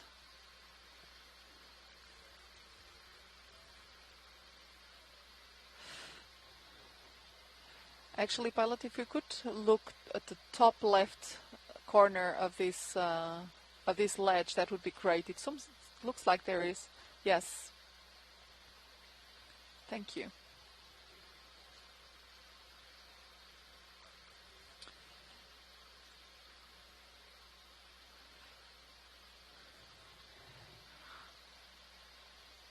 Can we still look a bit further to the left? Yeah? There seems like there's a concretion of some kind, and I'm trying to see if there's some live scleractinian corals there. A bit further to the left. Yeah, right there. It's coming into view now. Yeah, that concretion there looks lovely. Thank you.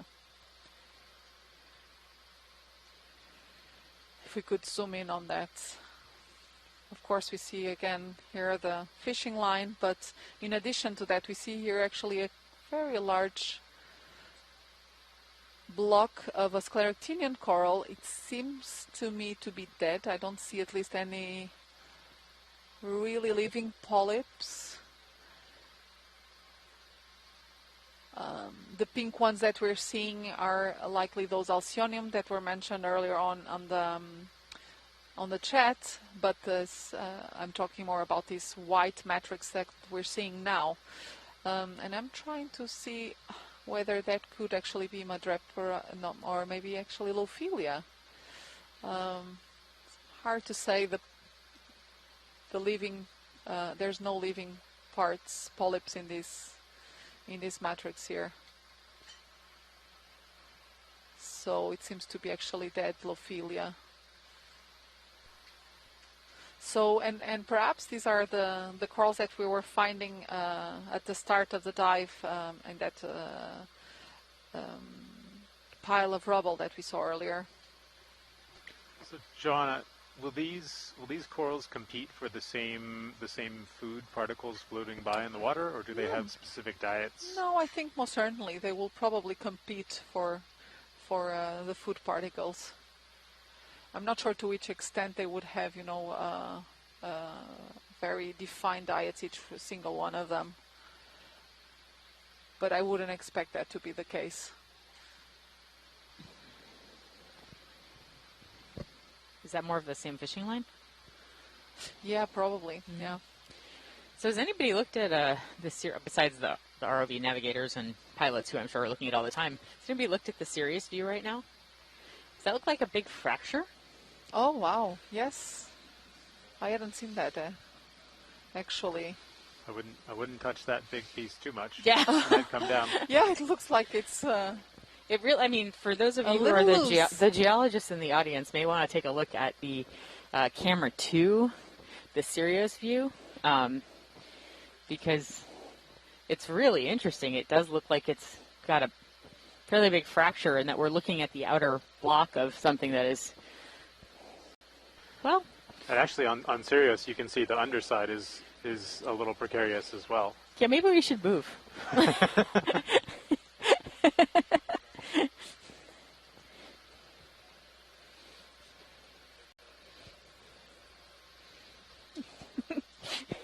The two of us are like, ooh.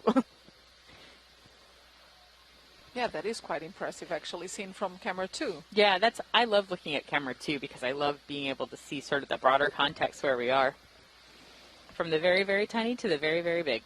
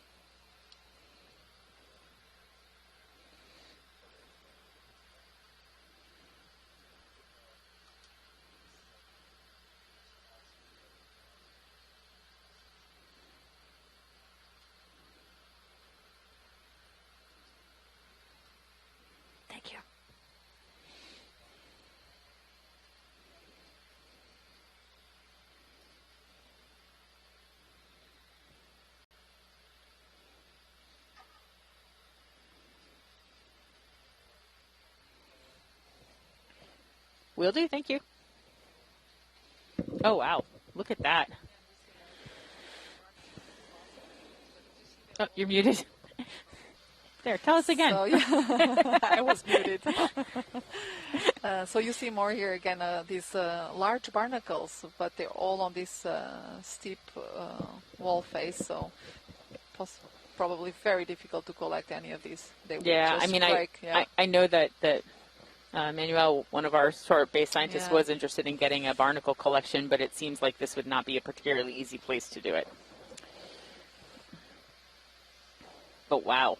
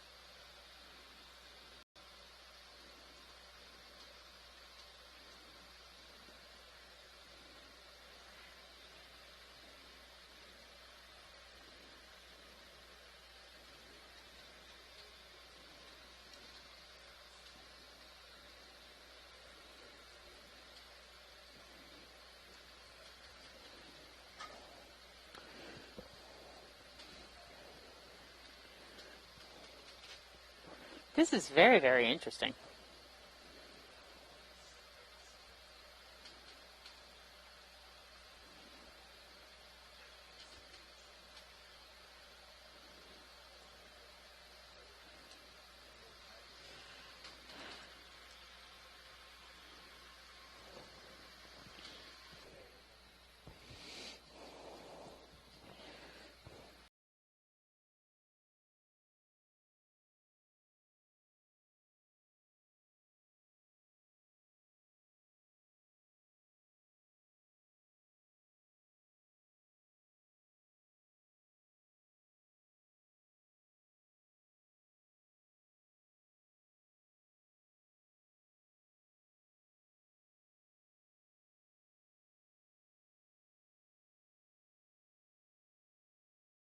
But I wonder, to me it's a little bit surprising. I might have expected to see more eruptive products here, or might have been willing, expecting to see more volcanics.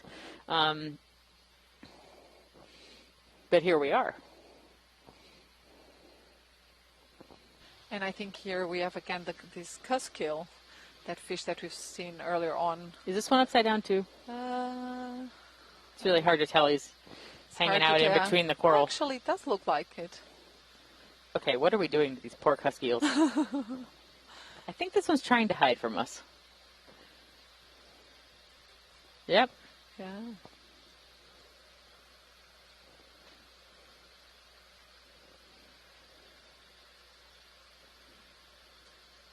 But it looks like we're seeing more of the same. The yellow coral, the barnacle, the brown volcaniclastics, the compacted sediment, and a fish hiding.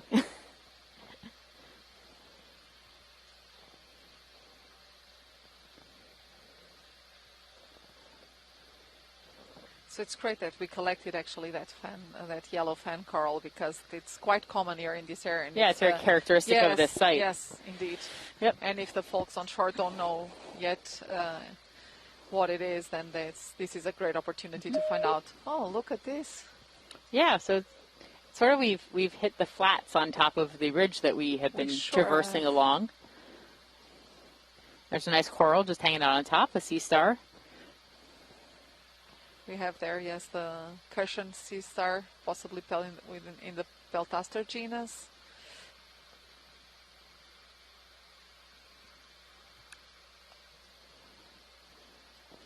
A lot of these yellow sponges on the fringe of the wall. Yeah, and then these looking up, Masella grimaldi. Yes, and looking up, you can kind of see a little step of another layer of sediment, or compacted sediment, right behind that coral. It actually looks like a tiled substrate, isn't it? Yeah. It's very interesting. It very well may be more pelagonite, more of the tuffs that were erupted in shallow waters, and then they sort of form a layer, and then you get another layer on top of them.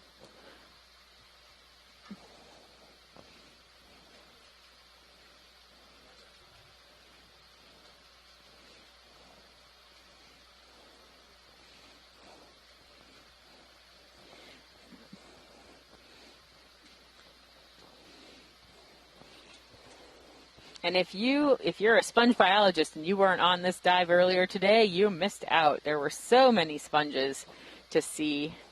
What are these? So what you said what these were? These yellow fringy things? Yeah, so these are the Macella grimaldi, we think. And actually, if we are in a good position, it would actually be good to get a small sample of that. Really? It is so. It seems to be so characteristic of this habitat that it would be great to be 100% sure. So this is one of those species that was identified long time ago. It was collected and described long time ago from material collected with a dredge. Mm-hmm. So this is actually a very good opportunity for us to have a confirmation that it is that species and be able to...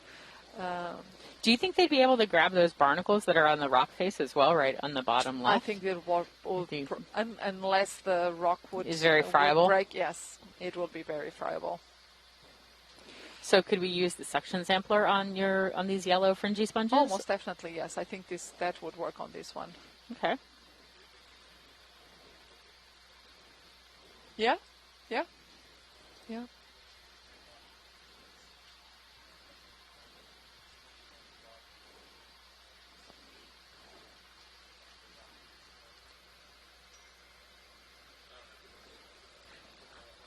Okay.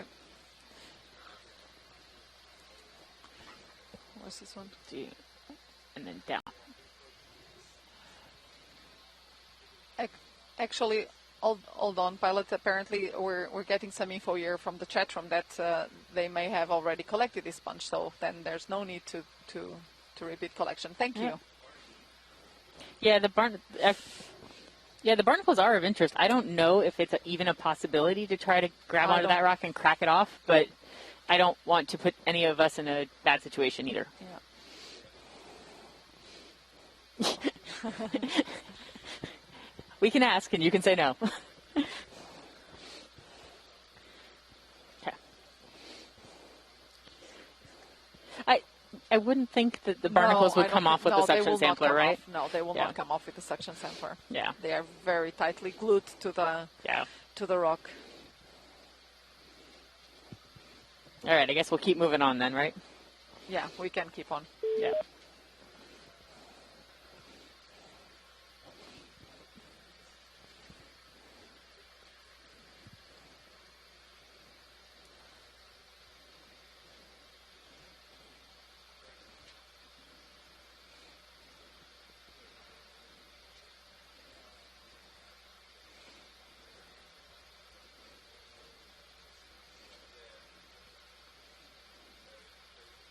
Oh, again, the Cuscule. Oh, no, that's actually not the same fish. That's a different one. So this is probably the codling we saw earlier. North Atlantic codling, I wonder. And it has these two little barbels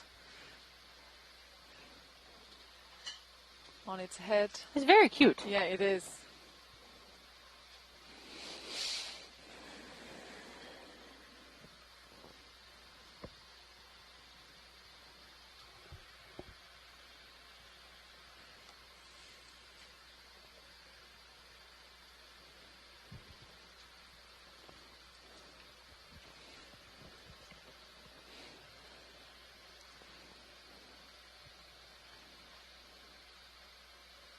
Just going about on his life.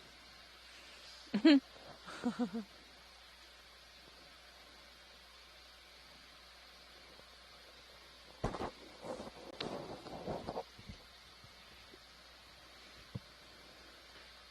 everywhere we look on these rocks, there's just loads of different sponges and soft corals. There's again an Anthomastus there.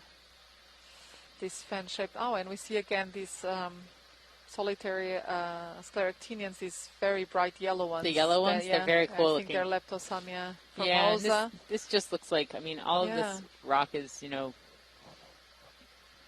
looks like it's made of coral, right?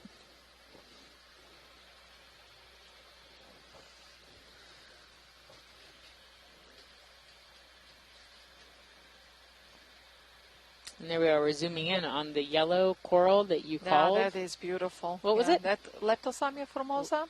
Oh, this is the Formosa, the very gracious the Formosa one. Yep. Just It is a beautiful color.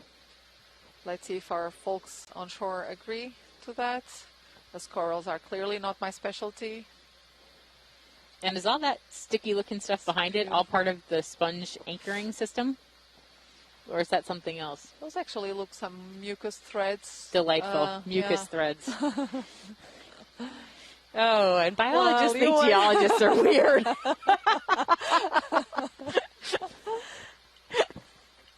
Mucus threads.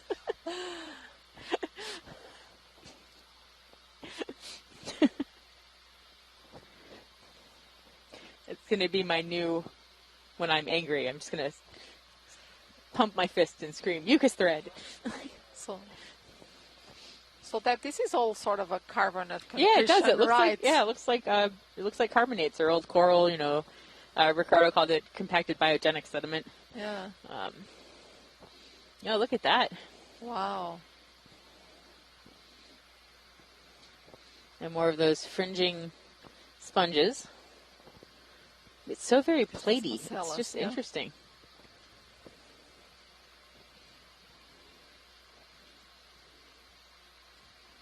Oh, that looks again like a fishing line, isn't it? Where? Or several of them actually there. Where? Here. Oh, yeah. It does look like there's a difference, though, between the rocks that are a little further down, right, than the ones that we were just looking at, the ones that we're looking at now. Mm-hmm. You know, so I wonder if we're seeing some layers of carbonates, oh, yeah, look at that. That fishing line is big. Yeah, it looks like there is a bit more fishing gear actually lost here at the top of this, on this plateau here.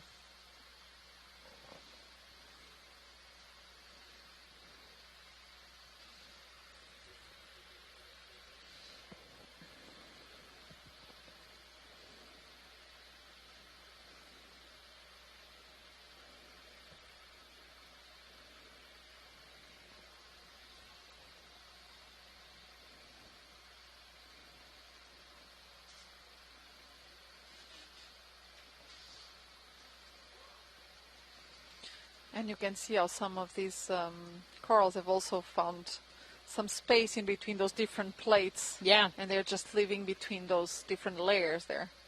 Those little plates are so interesting.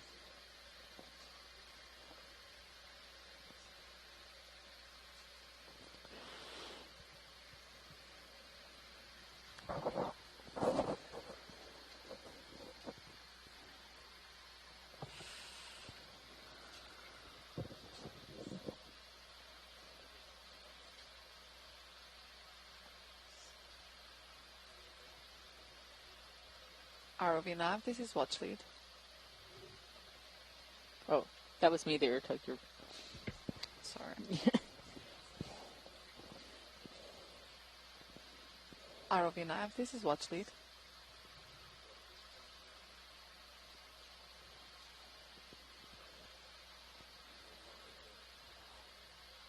How much bottom time do we still have?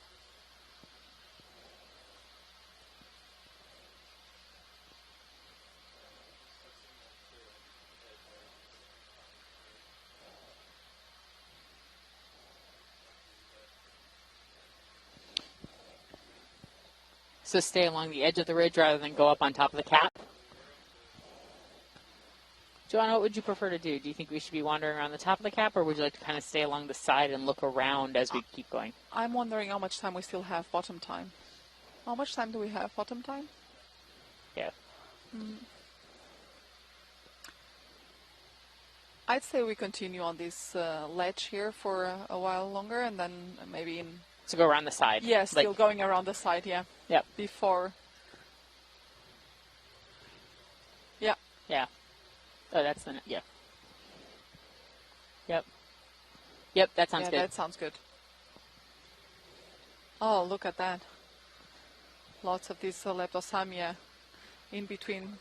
And you can see them both on the lower surface and on the upper surface. Yeah, that's amazing. Yeah, that's very interesting. And also some sponges actually connecting the two surfaces. Mm-hmm. They're like sponge stalactites. Yeah. Oh, and it looks like you can actually see across to the back there.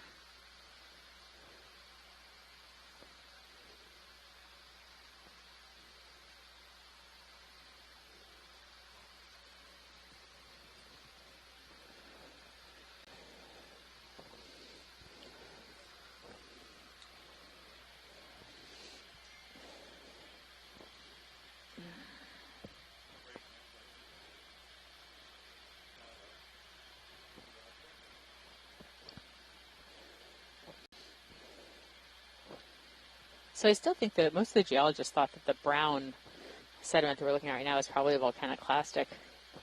So it's forming these layers that look like they were sort of easily eroded or weren't really well consolidated, giving space for the biology to live.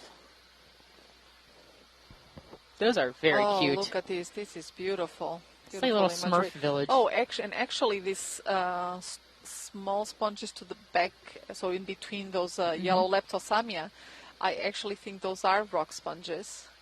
So these are probably the first ones. Usually rock sponges here in the region are actually quite large, but there are a few species that are like this, quite small, and I think these are Theonellas.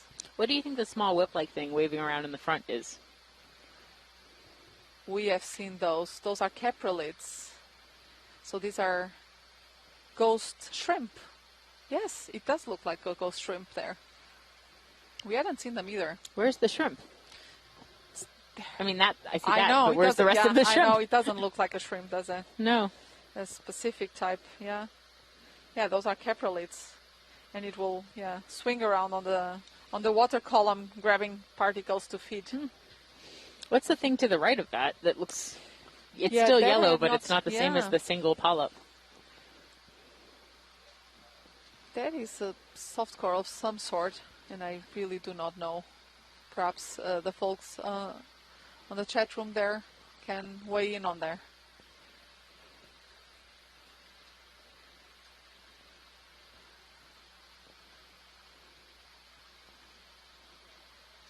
That is really cool. It just shows that, like, if there's a space, the life on the seafloor will exploit it.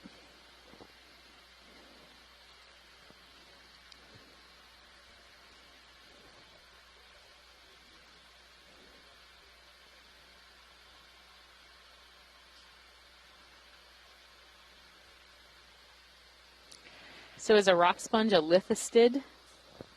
Yeah, so that's actually a general term that we use for a number of species, even though they're not all totally related to one another. And we use that term because they have this hypersilicified skeleton, so all sponges are silicate. The majority of sponges, except for the class Calcarea, have a silicon skeleton.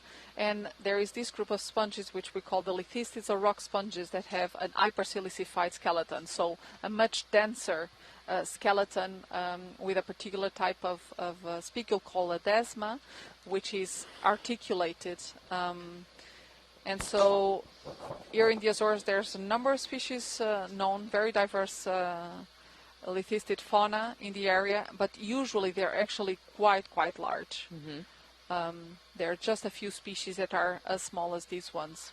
Interesting. And I was referring to them earlier as Theonella, but they're not, because there has been some taxonomic revision in recent years, and these species in particular might be actually Exuperante archipelagus, which we actually described a few years back for this region.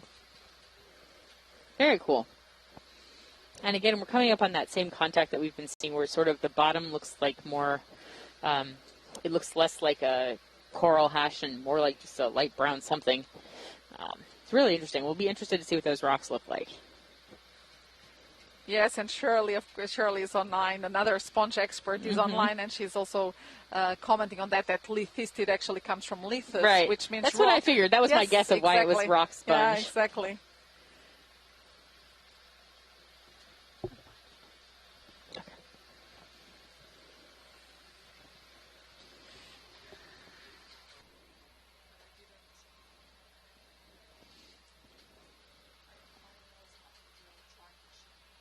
Oh, okay. So do I have to go get it? Is it downstairs? Yeah, which one? Okay.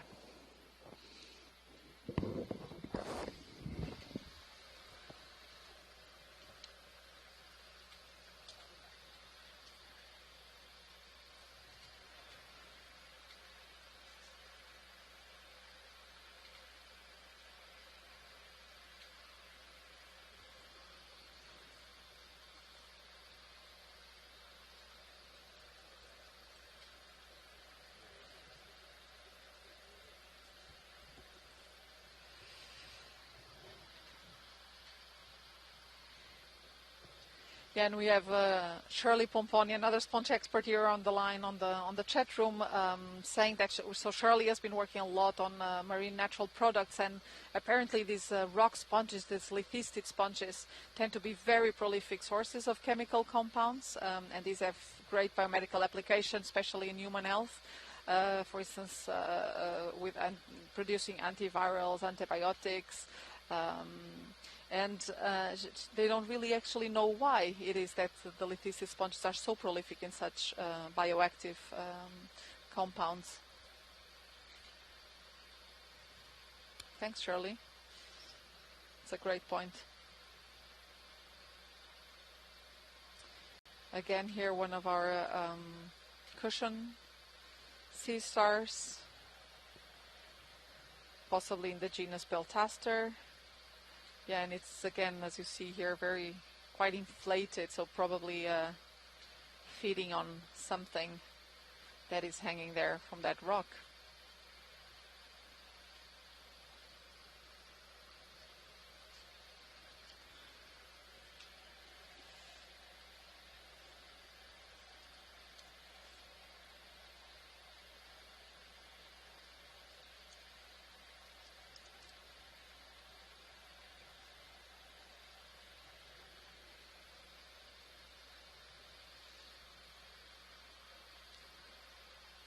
What a beautiful landscape this is.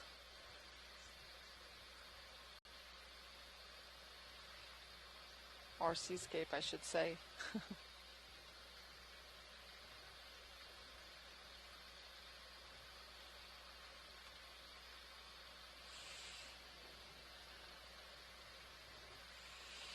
Here we've got some more of those barnacles coming into view there, hanging on that rock.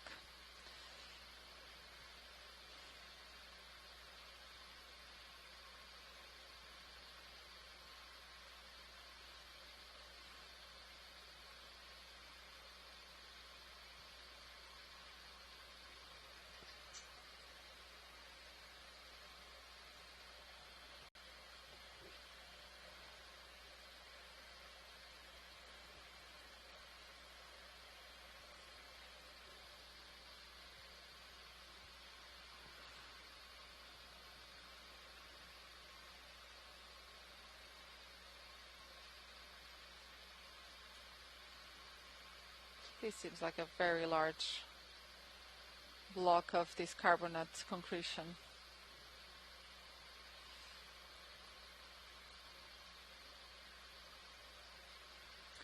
And so for folks joining us just now, we are currently diving on our second station of this third expedition of the voyage to the ridge.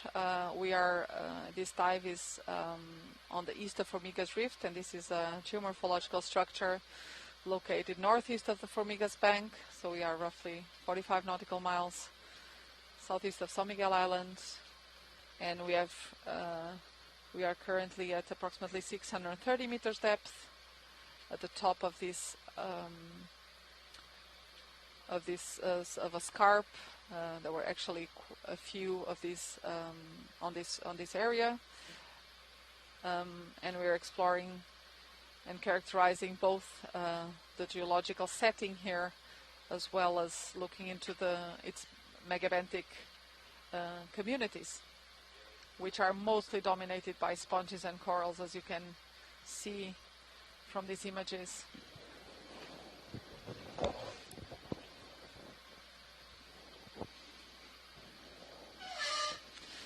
So Deb, I wonder how thick actually these carbonate concretions are.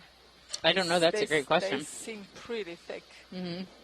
So they have been depositing here over time. Mm-hmm. So I'm still wondering where all this coral rubble came from. Yeah. we still at the beginning of our dive, we found nothing but, well, not maybe nothing but coral rubble. We saw a lot of coral rubble. And we still, I mean, there are... We still haven't seen...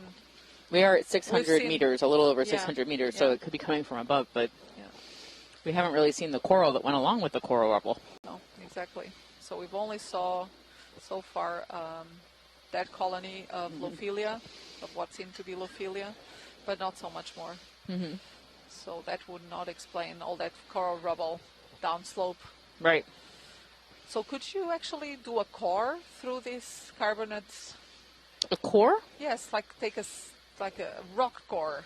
Is it possible to core you through could, this? Yeah, you could drill. Yeah, you could do it. Yeah. Yeah. Not, it wouldn't be like a soft core. You know, it wouldn't be a soft sediment core. But yeah, you could drill into this. Mm-hmm. And look maybe back in time at these different layers. Of course, that depends on what this is exactly. Yeah. You know, whether we're looking at entirely carbonates. Or whether it is also partially volcaniclastics.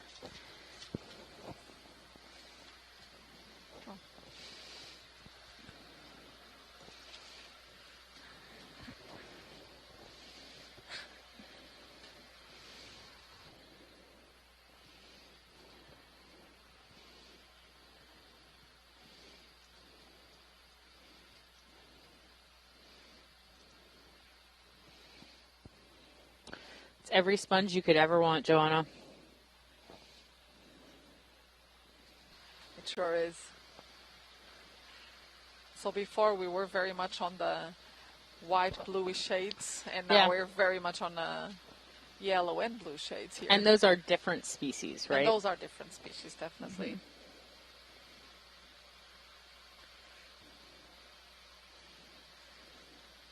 So the area definitely dominated by 2 or 3 of these larger or most common species, but you know, as soon as we start zooming into those rocks, we'll start seeing a lot more different species within similar shades.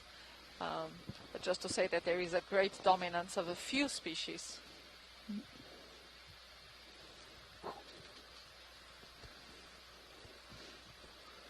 I think it would be interesting to know, though, whether, like, if you drilled into this, you know, or as we collect samples, what we're looking at, whether we're looking at, you know, consolidated biogenics, you know, like things like coral, whether we're looking at old volcaniclastics, whether we're looking at those together, you know, in different layers, which we certainly think we've seen in other parts of this dive. We see more of that platey texture of the rocks in front of us.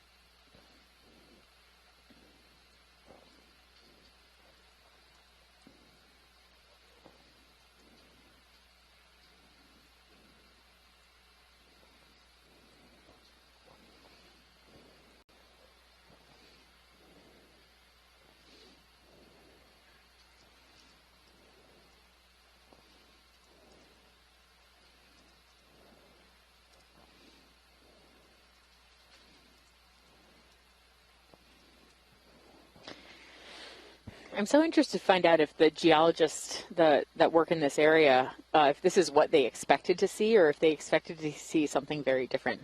They are very excited and interested to learn more about how this rift feature has been forming. I'd love to hear whether or not this is what they expected when we made it to the seafloor.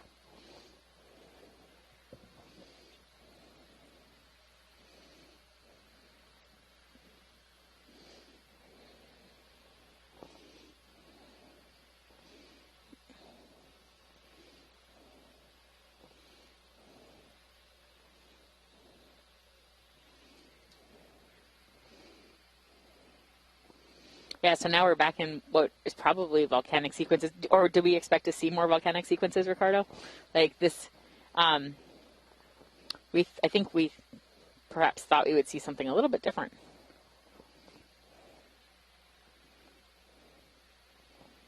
Oh, it's interesting. So Ricardo was saying that he expected to see more of the volcaniclastics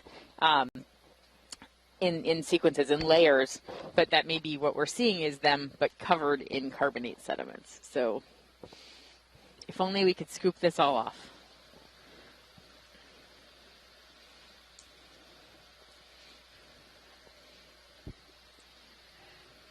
Yeah, and actually it would also be very interesting to know from our shore-based scientists if this somehow compares with the communities that they have been finding on the Formigas Bank. I know they've been doing quite a lot of work in the area, so we're not, it's just a few nautical miles from where we are now. Mm-hmm. So it would be cool actually to hear. I don't know if Carlos or Manuela would like to comment on that. Because we're just right well. at the northern, right, we're sort of on the northern face of the rift that bounds the Formigas Bank, right? Yeah, exactly. So, and from what I saw from a previous study, they had actually found also a number of, or at least more of those scleractinian corals, which we did not find here. They also found antipatharian, so the black corals, which we also didn't find here, surprisingly so far. True. So it does seem that even in over a relatively short spatial scale, the community can be quite distinct. And I think we are actually at similar depth ranges that were previously surveyed in the Formigas seamount. So it would be great to hear about that. I still really enjoyed the story of the Formigas area that Ricardo told us earlier, that it was basically, and not this area because we're sort of in the northern in the rift, but a little bit south of us on the bank. It's a former island. It's a former island of the Azores, basically, that has been ripped apart and pulled apart and deformed through tectonism. So the development of the Tercera Rift, which is the northern part of the Azores triple junction sort of diffuse boundary, sort of took Formigas and kind of turned it from an island into a dissected, pulled apart, subterranean mountain. Yeah. So, and now there's only these few peaks that is that a emerge sponge from the surface. Everything is a sponge. This white thing, or is that something else? Yeah, it is encrusting. It's again one of these. And it looks like it's being encrusted upon. It's again one of these papillate encrusting sponges. I wonder why these rocks are sloping downward. I think everyone says, we all think these rocks are pretty weathered, right? They look like they've been around for a while. They have a lot of life on them, even if it's not big life. Yeah, and so right now in the Formigas Bank, there's some part that emerges actually from the sea surface and has these. In one of them, there's a tiny little lighthouse, and it's a great place for diving. It's really pretty underwater as well. So it's a marine protected area as well. So. Sounds delightful.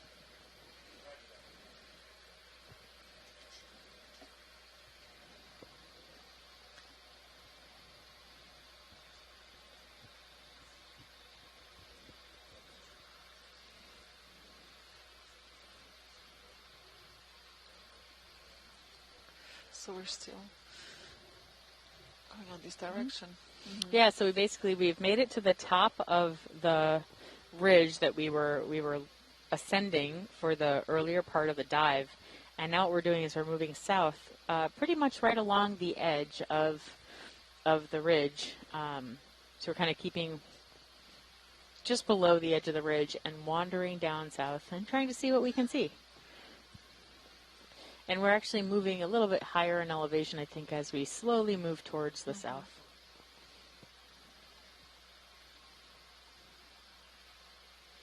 And I look forward to seeing what our rock samples look like. I'm sure you look forward to seeing what our biology samples look like today. I sure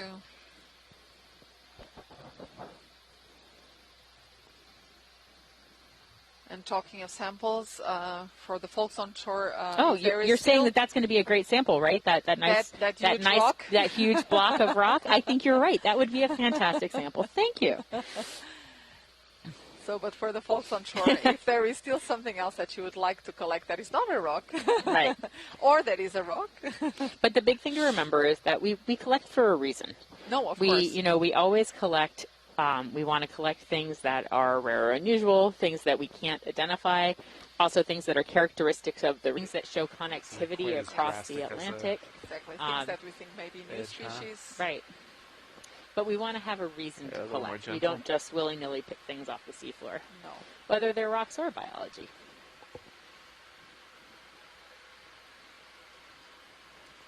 I think So we're if there is still about any done with our movement coral here. that let's see if we can find like a harder the folks edge. on shore haven't been able to collect, and that has Just be been kinda seen. angled. Does it drop off below you to the right there, that Ted? they would like to Maybe at last get a sample. because it's not like it's not as defined Please anymore. just let us know, It's all kind of. and we'll do our best. Ricardo is telling us that the Light rocks slope. that are exposed Looks like you have a in little the drop Formigas off there. inlets, Just to your islets, starboard. can't even pronounce that, the small islands are a lava delta. So you would see a pillow might be the end basalt, of it. then you would see breccias, pillow breccias, where it would be interspersed with other rocks and Goes from a hard consolidated, drop to a slope, and then Yeah, do you wanna hyaloclastites, move, like- and then finally marine sediments. And I think So so I'm on this one looking we've like seen marine 130. sediments, and I think we've also seen I some think that angular looks a pillow little more breccia. fun I don't know if we saw the hyaloclastites or not. than up here.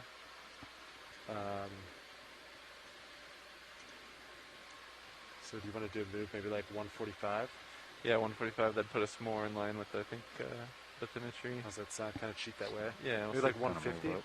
Would do Yeah. a 20-meter move, 150? I think so. Let's try to kind of reacquire the ridge. Hyaloclastites have these little glass fragments in them There is They're- one. they're that are still in formed that, when the Oh, lava I guess, basically yeah, once quenches it right did- into the yes, water. Yeah. but Understood. 20 meters, 145, I think 150. 150. Okay. Looks like the edge might be a Mhm. little. This edge is not as It's going to prominent. start turning. And I can rotate a little more to right. As soon as they're done with that heading change, I'll get that in. Sounds good. Roger. They're a little over halfway. Alright, and if we're moving 150, I'm going to look at you at about 120, I think. Sounds good.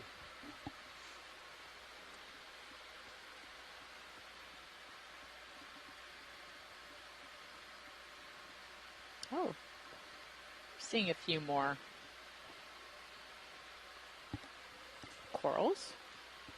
I wonder if all of these corals are actually the same species that we've seen earlier. This Hemicorallium nioba. Looks like you have a little terrain off to your Or if starboard there are there. Yeah, two the wind's different already species dropped here down. that have just the same general morphology It kind of and dropped color. a little bit. Be advised, Copilot. Copy. Yeah, I'm coming down a little bit with you.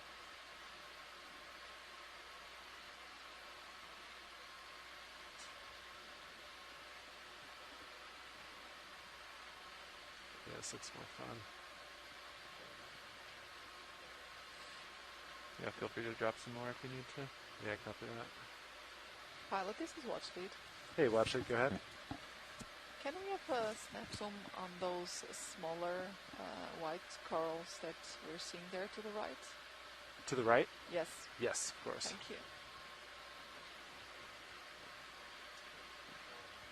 Yeah, let me center them up.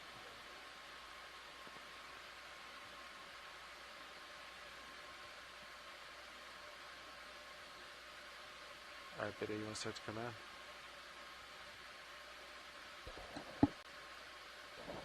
Lasers off. So actually, these do look different from what we've been seeing earlier on. Yeah, I so don't these remember smaller, seeing this yeah, before. so these smaller Here's Nav, go ahead. colonies here. Can I ask Just you? confirming. Just confirming. Is Roger that Thank you. alive? We'll probably have a move for you in just a second. I don't see you any guys ready for polyps. that The move? polyps do seem to be rich. The That this is true. direction or keep it here? Maybe we're just So not looking that- in the right place. Yeah, and that could also be because we're coming in with all Yeah, of these copy that, lights, thank and you. maybe that's not so attractive for the fish. Coming See down it slightly. stretch, yeah. Yeah, it's coming down. Hop over it. You can keep this. Copy. I think that way you kind of still keep this semi-forward. Copy that. Yeah, if you're good with that. Works for me. Okay. can see the fissures in Sirius's view there. Yeah. The cracks. These just look like displaced blocks that came from somewhere else. Everything is so very weathered.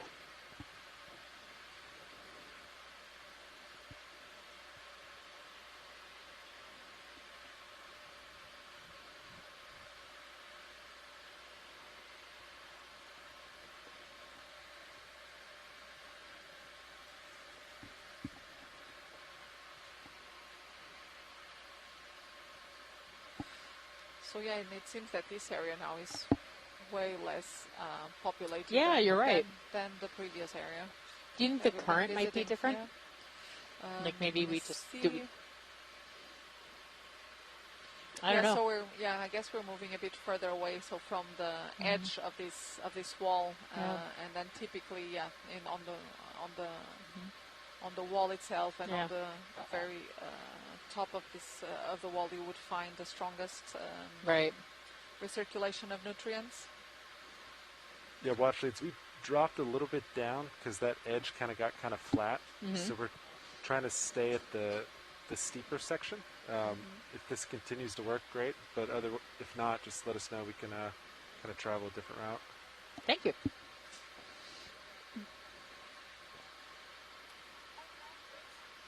Rage Nav, go ahead. Roger So that. we're still just sort of moving along, right along the edge of the scarp. Move complete, pilots. Moving Copy. mostly south. It's Sort of following might the be interesting contour. in the distance there. Yeah. To get to, we can get another. But it is move in true. We're now. when you're ready. Well, we are seeing there's some corals coming up. Looking down. About 50 Everything does look degrees. very, very weathered, though. Yeah, it does. You're thinking the same And I wonder, do you think that heading, makes it or- harder for some of these What was like last move? forms to 150. attach to it if there's sort of a 150. sediment layer covering? Oh, definitely, yes. I don't think at least sponge larvae will you still happy with that? typically I think try another one to of those would be settle on fine. Copy. really hard substrates. Did it just and end? Yes. except yes. for a few species that I can think we could do live 20 on more. soft Are you happy with sediment. that? I'm happy with The 20. vast majority of Do the 20 species more? will look Same one? for Yeah, I think good, it works. clean, Thanks. hard rock areas Got to it. get a good grip and so that they This can is also not that. grow. Rage Nav. Yeah. No, and this is not that, so that's probably why Yes, we want to do same move, distance 20 meters, we're bearing finding this 150 at a comparatively speed of 0 lower decimal 2 diversity knots. in this area. Roger that, thank you. Coming down a bit. Not too much though.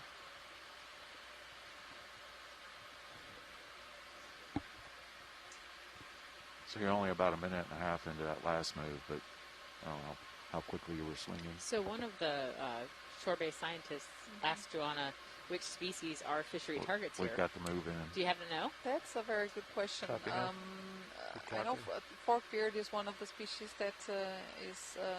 Oh, we had forkbeard for Yes, dinner. rose, the black belly rosefish, the alfonsinos. There's a number of these demersal fish species that are traditionally consumed. What's the in Portuguese word Azores. for forkbeard? Because I'm guessing it's not forkbeard. So the forkbeard in Portuguese would be. That's a very good question. Would that be? It's not our pescada abrotia. It would be our abrotia, I think.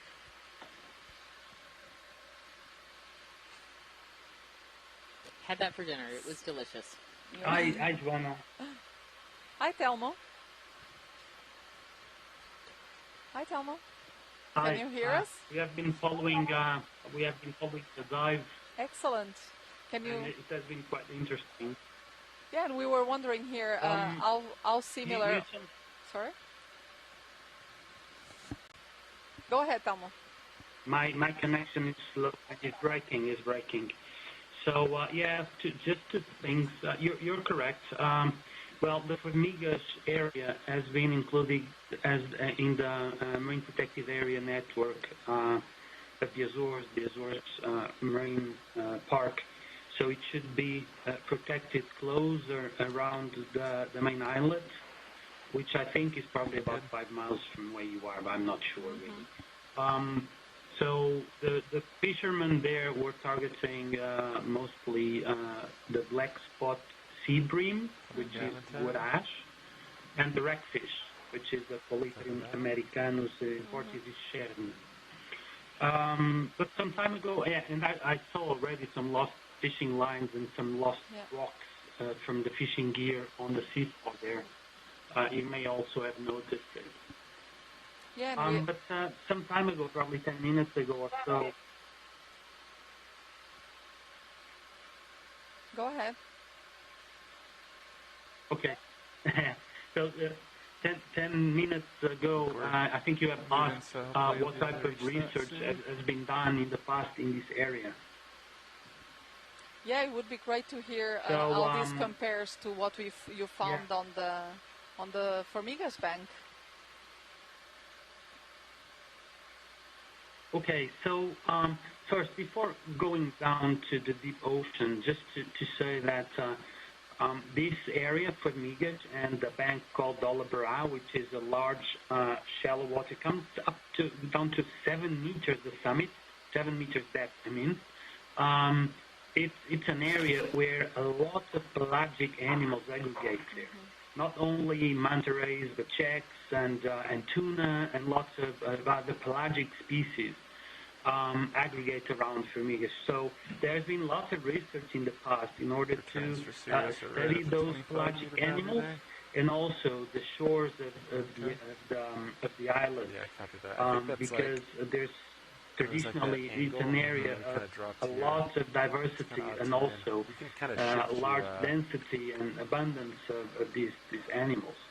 Not surprisingly, the pelagic fishermen, like the tuna fishing boats and others, also target this area very much for their activities. So it's an interesting area not only for the biodiversity point of view, but also for science and also for fishery. So it's really a nice area.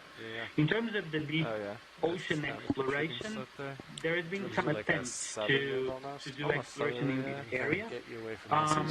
Back into 2016, if my memory is not that bad, and it is bad, within the Atlas project, the researchers of the Atlas project came down on the Sarmiento de Gamboa with the ROV Luso, and we did some dives around the main structure, not in this particular area where we are now, on the main structure.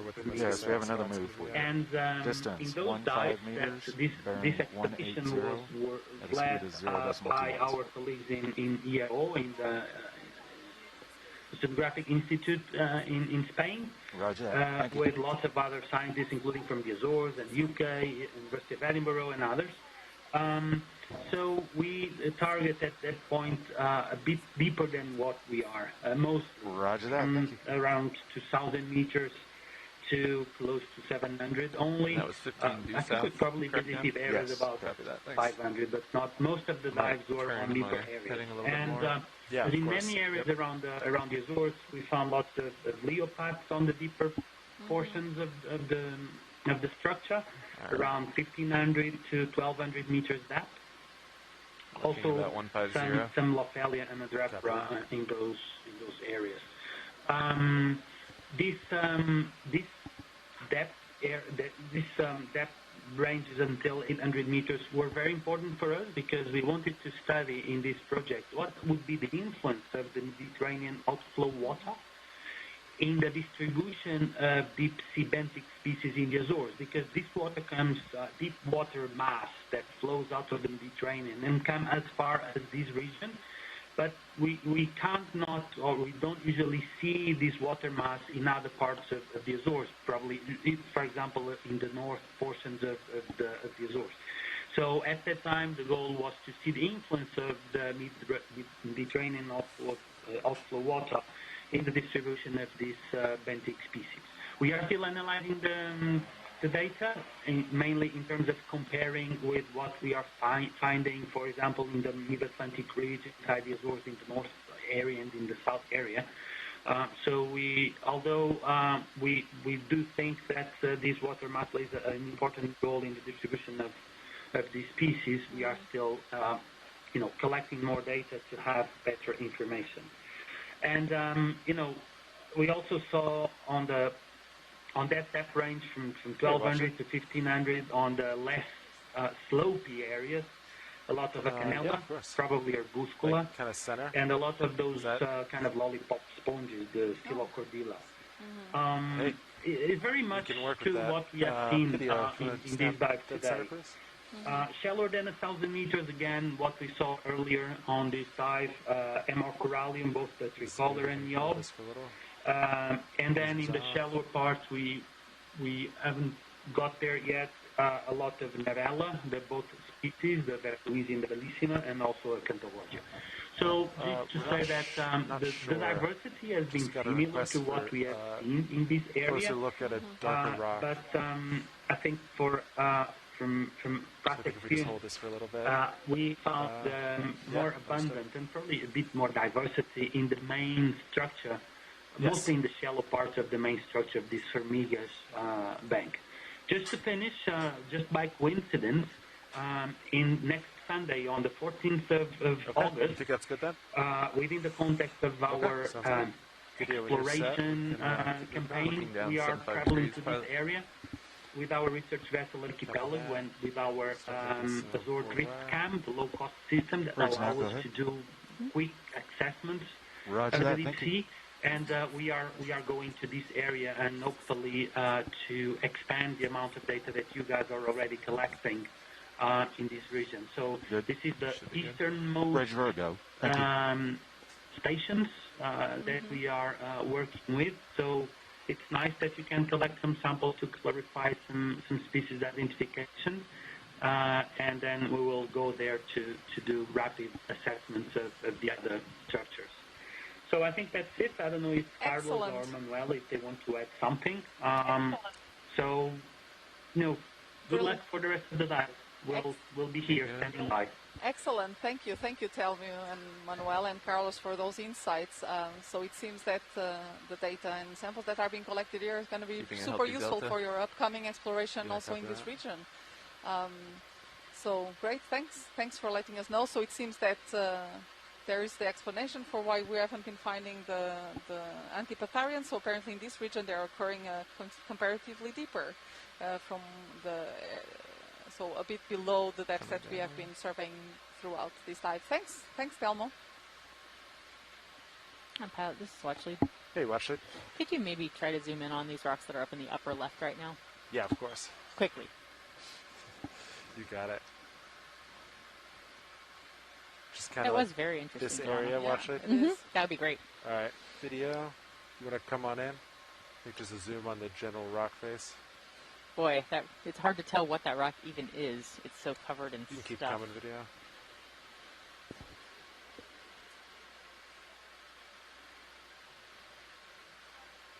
Lasers off. All I see is stuff covering my rock, Joanna. That's all I see. So you may have to take a sample of that. We can't take that boulder home. To be sure.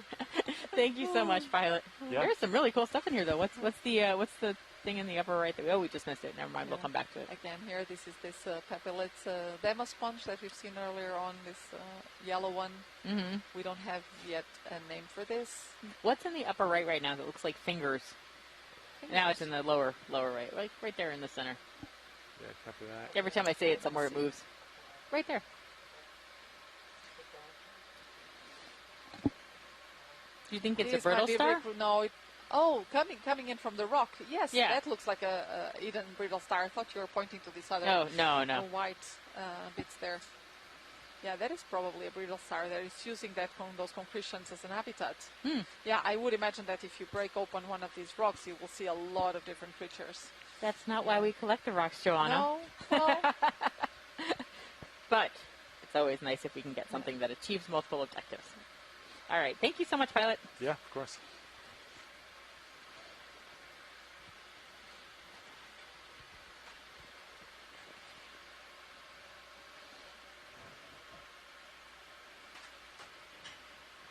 So, Neb, when did that last move end? Last move was at 16:13. It ended. They're still in the middle of their heading change. Understood. Well, not middle. They're just about there. All right, let's see. So, should be our next move. Bridge nav, go ahead. I'm going to turn port a little. Roger that, thank you. Let's see where the direction of the ridge continues here. Okay.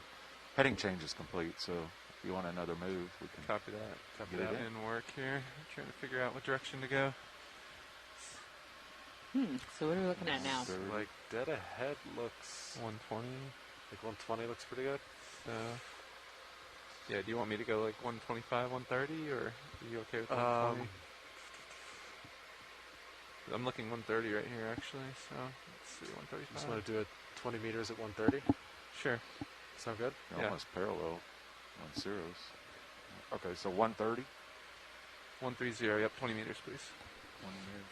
So Thomas, Ricardo was telling us earlier, one of the geologists who works here in the Azores, I'll that turn back to port a little.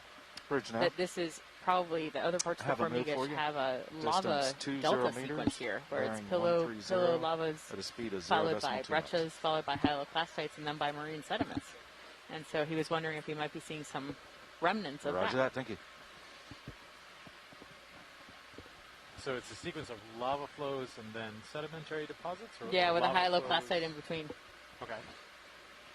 I feel like we've seen some of the marine sediments, some of the, the consolidated, coral hash, things like that. We did see some angular blocks that could have been pillow fragments, sort of in and around the dives. Most of them were brecciated, though, and sort of in a matrix of other rock. I don't know that we saw hyaloclastites, although I'm not sure what that brownish rock we collected was either. So for the audience at home, could you define hyaloclastite? Hyaloclastite. So it's basically a bunch of glass fragments that are formed when fresh lava hits seawater and immediately turns to glass. Basically, there are no crystals in that. It's just, imagine it's glass, because that's exactly what it is. And what's really cool about picking up glass, glassy lavas, glassy basalts, is that you can see what the original composition of the magma was. So because none of the crystals have sort of made it out of the composition, you know exactly what the original magma was when you get a glass. But in that case, that's an explosive glass. That's what the hyaloclastites are. Sort of glass fragments. I don't know that we saw them. I don't know what the brown rocks we saw earlier were at all, but we will find out when we bring them up today. Now, we did have one of the samples that we recovered yesterday, and we did get a fresh face on that, and it looked like it was a basalt that had a lot of vesicles, so a lot of gas bubbles in it, and we didn't see any large crystals. Right. So that would be one of those hyaloclastites you're describing. I didn't think that one was very glassy, though. True, but we do know that It was fine grained, but I wouldn't have called it glassy. Okay.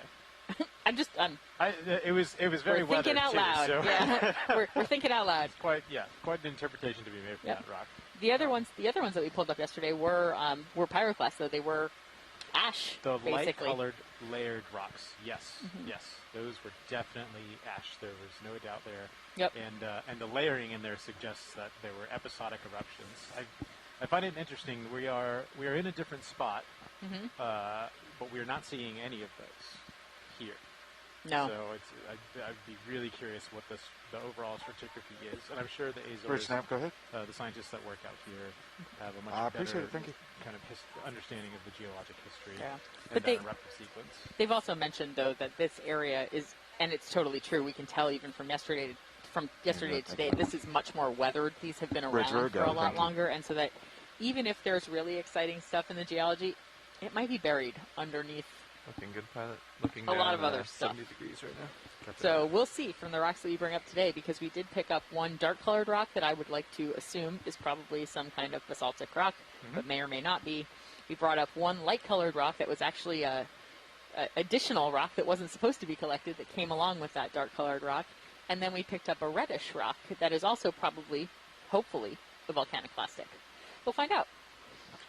So Eric in the chat is telling us that Ricardo was saying that these islands are much older than those near Tercera. So Yeah. This area is the oldest islands in the Azores. I think Santa Maria is the oldest island among the Azores. If only Joanna was still here. She went out to go grab some water. And of course, naturally, a very large sponge appears. I on know. the screen. I swear, all we have to do is have Joanna walk out for just 2 seconds, and a giant sponge appears. Geology talk, and Yep. then sponge appears. So, this is like a forest of sponges. I wonder if Shirley is still on, who can give us telling us a little bit about these. But so we definitely see these yellow encrusting sponges that look like ribbons up in the top left. Mm-hmm. We see the bluish-white sponges that we've been seeing throughout the entire dive all over the rock. And then we see this very large, I'm going to call it a barrel sponge. I'm sure that's not the right word. Pilot, we've got a request for a zoom. But on what? I think... On the barrel sponge, the big sponge? Well, certainly I want to zoom on the sponge. Okay. It's just a massive sponge. Yeah. But also potentially this red coral and this the big fan at the top, and then the smaller one just to the left. Nav, go ahead. If you could set up for those. Receive, thank you. It's a fish there, yeah. So we're going to look at these corals that are on top of this. Is that Yep.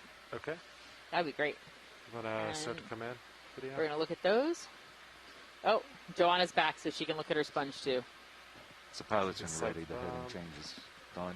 Copy. So, Bomb. Thanks, Snap. Lasers are off. Well then, take a Oh, few Joanna's looks not here. back, so she can't look at her sponge. Is that the same sponge behind this coral, or is that now we have two of these very large sponges? Wow. I think that's a different one. Yeah. But so is this pink one the Paragorgia johnsoni? Because if so, it looks very different than the other Paragorgia that we saw before. I'm very confused by what's Paragorgia.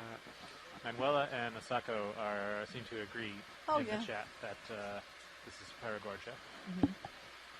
I was having a quick break, but I couldn't avoid But then you heard the word sponge. Then I just saw All this you hear is the beautiful word sponge. Paragorgia on the screen, so I had to come in again. That's beautiful. This is the first one we've seen on this dive. And actually on this expedition, I don't think we've seen it yesterday either. I don't know. No. I'm very confused by the corals. I don't think so. So where are its polyps? I'm just a little confused by these.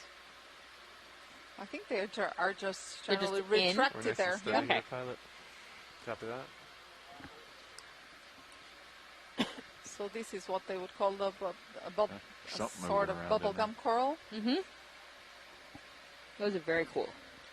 And it's a very large colony as well, isn't it? I can't see exactly, but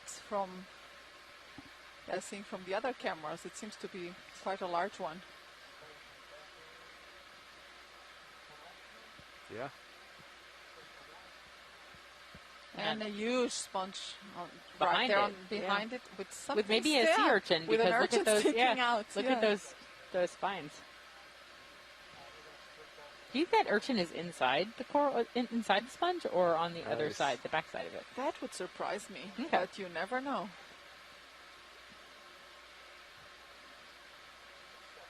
Beautiful bright color, this Paragorgia. So I understood that actually there are two. There's another color, sponge. Yeah. two color morphs of these Paragorgia as well. So is that white one also a Paragorgia behind it, or to the left of it? Copy. It actually seems very similar, but It I does think look that's very similar. yeah. Copy that. But that seems to be what our colleagues on shore Sounds good. I'll start moving. identified as something else just earlier. Is that Though good I should for have this taken one, note of Washleets? that, actually. I'm sorry. Are we all set with Cleodocorallum. this specific one? And then Could move we to look the at next? the sponge that is off to? I think there was one to the bottom right. Yeah. Yep. We'll head there next. Sounds good. There you go. There's another sponge just for you. Oh wow, these are And really for all your These colleagues. are really massive here. So we've been seeing these Aliclonas here for Copy that. a number of times Starting now at during about this dive, but they're 50%. really can we have do we have the lasers on, pilot? You know, I just turned them off. They're on now. So wow, they are really massive here. So that would be what Lasers on the base. possibly 20, 30 centimeters wide, and who knows what, a meter height? Really? I don't know. Looks like. maybe 60, 70 centimeters height at least. These are That is massive. a massive sponge. Yeah, that is why it's called Magna. Magna? 'Cause Yeah. it's big? It's so funny. It's really hard to tell how big things are on the seafloor. Yeah, We it's picked up true. what we thought was a fairly Yeah. small rock yesterday. Okay, half of it was buried in sediment. Then it became twice the size that we expected it. More It or was less, still just twice about the to size ask. I expected Read it to my be. mind. It's Oh, look full at up. that. What's the pink thing on it, Joanna? On the top right. Let's have a look at it. Oh, look at the the beautiful detail's surface. amazing. Yes, so you can see here actually through this quite translucent Wow. surface, the detail of the canals underneath.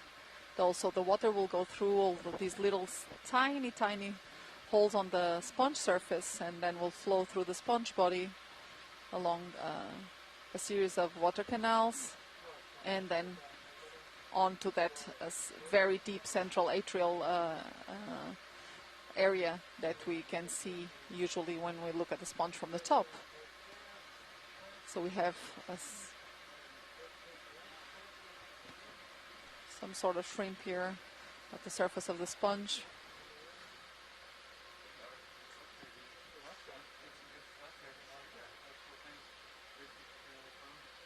Oh, look at that.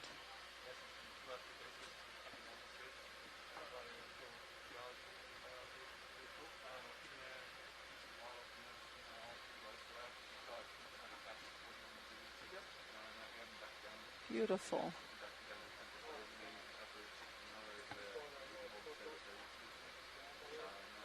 Sounds And the good. shrimp may be actually Tilted eating up. off some particles that have landed on the sponge surface.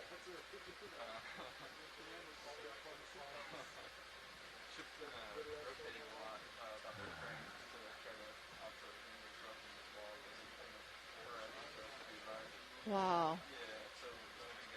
Wow. That is a very large sponge and has this fringing wall of spicules there around the oscule.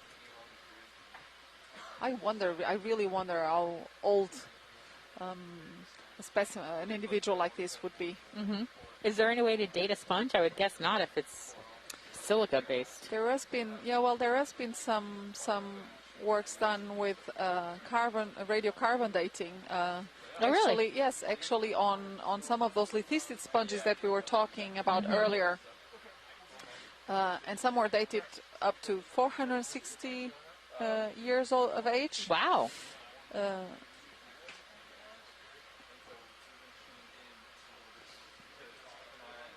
This is really fantastic. It's beautiful. I the can't believe detail, this yeah. thing's a meter big. You know. Yeah, and when you see it here from here on these other cameras, you can see really a number of them. Yeah. This size. a This is shot. very unusual. So I'm really glad that we actually got Hey, a piece Kappa, how's it going? of these earlier on this dive. Yeah, To sounds be good. able to be sure that Got it it. is indeed Alicona magna. Nice It shot. sure lives up to its name, if it is.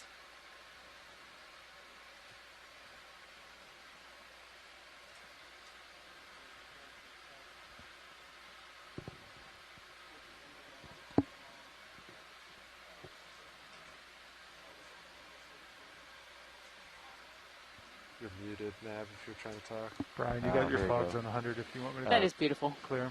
Objectively, even as a non-sponge That's person, the Joanna, Video, you notice Yeah, I I have modified to that agree. screen I for can you. say that is really gorgeous. It's hugging size. You could hug that You could sponge. hug that sponge. All set, video?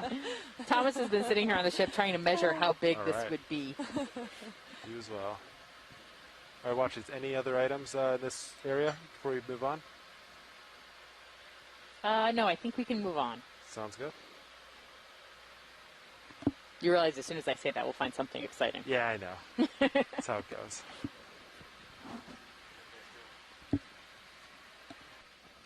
We don't have to go look at them, but there are definitely more sponges of this size off in the distance. both Yeah. Off to the right, coming on screen There, now, another and one then here. in the back left of the screen. So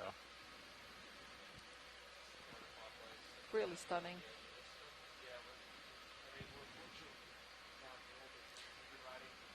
And you know, having the opportunity to make these explorations with a narrow view like this and actually collect what we are seeing, it's just amazing, because there's actually quite a lot of knowledge on deep sea animals inhabiting the Azores region, and largely thanks to the campaigns of the Prince Albert of Monaco, which took place in the late 1800s, early 1900s. They actually made a series of 13 exploration campaigns in the region.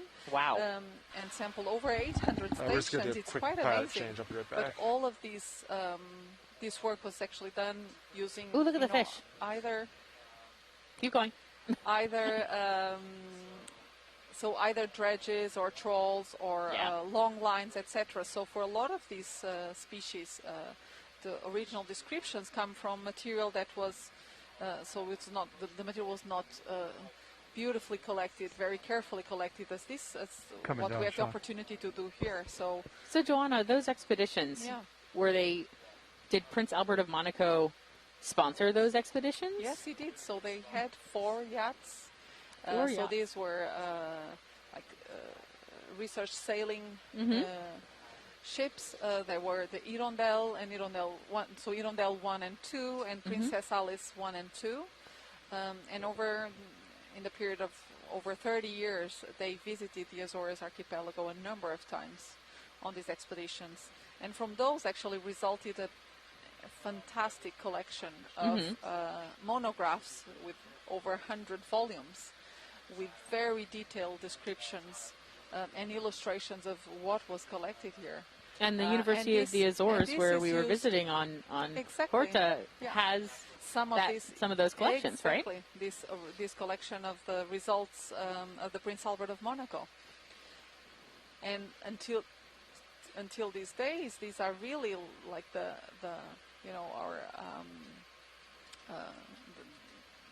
bibliography that we use, especially in terms of the taxonomy and systematics of many of these groups. So now I know why the Hirondelle Basin was called that, and the Princess Alice Bank is called that. So there's a crab wandering towards us. Here we have again one of these Paramola cuvieri, and it doesn't look like it's carrying anything either, does it? Or I just see its modified back legs. Yeah, or maybe it's just carrying a very small coral there. Maybe it is. He's psyching himself out to go pick up that large sponge, carry it around. It is so fascinating. So do they grow with those legs being modified like that? Like they don't... Yes. That's just part of who they are now. Yes, it is. All right, Todd. They brought the mains down and the uppers and lowers off of 100. Do you want those back up hot? It's up to video. All right. Brian, we were running these at 100% earlier, these uppers and lowers and the mains. It looks like they've bumped them back off of that to 90%. Yeah, they're sitting at 90 now. We'll just hold with us for a minute here. Yep. That's true.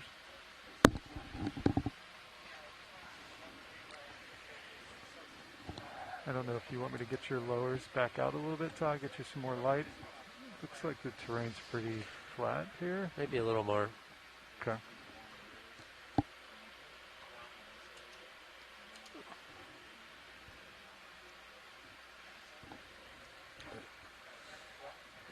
Okay, we're finishing our watch change, and I think we'll get a ship move to continue our exploration. Fantastic. It will probably take a couple minutes to get moving, so if you see something nearby that you would like to take a zoom of. Yes, please.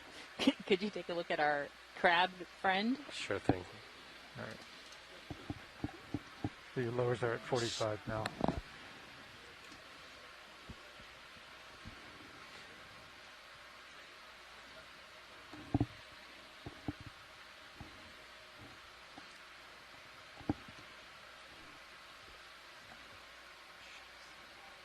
Amanda, what was the last heading for our ship move?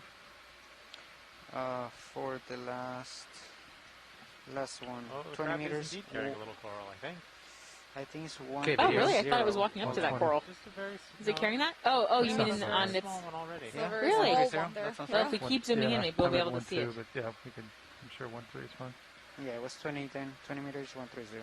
Okay. Posing very nicely for us. He didn't pick the world's best What do we have? coral The to bottom hang time out left? with. I feel like he we could only do have, better. Like, half an hour coming up, so... Those legs are so interesting. Do you want to swap? It's incredible how they are modified to be Mhm. holding the coral or Okay. sponge just like that around. And that is their biological function, is to Yeah. hold up. It sure is. Yep. Yeah.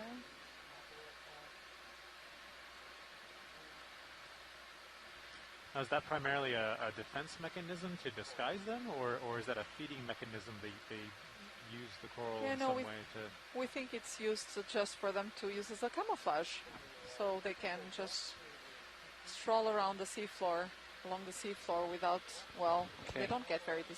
I think he needs to find a new coral. Okay. Yeah, That one doesn't look very healthy. No, it's not looking great, that coral. Yeah, let it go. Let it go. So if we make a move, do you want it the same heading about? And now that we've shown them the sponge. Exactly. You can pick up that delightful big meter-long sponge. You'd be I great. would presume we're going to do another one, 130, 120, something like that. Copy.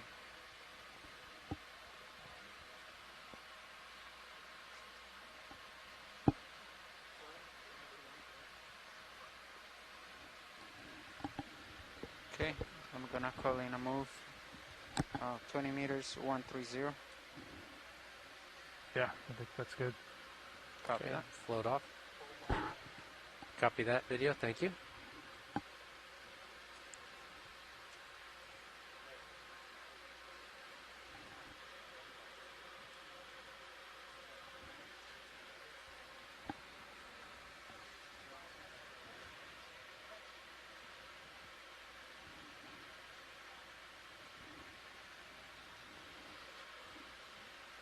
All right, so we're just going to spend a little more time wandering to the south.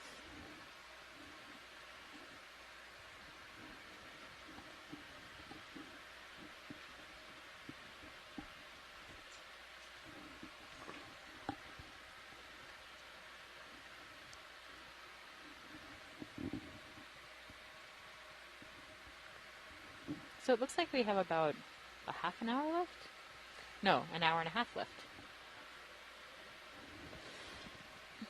Go ahead, Nev.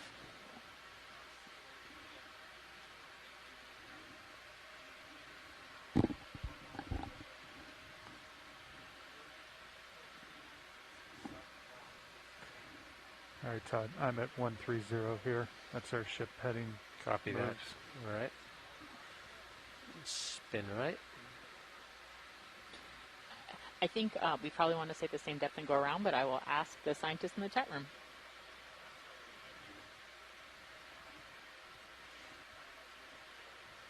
I am. Perfect. So we have about an hour and a half left on wait the for you to seafloor get for this moving, dive. Yep. And we are slowly be making another it minute. sort of to the most southern extent of this fault scarp. And so the question would be whether we want to continue to sort of wander around at the same contour, which is Brian, what want to we've been leave doing. those lights down a little? Hang on a second. He said that Kyle, when this we is ran them Watchley. at 100%, Go ahead, it got a little Watchley. hotter. Could we possibly do a snap zoom on this platey rock in front of us? Yes. Stand by video. We have time. So I think the question is whether we keep following the contour around, So I went down there and talked to Levi, yeah. or he just whether said we just, do something else. try to not get it over Joanna, what do you 45 think? And what do degrees. the What was scientists it? in the What chat did we room get? I think? thought we had it at 40 steady. Did it get above 40? I don't know. Okay, video So ready I to think zoom. we were looking I into don't know how also high reaching they that, got, I that think when we local left high our there, shift, it was around and we 40. still have Yeah. some distance So- to go to that. So, So I if we think want, we can probably... well, we're not on track to reach the local high. No. So would you want to change directions fogs? and go Yeah, up sounds to good, 30%. the sort of to the northeast to go capture the local high? I would be favorable to that. And But give you let's more see if you what want to find. our science, I'm sure Understood, coming up say. to 70. they'd just rather continue along this edge. Watch lead. Is Or this if what you were venture a asking bit for? more. Yes, this is perfect. Thank you. So these dark rocks that we were looking at that I think Eric may have asked about earlier are actually these brownish, darkish rocks that we have seen earlier in the dive. And I was already we're moving wondering left when you whether said they're right. volcanic plastics, whether they're some kind of sediment. We don't know. but we did pick up a rock that looked fairly similar. So we might be able to find out when we bring that one back up.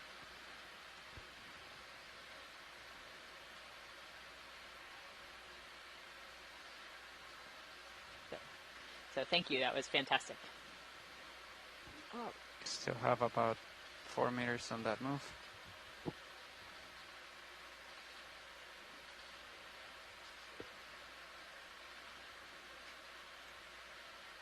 Go ahead, Survey 1.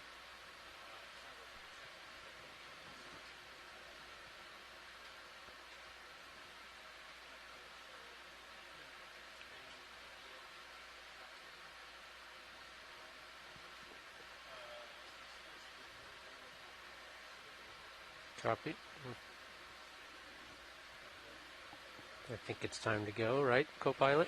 Yeah, I'd say I'd give you a few more seconds, but if you guys are clear, go ahead and make a little bit of time.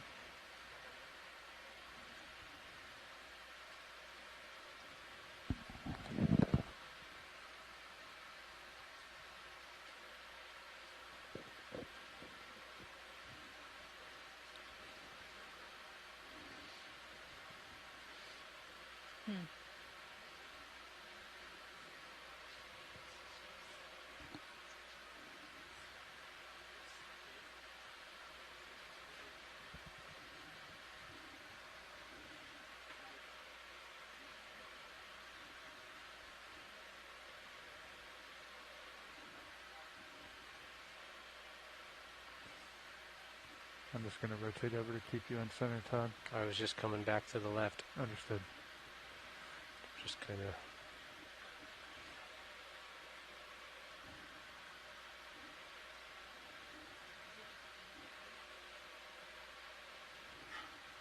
Okay, so the ship is changing the heading to 350. 350. So 30 degrees. We can get a move after they're done. So for the folks on shore, for the scientists in the chat room, what we're going to do, because we're sort of reaching the edge of this little plateau, we're going to head off in the northeast direction. We've been going south for quite some time now, and we're going to go, there's just a little local high up to our northeast, and so we're going to go check it out and see what we can see. For those of you who are on shore who are wondering why this dive might be longer than yesterday's dive, it's much shallower. We were in, I think, 2,200 meters of water yesterday when we started. And this one we started at not even 800 meters, maybe around 800 meters. I can't remember at the moment. But so it's a big difference. It takes a lot longer to get to the seafloor when the deeper we dive. And so you'll see this as you follow along with our dives in the future. When we do the very deep dives, we spend so much time, on ascending and descending that we unfortunately have less bottom time than we would for these much shallower dives. So Todd, did you copy that? Yesterday we also started about a little them later. wanting to go to like this local high. I don't know how high it's gonna be. Okay. But do you wanna get down? Is the ship still moving to the southeast? They are still doing the heading change. Okay. So still have about 30 degrees to go. But then when they're done, do you just want to like go straight towards this local high, or just go around here and go from here north, or whatever? The local uphill is basically northeast. Okay, so just straight up to there. Yeah, we've got an hour and 15 minutes. Yeah. So we're gonna end up probably like going around here because there's a lot of time anyway. Okay. From here to there. So what are we looking at? It's only 50 to 60 meters. I can head up on that if you want. If that's where we're going. Let's wait for it to settle out and for them to start moving again. Understood. I'm looking at you at 2.5. That's probably most of what you have tether-wise.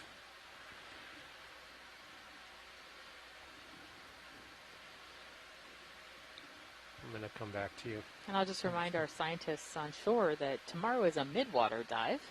which means we get to spend the day looking at beautiful gelatinous creatures in the midwater. Very, very different than the dives we've done so far, that dives we'll do in the future. And our dive planning call will be right after we begin our ascent generally. But check the email that you were sent, and please feel free to join us so that we can get your input on the midwater dive.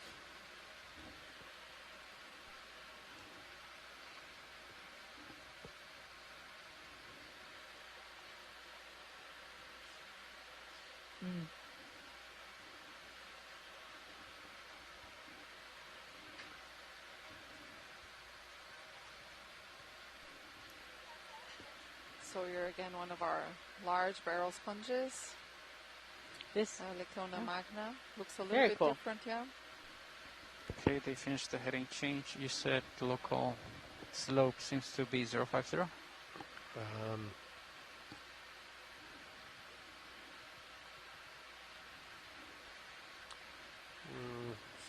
Maybe 60. Okay, can Yeah, call there 20 seems to be meters 060. Less living organisms Sounds good. now that we're up on Yeah, top. which is interesting and weird. Bridge doesn't have. We are seeing those yellow encrusting sponges, though. Still, yeah. And we see some of these plate sponges, these Desmacella grimaldi that we've seen earlier on along the crest edge as well. There's some anthomastos, soft corals.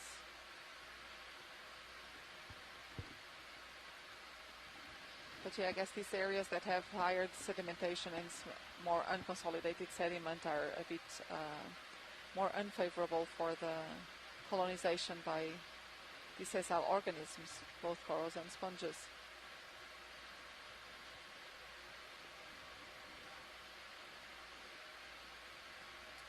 And these rocks are incredibly weathered. And again, our expectations of finding some of those scleractinian corals that were forming all of those, all of that rubble at the beginning of our dive, are not. We're not finding them here. She's not on anymore. Yeah, this is very, very weathered looking and doesn't have a whole lot of biodiversity. Ooh, what's off to the right? She says, and then there's a large block that has lots of stuff on it.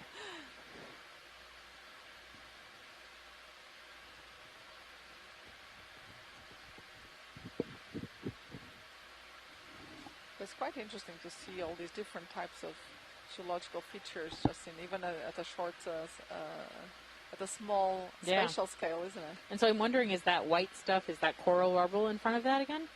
Or is it something different? Or is it just a bunch of sponges? Because it doesn't look like the rest of the rock. Yeah. Yeah, no, it looks like carbonates concretion. I don't know of what type. But those look like Let's carbonates, find out. right? Yeah.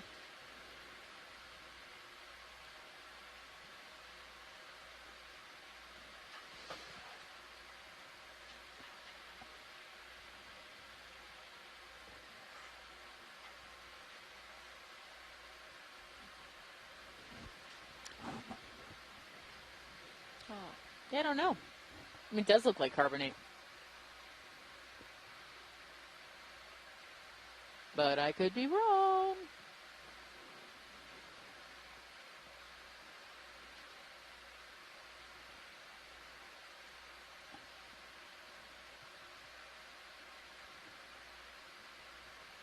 We really haven't seen anything quite this whitish in most of our dive. So No, that's true. Yeah, sure. I'm just settling in now.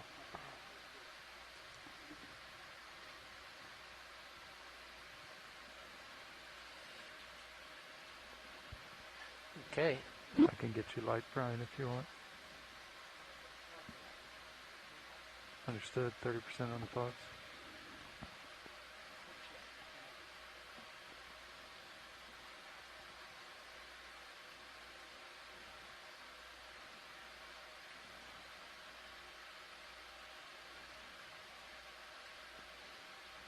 old corals? all sorts of things on the old corals. Yeah, I wonder. What are those? Or if also some mollusk shells are there.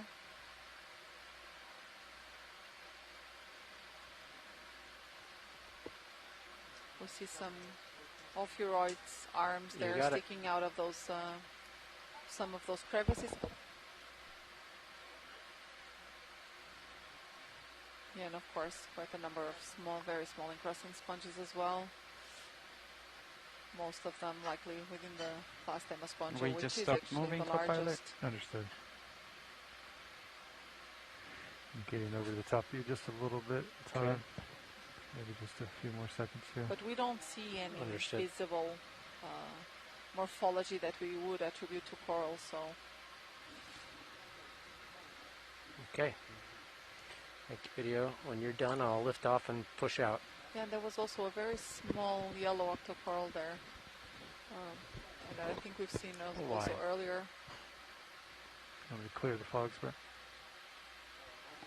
All right, fogs off. And indeed, whenever we then come across a block of basalt, there come the Run 'em up.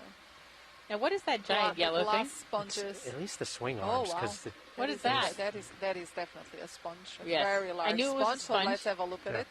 So, why not have more light? You it's can like a always snap zoom on the iris yellow. down, Yeah, right? let's have a zoom on Unless that. it's a real white bottom. That is really interesting.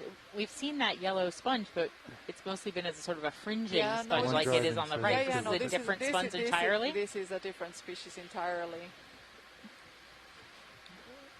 We want the yellow sponge? Yes, the big giant yellow Okay, sponge. let me please. get stable on Yep, it. thank you. I think co-pilot is settling in at this point, right? You're not moving And I much think more? this will actually be Okay, so let me just quite get a stable. bit thicker, so it's not going to be, encrusting is going to be sort of a cushion covering.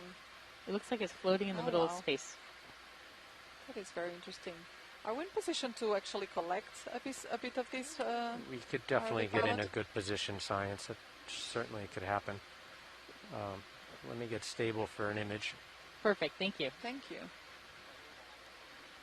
Understood. So what kind of I'll sponge come up do you with think 50. this might be? Okay, Oh my god, video. it's gigantic. It is very large, and it is cushiony. Yeah, let me have a look at more Looking detail. down.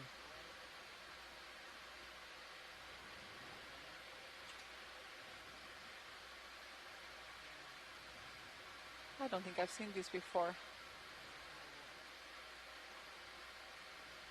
Wow, it is weird looking the closer Yeah, you get. It is definitely a demo sponge. It looks a bit like Want to suction this one, Todd? I don't know. I was going to An ask aplyzine, science what but they thought. that should not occur. If it's at going to these break depths apart, then in yeah, this we could region. try to break So off we a would piece really and need suction to it. collect this to be 100% sure. Donna, do you think this could be a suction sample, or do you think this would need to go in the bio box? Roger. I'm thinking of the best way, because I'm not sure, of course, of the consistency. Since I've never seen it before, I'm not 100% sure of the consistency that it will have. We could reach out and very gently poke at it. And Did you hear, Pilot? Yeah. Yeah, this seems like Yeah. a great idea. Yeah. okay, I Could need poke to. it and see. I just fear that it might be brittle as the one that we collected earlier. Maybe they can poke just the So, far yeah. end of it and check. What you can do is you can Clearing snip lasers. a little bit, bring it up to the hose, and just slope it with the hose. Okay. So this is a very interesting finding, actually. Mm-hmm. We do have one. It looks like we have one bio box open still. So if we can't slurp it, we might be able to put it in the bio box. Yeah, let's try that. Well, we'll see what they tell us. So we think we want to reach out and just Yeah, let's reach out and very see. gently probe yeah, at it. Yeah, thank you. All right, hydraulics are on. Hydraulics on.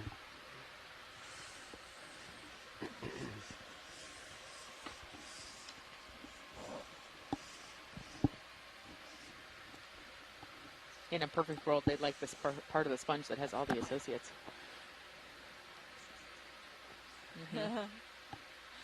Okay, when I get close to it, video, if we do maybe a partial just to see how it responds to the pressure. Thank you. Okay, go ahead, do partial. Hold. Yeah.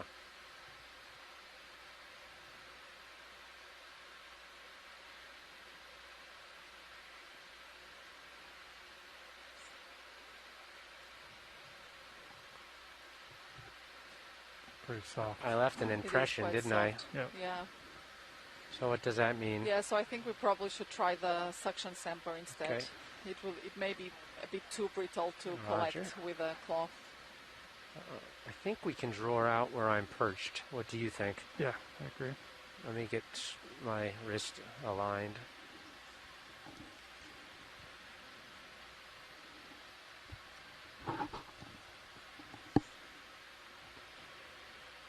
Okay, come out nice and easy. Okay. Just watching your left toe there. Mm-hmm. You go ahead when you're ready.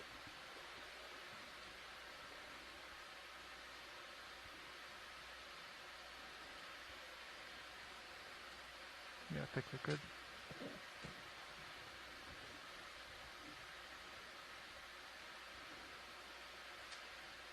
I've got a little bit more. Thank you. Grip force 5, what do you think? We've been doing like 8 or 9 For when this? we're grabbing the hose. Yeah. Okay.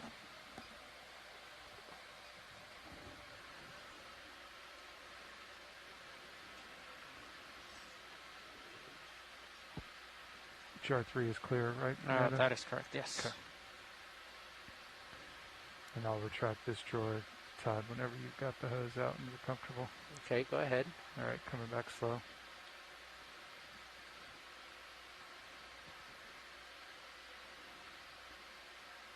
Okay. I can get suction on whenever you're ready.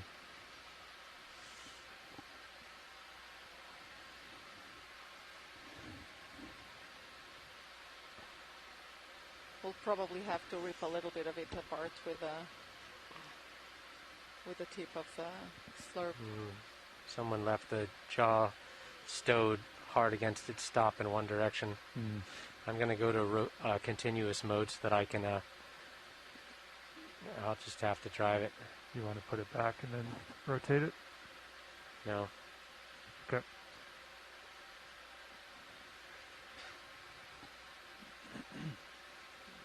Ooh, it's pretty snappy with the rocker switch. Yep. Extremely, yes. Okay, go ahead and turn the pump on. All right, suction's on, inhaling. You watching the bucket, Fernando? Yep.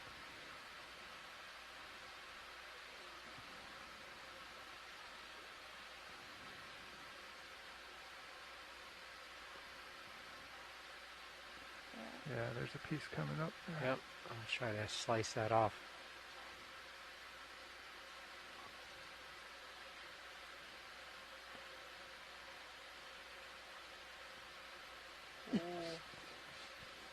Did it go in? Yep. Not yet. No, most of it's still I there. see. There's a big piece coming There's in. a few pieces. There you go. That's a big piece All in right, there. suction's off.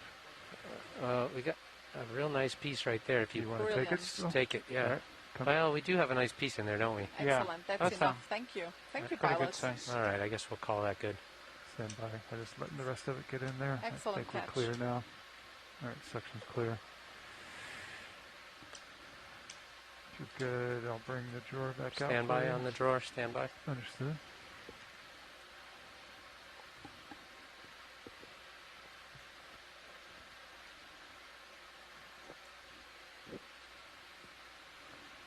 Okay, go ahead on the drawer. Okay, coming out easy.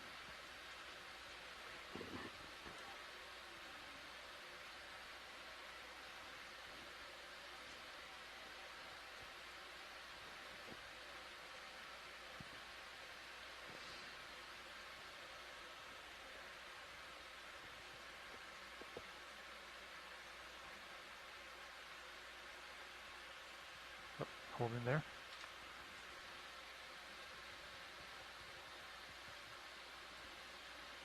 Yep, it's good. Yeah, should we Clear. ask? Track the door.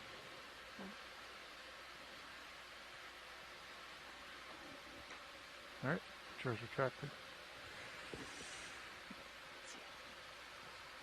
There There it is. Yeah.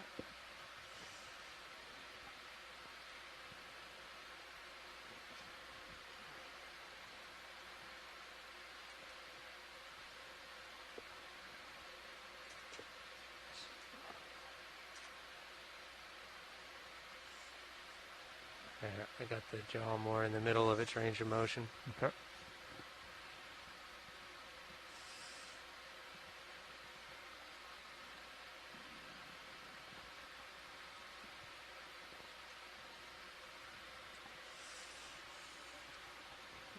Good. Hydraulic secure. Apex secure. Okay. And I don't think we disturbed the sponge too much. No, I'm going to grab that. Do you want to see what the structure of it looks like straight in front of us? The part that we disturbed? Science? Yes. Yes, that would be great. Okay. Video whenever you're ready.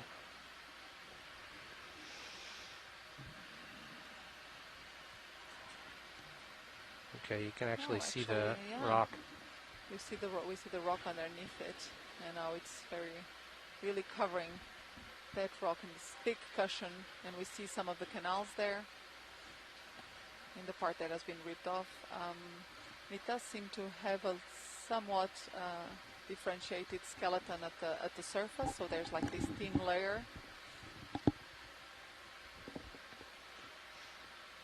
Yeah, that is great. Thank you. You're welcome. This will also be very useful for piece? our identification in the lab.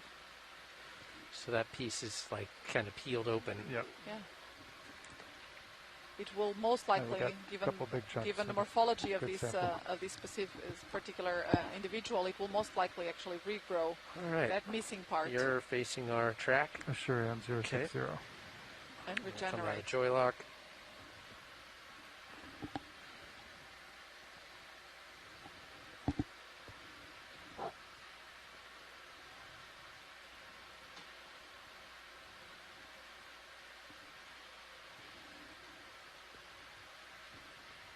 I'm going to clear your fogs, Brian, if you're good. Okay, fog's coming down.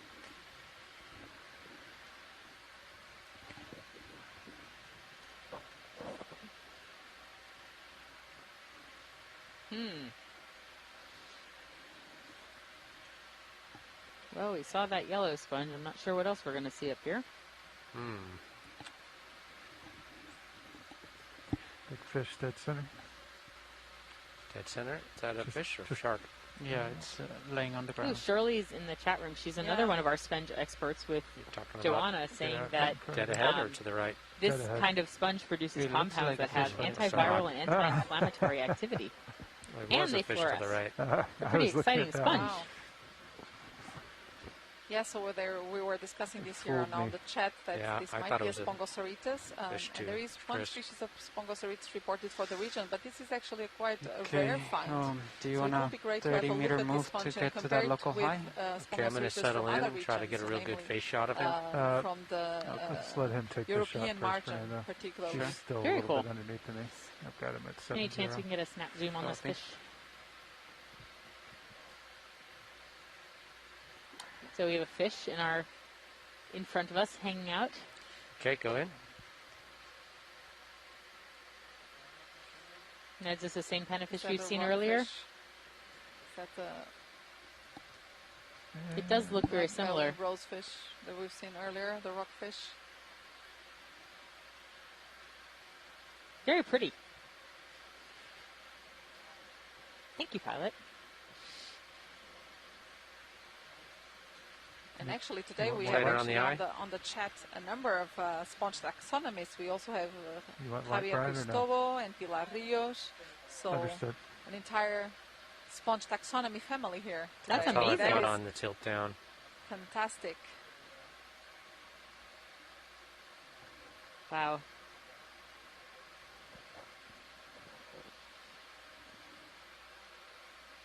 What a beautiful picture of that fish.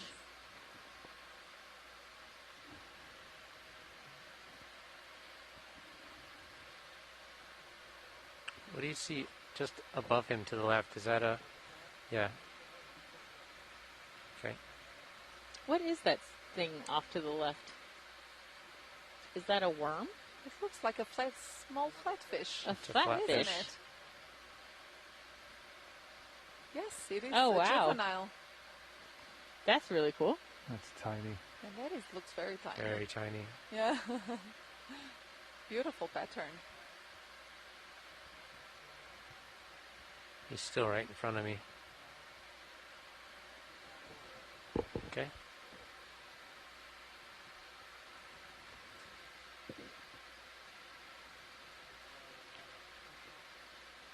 So that was a scorpionid, probably a rosefish, the one in the front. That's the striped Okay, one. should we get the ship but moving? the tonguefish Yep, beside it, the little one, is a tonguefish. Okay, 30 meters, According to Mike 060. Vecchione, who's one of our fisheries experts.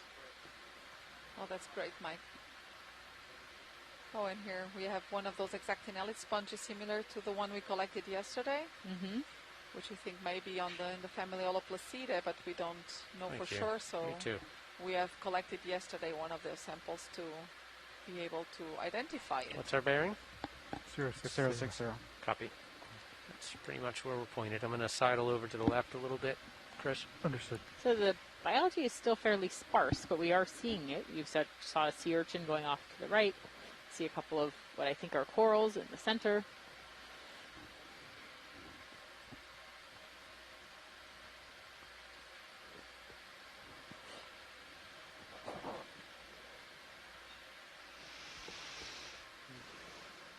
We still have these solitary Feature this bottom. scleractinians. Yeah, I think The little lumps. Leptosamia formosa. I think this might be the here top. and there. Is this actually some of the coral rubble that we've similar to what we've seen earlier in our dive? Oh. It does look like coral rubble again. Just to the left. And as you said to me, it also looks like a carbonate pavement. Yeah. So one of the things that folks in the chat room were talking about is that, I'm going to have to go back in time a little bit here, was that, the glacial sea level was lower here, and there might have been Lochelia reefs here earlier. That was one thought. But that they're really relict. Let me have a look. I did not see that in the chat. Go back a ways. Yeah, I have a little bit of a backlog there. You're probably talking about sponges. Yeah. So we've only taken one Niskin, is that right? That is correct. When we hit bottom, or when was that taken? Yeah, shortly after. Okay.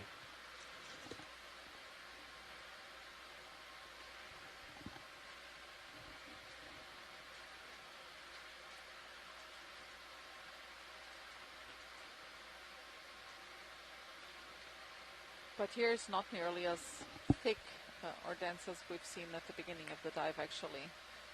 So Bottom is 10 degrees, 8 degrees C. it seems that if Ophelia Reef would have occurred in this region, it would have occurred in the deeper portion of this feature that we're surveying here today. Ooh, that sea urchin has big long spines. spines. Yeah. We've seen a number of them. Actually, we didn't see so many. No, we saw different, a lot. different. I mean, not, no, they not all so look the many same. different species. Yeah, they so all we've look the seen same. pretty much this one species and one Okeanos.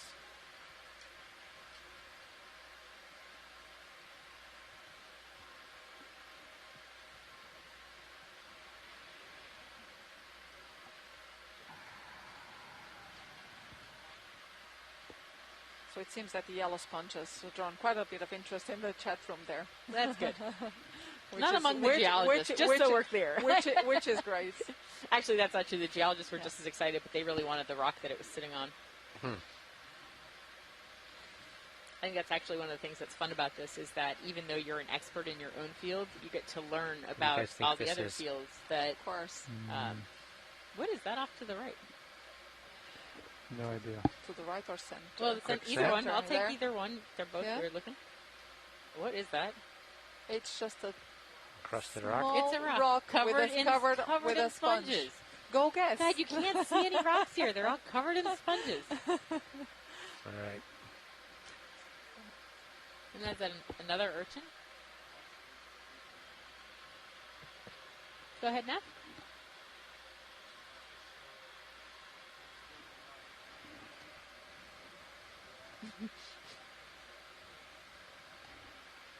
Okay.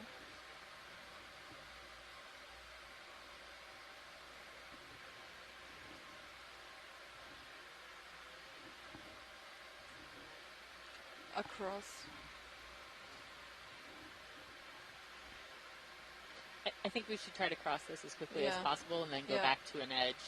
So I think we're going to see more. Does that mean we should like just go there, or? Sounds like they want to go straight across.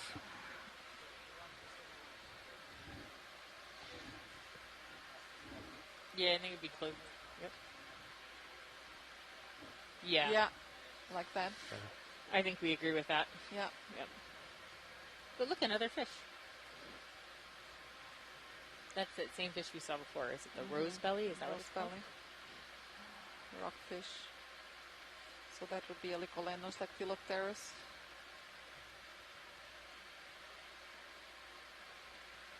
The black belly rosefish or It's Boca up to you, Negra. video, if you want it. Delicious. That is the Boca Negra. That was a You delicious had and back pretty in for us. Fayal. Yep.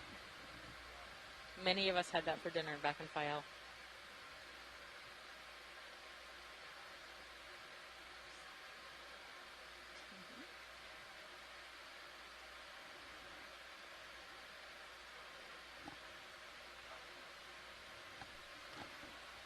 Okay, so that move was completed.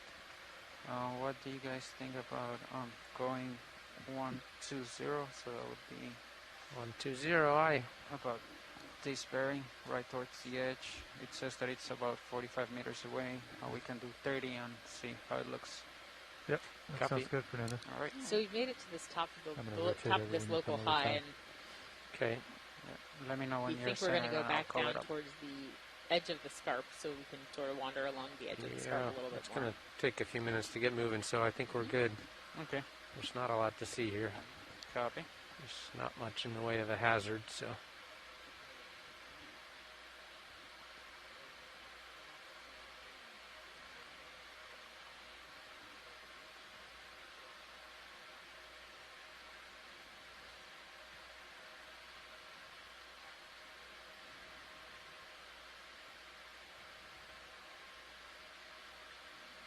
What a difference from All the right, start I'm of the lined up dive on and from those 120. carps, huh? Yeah, Okay. very much so. I'll get out there and then spin back to the left. Yep.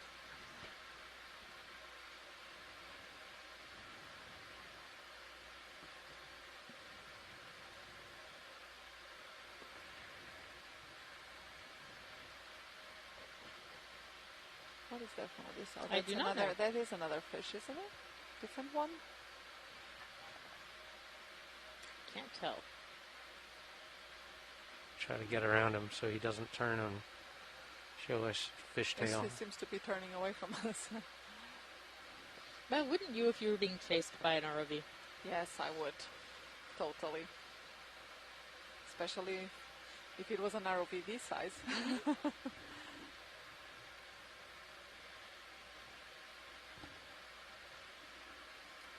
Yeah, he's just moving away. You can try to partial it. Oh. Yeah, go ahead.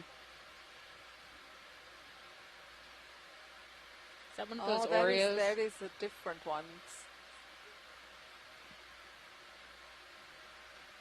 That Let's is see. really cool. I wonder if we have a fish expert on the chat that can help us. It's very cool. Wow. It's Look at speeding how it along the waves, seafloor. Look yeah. at that. Yeah. Thanks, Ruby. Okay.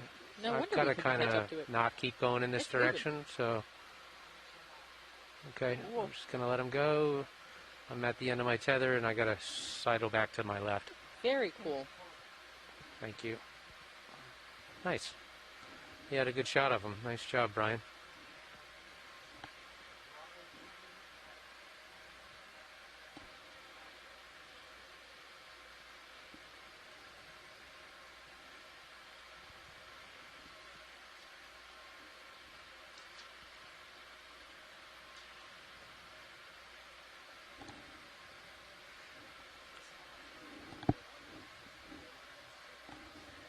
Gotta get muted, Fernando. Sorry. What were you saying? No. These cameras are really wide angled. I wouldn't expect to see Sirius's light right there, even like looking at the way we are.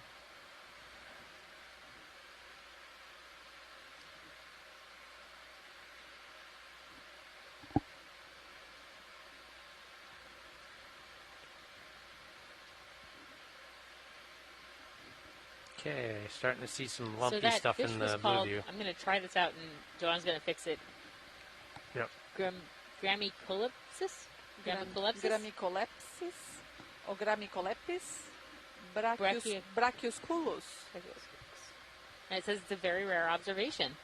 All right. Oh, that's great. So well done. Thanks to video and our pilots for getting us really great imagery of that.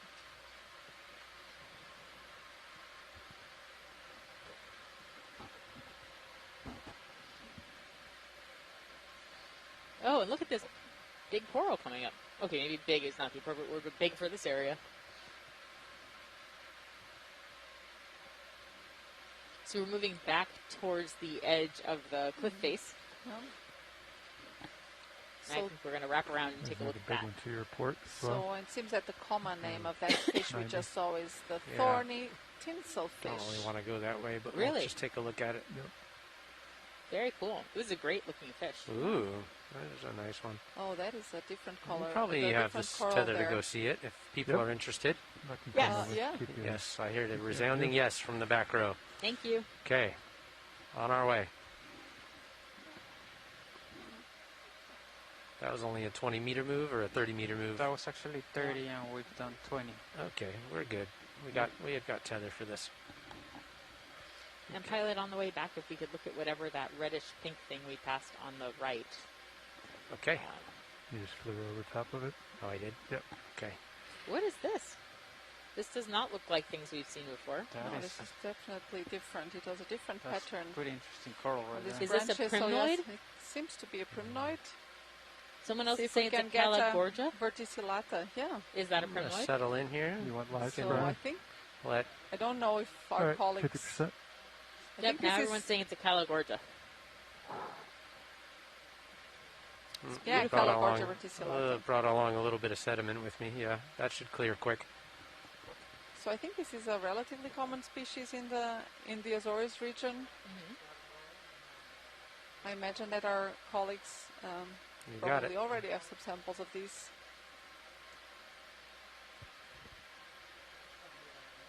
Okay. But let's have a closer look, yeah. So Calagorgia is in the family Primnoidae. Primnoidae, yeah. We just stopped moving. Understood. Thanks for that. I think we've got plenty of time. You want to How tight? beautiful. Go tight? Sure has a very good grasp there on the rock. What is that called? A holdfast? Is that what they call Okay, the I'll try base to of the keep it coral? stable. the coral? I don't think they Stop call it me a if you holdfast, want. the coral biologists. I wonder where I made that one up. It's not quite as smooth as I'd like it to be. Really tight branching pattern there with alternating branches, primary branches and And so secondary branches there. If we zoom And in then on the with this- polyps, it'll yeah. show the characteristic scales of the family. Let's see if we can see that. Oh, I'm going to rock it one way. quite small. Fill center field of view or not?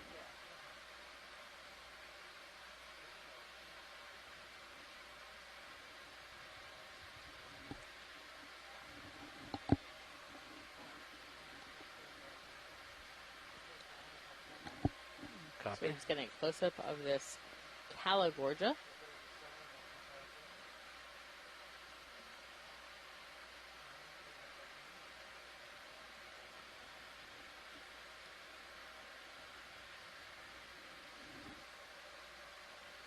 Yeah, and we're getting comments here from the chat to the pilots and the videographers. Beautiful close-up as always.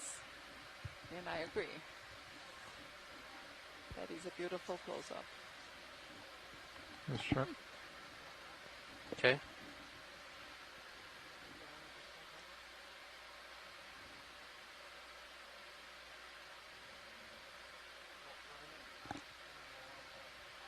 Okay.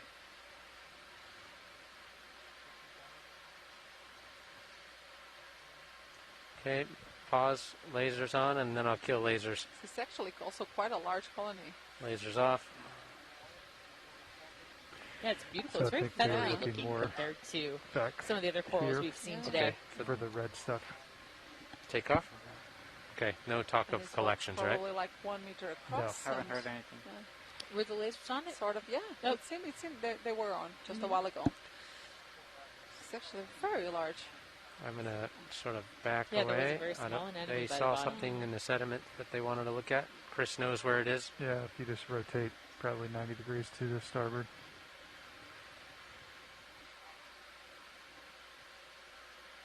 Yeah, and we have Manuela here on the chat saying that it is very abundant and that this growth form makes it actually right quite there. vulnerable Oh, okay. to the long line Well, I think it's fisheries in just the another, region. Yep. Yeah. So that the pink thing was just another one of the is it another bubblegum coral? Bubblegum coral, Yep. yeah. Okay. Thank you, Paracorta Pilot. that we've seen earlier. Yep. So, You're good with that one. okay, well then there's one other coral over to the right that we were originally aiming at, and it was Just looked like to a your different species. There's something dark like right ahead as well on the left. Oh, look how the seascape here is changing again There's with a fish out there. these It's carbonate like concretions. they're like remnants. They're Yeah. Oh wow, what is that? It's coral. That's about as good as I can get. And is that Well, another would big be- sponge? Yeah, that's another. Oh, Joanna, those. so many sponges, so little time. And another coral at my right toe.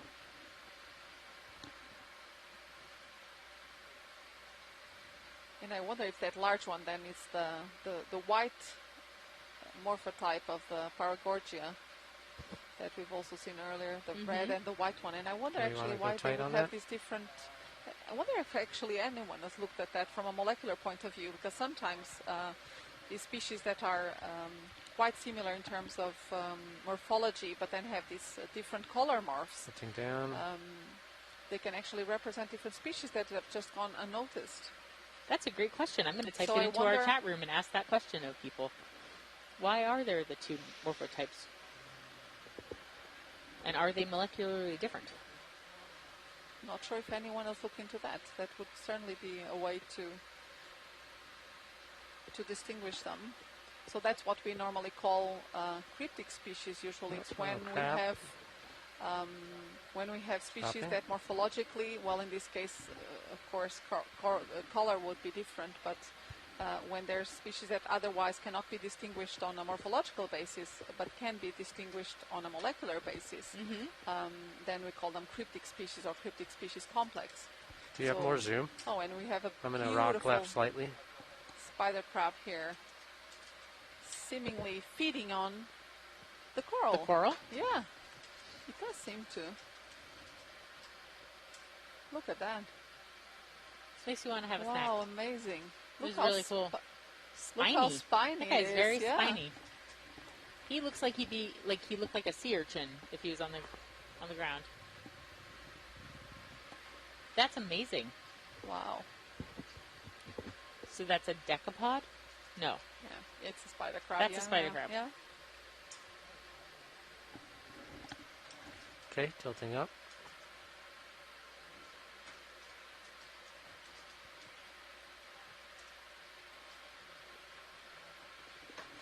Nice black.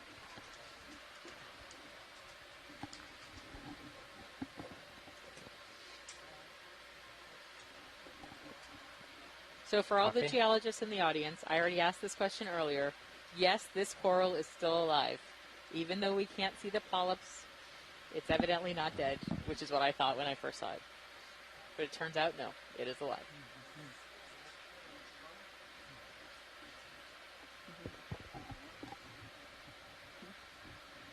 I haven't heard, Brian. Yeah, the white color, I think that's also throwing off those of us who are not coral people, because when we see a white coral, we Okay. often think that's just the skeleton and it's dead. But this is actually a white coral Are we that ready to keep is going? healthy and thriving. Yeah, I think ship stopped, so. Okay, so you want another 20 meters ahead. to see So if we yeah, it find would be the very edge? interesting to find out whether these Okay. two color morphs are indeed the same species or different species. So You want I to go guess our colleagues straight where you're heading, here Todd, from or you this want to source turn would back? have I think we samples. wanted 120, didn't we? Yeah, two color we're gonna have morphs to come that over could 30 degrees. Yeah. be used to I'm look just gonna into that.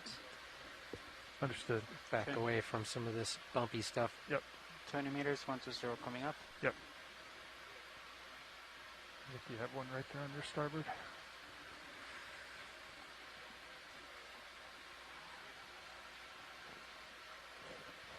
I'll just follow you over when you come over.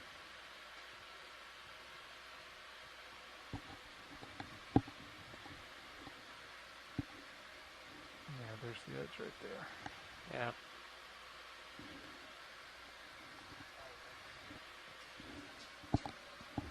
You're muted, Fernando. I can't hear you.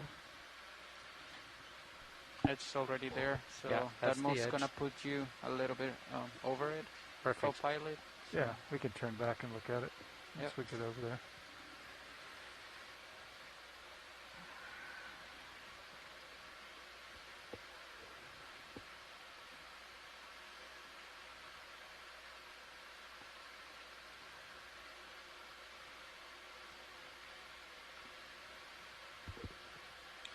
And it seems we're slowly moving towards again the edge here. Mm-hmm. And the fauna immediately starts changing again. We're back to those becoming- little yeah, the ribbon sponges Yeah. that you have seen. exactly.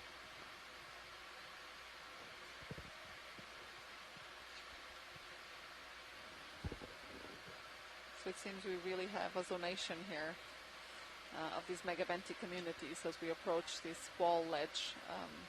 They become far more diverse, far more dense,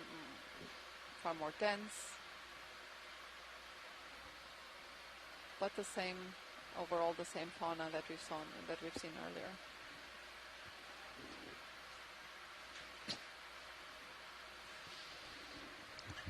So what will be on the end of this cliff face? Only we will find out. And everyone who's watching it with us. Suspense. I think there will be sponges. I think we can all agree there will be sponges. And perhaps a few corals. So this is a good illustration of why we don't like to do transects downhill. Mm-hmm. Because this is what we would see the whole time. It's Yep. like pretty much Ooh, flat. that was a salp. I think. I'm going to go off the edge and spin 180 and face it. Yep. I got the multi-beam looking down.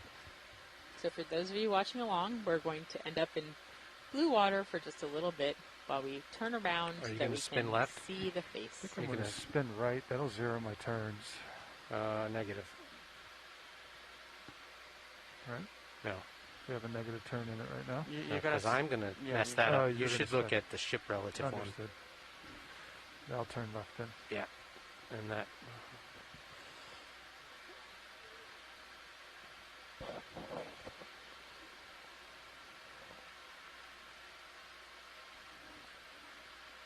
Yeah, if you look at the ship relative one, let me look at the ROV relative one. And Oh well, that gives us a but if you really went the good other way, view, then I actually, would of this have just put a whole wall. turn in, which Look at you'll that. see momentarily, and then you'll take half of that back out, right? Yep.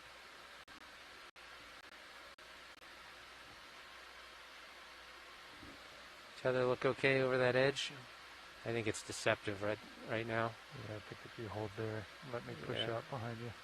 Okay, I'm just going to push back into the wall now that I'm off the edge. Yep.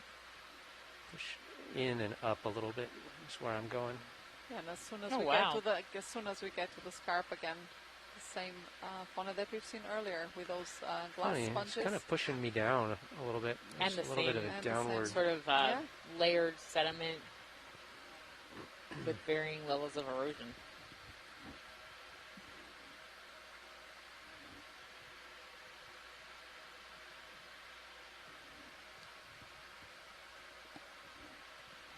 So we're going to be heading counterclockwise around the feature, heading right relative to D2. Is that right? Yeah, we're gonna be heading northeast. Okay. I'm probably going to need another 20 Fernando to get out past behind him. Go ahead, Rich. Copy, move complete. Let's give me another 20. I'm going to spin 90 left and Yep. look ahead of me a little bit. Thanks. Got our tether in the view. So another 20 same direction? Yeah, just to get me out behind him. Okay.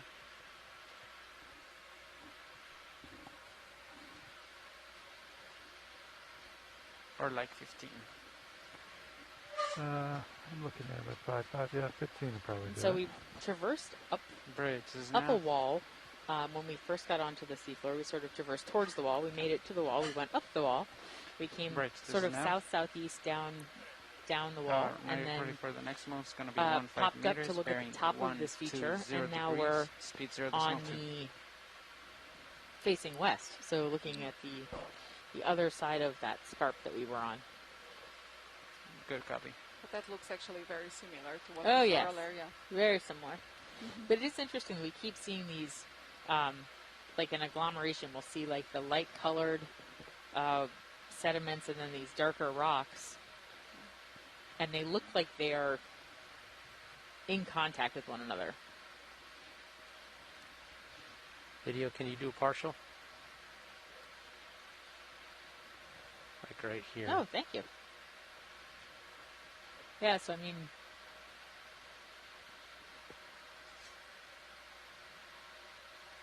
it's really interesting because, you know, they are really abutted up against one another.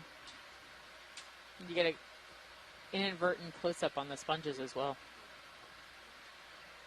Again, here with this yellow flabellate sponge, which is this Macella grimaldi, seems to be very abundant and quite characterizing of the community here.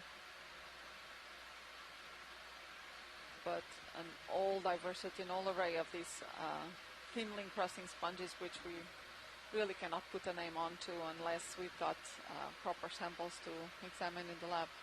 So for all of these, as you can imagine, only with looking at them under the microscope we would be able to actually say what they are. Many of them will probably fall within family Medesmidae. And we know this because a lot of similarly looking sponges from shallower water have been both photographed and collected and then examined. But that's of course way easier to do in shallow water than in deep sea. Yep, and the same thing that you're saying about sponges actually really go for the rocks as well. Like we've been talking about these, we think they're volcaniclastics. We think that they, you know, are eruptive materials, but we don't know. And then as we were talking about, when we hit the top of that cap, it sort of looked like regular carbonates. And so, and unless we sample them, unless we look at them under a microscope, unless we do a geochemical analysis, unless we actually analyze the rock that's in our hand, it's very hard to know exactly what it is. So it's why this video is such a great combination with some sampling. So there's actually quite a bit of parallels between the biology and the geology there. So you would also make slides of those rocks to look at them. Yep, we call them thin sections, and you try to look at what the the structure. You can look at the crystalline structure. You can look at if it's a carbonate. You could look at sort of what might have been in that rock to begin with. So, yeah.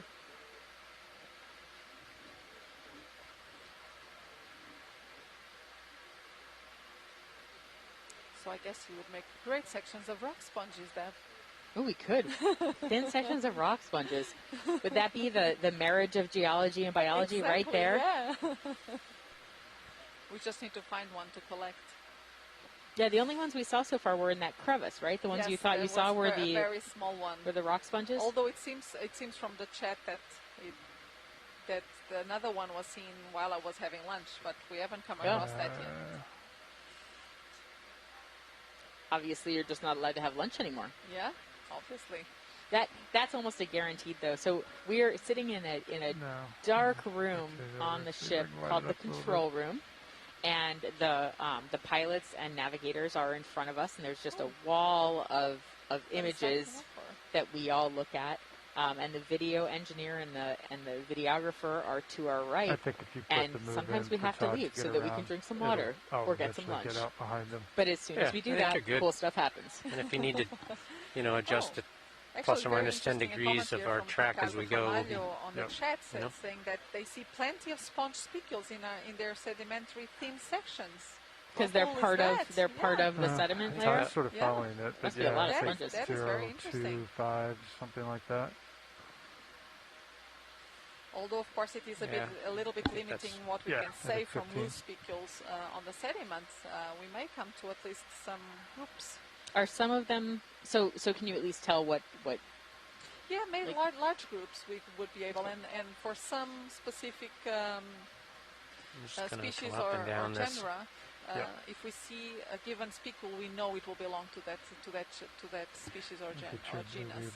So it's a bit variable what you can say. Some spicules are very common across different sponge groups. Other spicules are far more deterministic as to the identification of the sponge. So it might help you, but it might not help you. Yeah, it will always help you to some extent. So that's an interesting observation. There's like a little. Look at that seascape, beautiful. Yeah, it's like a little high-rise for biology. And with Aliclona magna there on the background. I do wonder if we could just crack off a chunk of one of those little platy layers. You think it would break off? I'm not sure. Which layer do you mean? The reddish brown? The reddish brown layer at the bottom, yeah. I also wonder, though, if we tried it, whether it would just disintegrate in our claw, you know.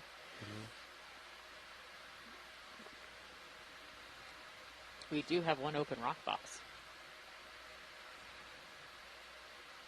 Yeah, the Ricardo, one of the geologists from the Azores, would, if we could get one, would love a sample of that brownish platy layer.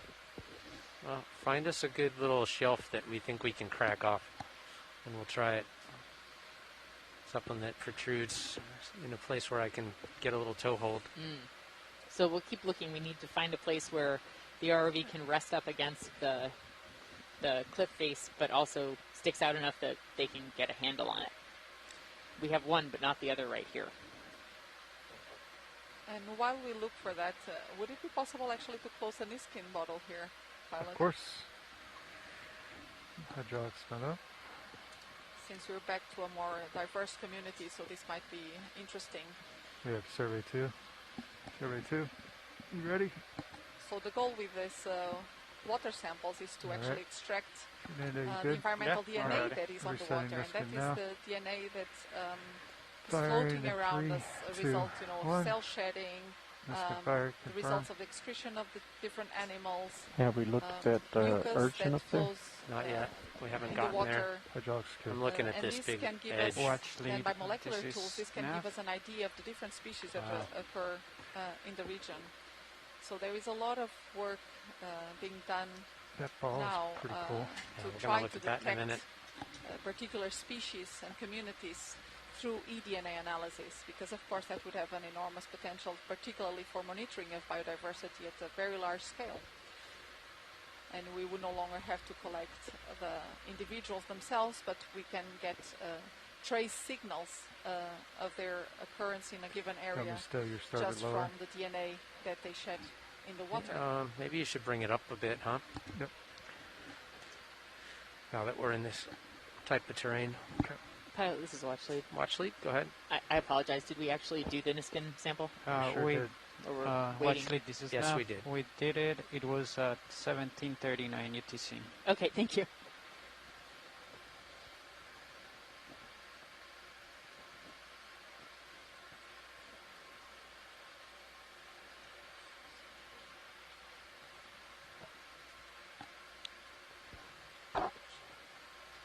All right, Todd, I got your lowers up. Thanks. That was safe. Video. Go ahead, Rich. I'm going to be floating, but if you want to go in partial on the urchin. Could be a sponge, but it's got an urchin look to it. Thanks for now.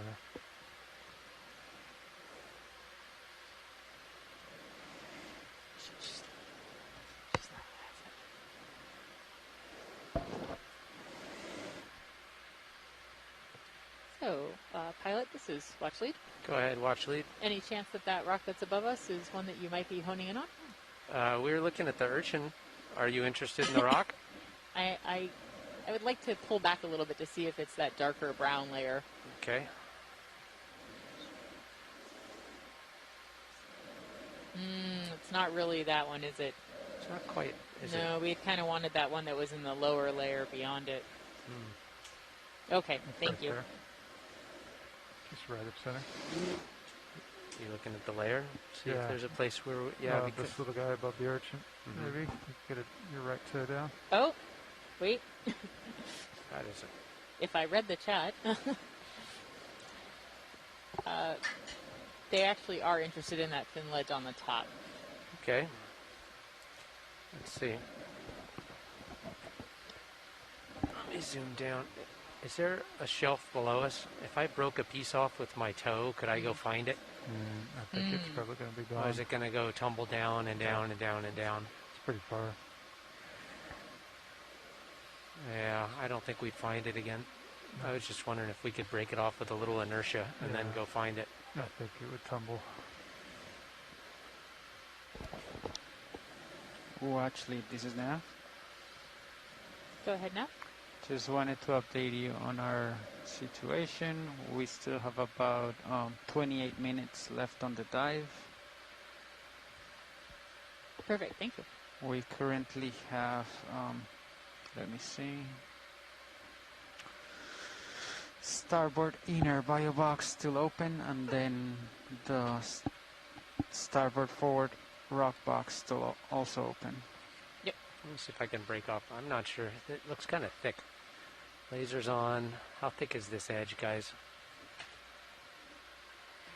It's looking pretty... Like about 15 centimeters. Like, depends on how deep you get in there. How brittle it is. Yeah. If I could break off a little piece if it's friable or just kind of brittle. Yep. Todd, from my perspective, the right-hand corner, as it goes around the back, it looks like that is going to land on upper land. Where? What? Around the right. That ledge, it continues around off-screen right, and then it goes around the back. Looks like it would fall behind it, and you could get it there. Can you bring hydraulics up? Sure can.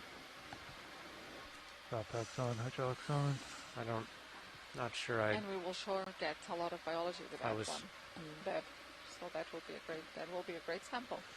Let's just see if this is even possible. Oh, they kicked out. Yeah, I kicked out.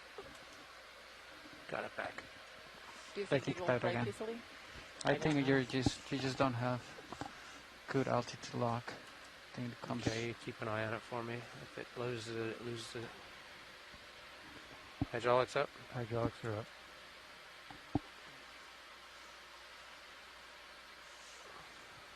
They kicked out again. Yeah. You can bring auto pilots in front of you, Chris. Okay.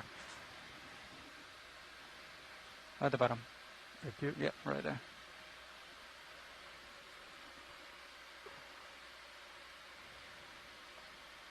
Yeah, I don't think you have solid bottom lock, so like every time this goes out, like... It's okay.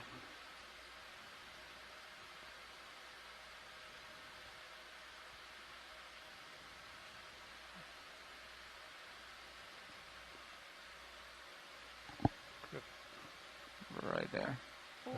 I don't think so. That looks Doesn't hard. really look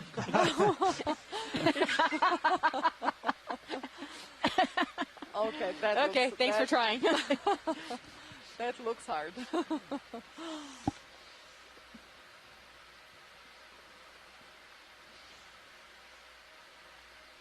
I actually thought it was going to be a bit more brittle than that. I thought it might actually move, but Yeah. maybe there is a reason that it's still there when all the rock around it has eroded away. Yeah, that's true.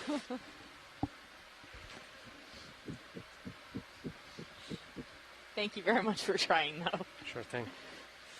And actually, while we're here, could we get a snap zoom on the, what's the stellastic right above the urchin? So that should be probably that one there. So You're to seeing the to the right of that. to the up and right to upper the right of the urchin. Yeah, far right actually. The white. The white what? The Coral? white thing. Yeah, that's a coral.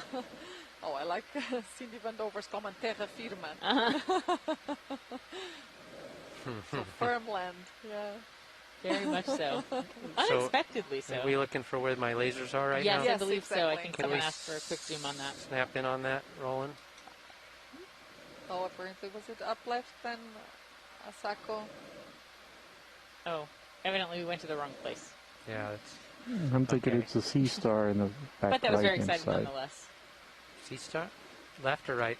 Evidently it's up left above the urchin. I don't know what we're looking for. Truth is that when they're... Is it the other white thing? Maybe the one? That's going off the screen right now? Yeah. Okay, we may not be able to do that. Oh, we're not looking for the star that's in center screen right now? If it's a... Oh, no, we were... no, we've been looking at the urchin and then up to the left up of to this the left here on top of the ledge there. Where I came from. There's roughly, yeah. Got it.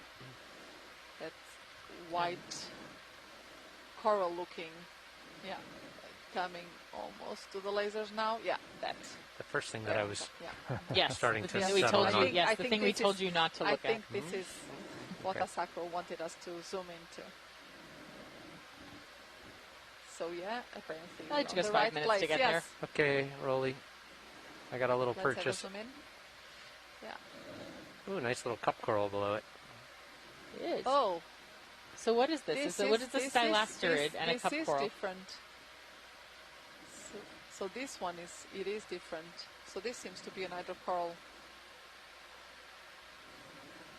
We've seen some hydrocorals in the previous type, but we're actually quite different from this one. I'm not sure what this one is called. I don't know if Asako or one of the coral experts in the chat room. No, but this is actually the first one we see like this. The one we saw yesterday was Cryptelia. Can we try it with 30% of the fog lights? Sure can. Is there the potential for sampling here? Yeah, actually, I think it might be quite brittle. So people are very interested in sampling. Are we in a good position where we could sample this? I think so. And if not, I can come full around 180. But I think I'm in a spot where we could slurp it and try to break off a little bit. Yeah. Would that be all right, Tom? Yeah. Or do you think it's going to be rubbery? Is this brittle or rubbery? I think it's going to be brittle. Okay. Yep. So let's check with. No, I think they'd like to do it. Yeah, they'd like to collect it. Yeah. Okay, let's. I have one nice tool hold. Canister 4. Canister 4s. You want to go ahead and queue it up and have it ready for us? Sounds good. HP on? HP is on. Jar light on.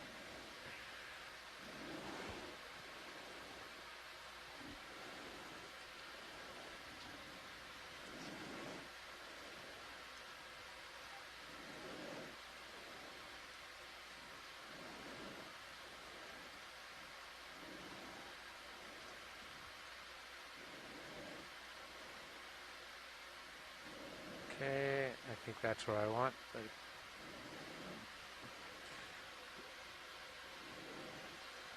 so yeah, so we have Manuela here on the chat room saying that they have some that look a bit like this, like Arena Atlantica, but not really sure that this will be the same. So yeah, coming out very slow good. now. Let's just make sure that the starboard box doesn't hit something and push us off the wall. Yep. And I'll just go real slow so I don't lose toe hold. Yep. Creeping. So we can expect this to be quite brittle and fragile. So maybe giving it just a little touch and slurp it in. Just maybe off to the right side branches so we don't damage the whole colony. Yeah, exactly. That would be great. Copy Thank that. you. You betcha. I'll do my best.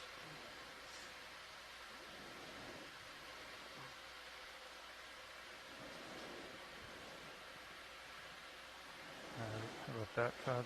That's perfect. Maybe you're clear. Oh, I got the gauge a little bit. Starboard finger is... there we are. Got my finger a little bit. Okay, drawer in. All right, coming back.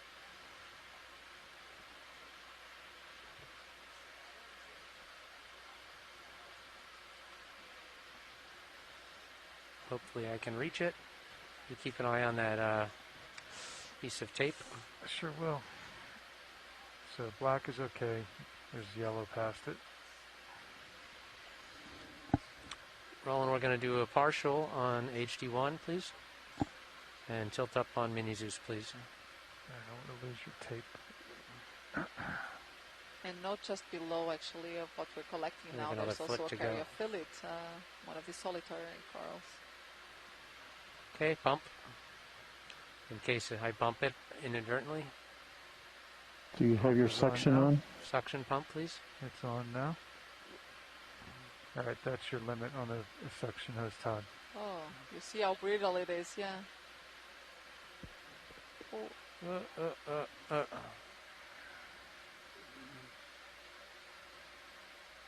Losing my toe hold.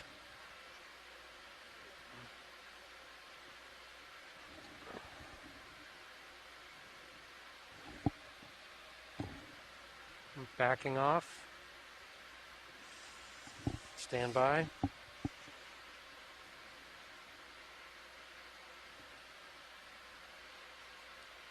Setting back down. I think we got a sample though, didn't we? Or is it still in the hose? I saw something going, a tiny little thing. I don't see it in the canister anymore, but I saw something going, yes. Okay. Like a tiny little... Well, we broke off a piece there, so let's try to go recover it. And we're a little closer now, which is good. I think it's like right next to the filter. You still have suction on. Suction's still on, copy that.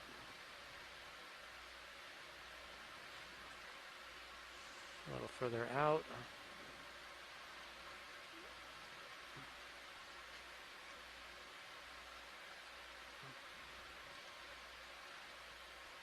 There you go. Is that good enough? Is that enough of a sample? That's good enough, yeah. Has it gone into there the... You go. Yes, it there just it made is, it. yes. Suction off. Now we can see it in the canister. Great catch. Thank you, pilot. Okay. Camera's full wide. Maybe a hold there, Todd. I'll bring the drawer out for you. Drawer out. Copy Okay, that. Coming out. Nice and easy. So it's really good, actually, that we had saved that canister for last minutes of the dive, because there are always new rare things that show up on these dives. Absolutely. Clear? Clear. Drawer coming in. We have someone. Yeah, the geologists would now like you to slurp up the ledge. Unfortunately, it doesn't work that way most of the time. We have some really fantastic rock samples, though, from earlier in the dive that I'm very excited about. Colin, can you do a partial zoom on the ledge? Boy, that ledge to the left sure looks like you could break it off, but it wasn't moving, was it? But it is quite beautiful to look at, so thank you for I think you might find a similar ledge on the back side of it. On the beyond it? So there's To the starboard lots of side. thank you pilots here on the chat for you guys.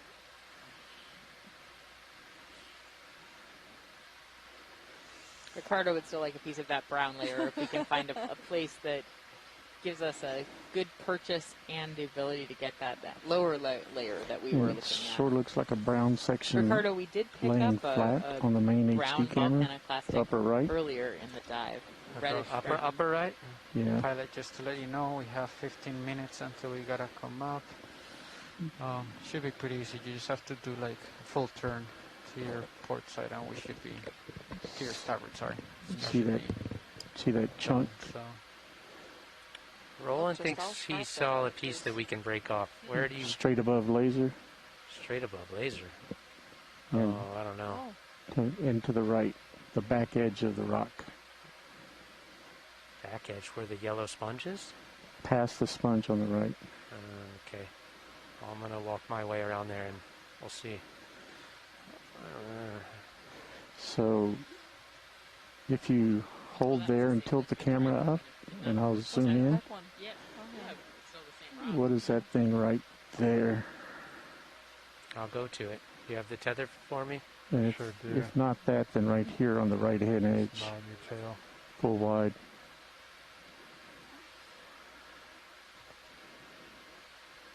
that's super thick there. That's super thick there, right? Okay, I'm going to come up and over this edge and go to where Roland thinks I can break a piece off.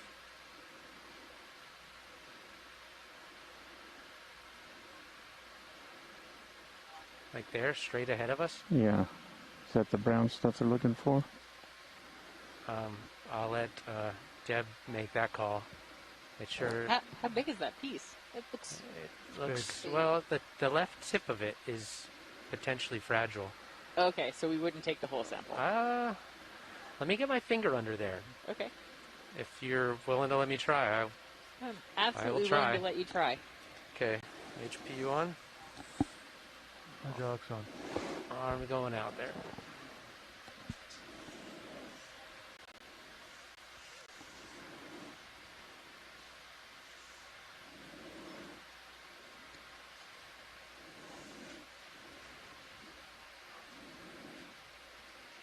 Oh.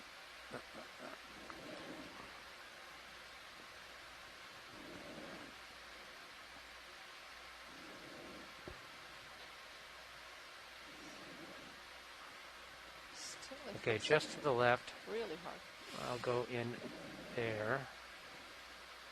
There's a teeny little piece I broke off. I could probably pick that up.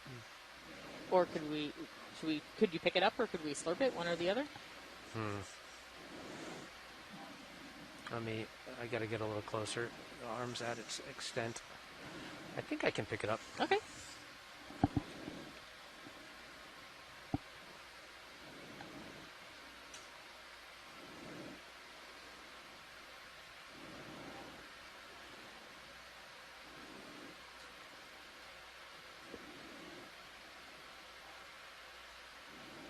So we'd be going into the starboard rock box, correct? That is correct. Okay. Can we do partial zoom on HD1, please? Thank you. Roland, that's enough.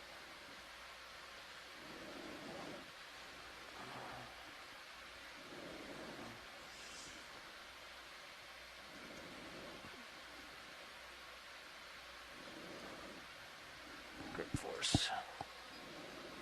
4. 8 closes too fast. I want a little more like sensitivity with the button, you know, with the trigger.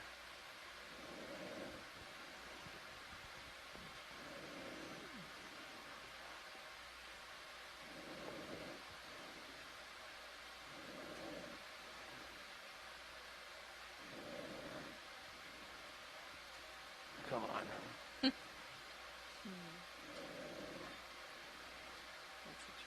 So small.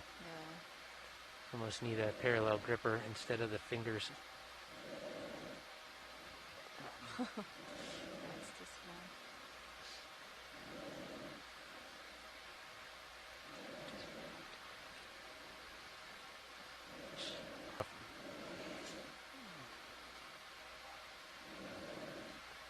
Okay, Roland.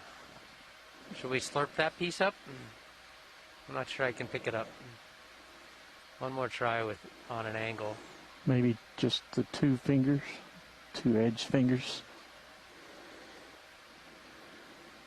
Yeah, it's going to be pretty hard because you're going to have to move a lot. Can you make fog light, please? A little fog light? Understood. Fogs are up. I can give you 70.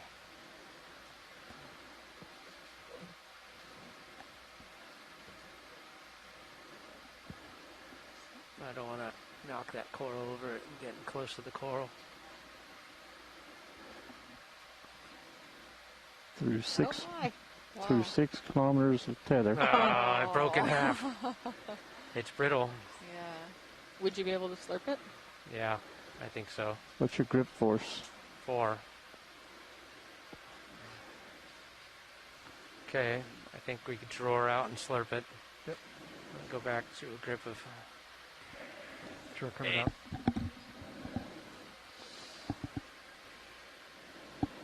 Go ahead. Yep.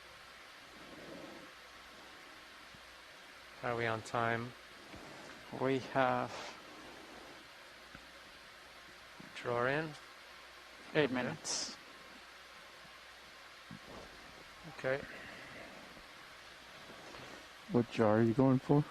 Whichever one they want that's open. Sharp 5. Go ahead and slurp. Are we ready for slurping? Yep. Somebody turned our slurp cam off. There we are. Are we ready? Yep, suction's on.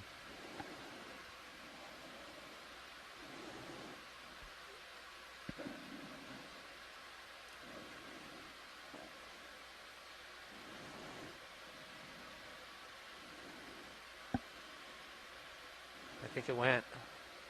Did it go? Hasn't made it so far. Right It there. is. Excellent. You want the others fragment? Yes, please. Partial zoom rolling. Where's my target? Okay, hold that.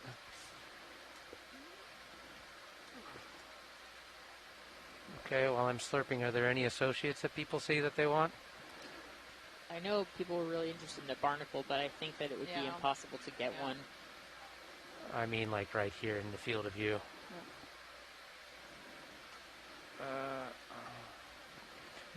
Did I get it? I don't. I don't think so. Yeah. I don't see it anymore. I must have seems gone to- in. Yeah. Are there two rocks rolling around in the bucket? I just see one. I wasn't paying attention for the second one, though. Did you see anything, Chris? I saw it go into the clear. All right, there. There you Yeah, go. you got See two. him there. Okay. All right, suction. Awesome. Full wide, please. Okay. Is that a wrap on that slurp? Yes, thank you. Okay. All right, You're welcome. whenever you're ready, I can. I'm ready. All right, sure, coming out.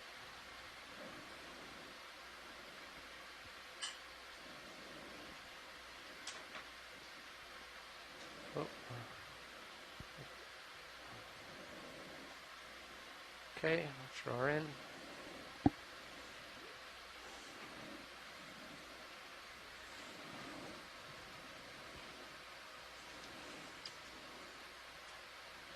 And pilot, while we're here, can we have a quick look just underneath the right skid of the ROV? A little bit, so lower right. When we were approaching, I seem to have seen there actually what seemed to be a rock sponge, but we need to move a little bit. There's probably something right underneath the right skid of the ROV. Yes, there it is actually, but it's in a crevice. You want me to secure the frogs rolling? So and keep they them are on? around. Off, please. Where do you mean? So Joanna? right to the Right between the lasers. right in the center where the lasers are now. Okay. There's like this platy white sponge there. Bit further up, there, right in the. You see where the crevice is. So there's like a plate Go ahead, Roland. joining those crevices there. Right above the yes, lasers. right there above the. Yeah, exactly there. Oh, I lost my toehold. Yeah. It's also a geology contact Yeah. while we're here. So I am wondering if Okay. that's actually one of those. I can go back in. Wow. Yes, it does seem like it is one of these rock sponges there.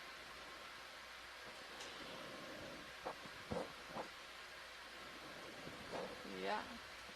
Yes, it is. How can you tell? Would we be, because we know now of these morphologies, there are these plate like sponges. Are we in a position to collect? We don't have time, No, I guess, we do right? not have time. No. I'm not even sure we have space, to be perfectly honest. We have one slurp canister open, correct? No. That one doesn't No. have a filter, so it would go straight through. Oh, okay. It could go with that rock. I mean, you have a bio box, but it's only 4 I'm minutes. not going to be able to pick that up. Yeah. You want me to try to pick it up in 4 minutes? It's down inside It there. seems unlikely. Yeah, it's Perhaps we could. pretty difficult, I would say. Yeah. Is it that You important? guys, you know, you're saying the. We're just trying to see how bad you want it. Yeah. Joanna? Would you say we have We 4 can minutes put it left? in canister We have- 2 if you want. If you think you can do it in 4 Was minutes, it why not? That 2 would be that we like the didn't last sample confirm before anything? Correct. we add up. Yeah. We could put it Okay. in 2, Todd, if you want to try to slurp it. You might want to let the pilots know. I'm not sure if they heard you. Slurp or grab? That would be a grab. Hang on, I Okay. don't have your valve packs on yet. Stand by. I don't need a valve pack on. Well, you will. Yep. Is that too far out there? Okay, partial zoom on HD1, please. That's Not actually too much, similar. just a little bit. Yeah. Thank you. Oh, let's go for grip force of 2. Will And one then- close? Yeah, very slowly. But we'll do 2. Yeah, and you're gonna go on your starboard inner, co-pilot. Starboard inner. Let's see if I can even grab this thing.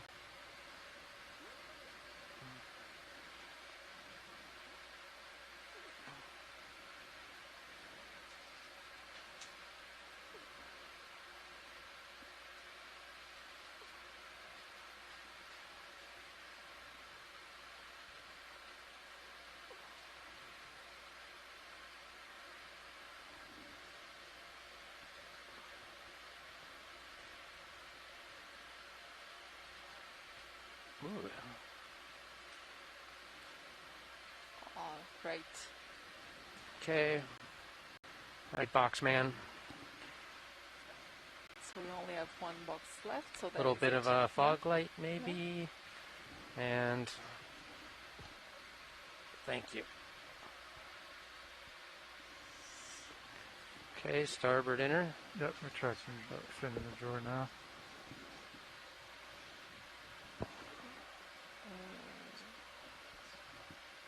Good? No. Let me get up and over the edge. Okay, I'm up and over the edge. Okay.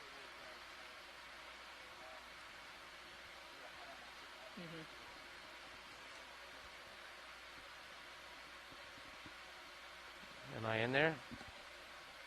Yep. Letting go. Great catch. Clear. Thank you, pilot. Okay, close it up. Brilliant. If that is what I think it is actually the first time it is reported for the region. So this looks very much like a species that we described from some seamounts located to the south of the Azores. Just a couple of years back. But this was based on material that was collected Picking on off those the bottom. seamounts a long time ago. So we never had the Hydraulics off. opportunity Hydraulics to actually do Actually, any you probably molecular keep them work up on and it stow the because arms. the original samples had What's the been bottom time for preserved in dinner? formalin. We're done? Yep, Okay. we're So done. now we will have the that opportunity one did go in, right? to confirm. Sure did. Yeah. Copy. Starboard inner. Okay, you're like on its station. I gotta relationship. spin around to the right. I'll Yeah. let you get my swing arms stowed while you're in view. Yep. Wow, that was a fantastic dive. Auto depth is in. You got a delta 15. Before I go under you, we'll just bring it up a few meters. But go ahead and stow. Yep, stone now.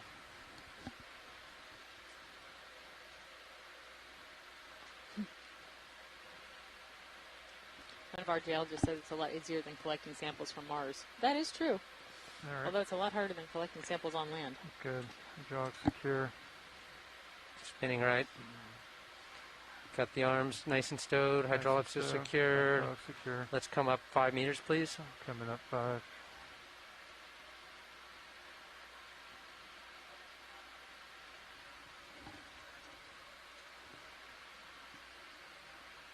All right, I've got you at 20.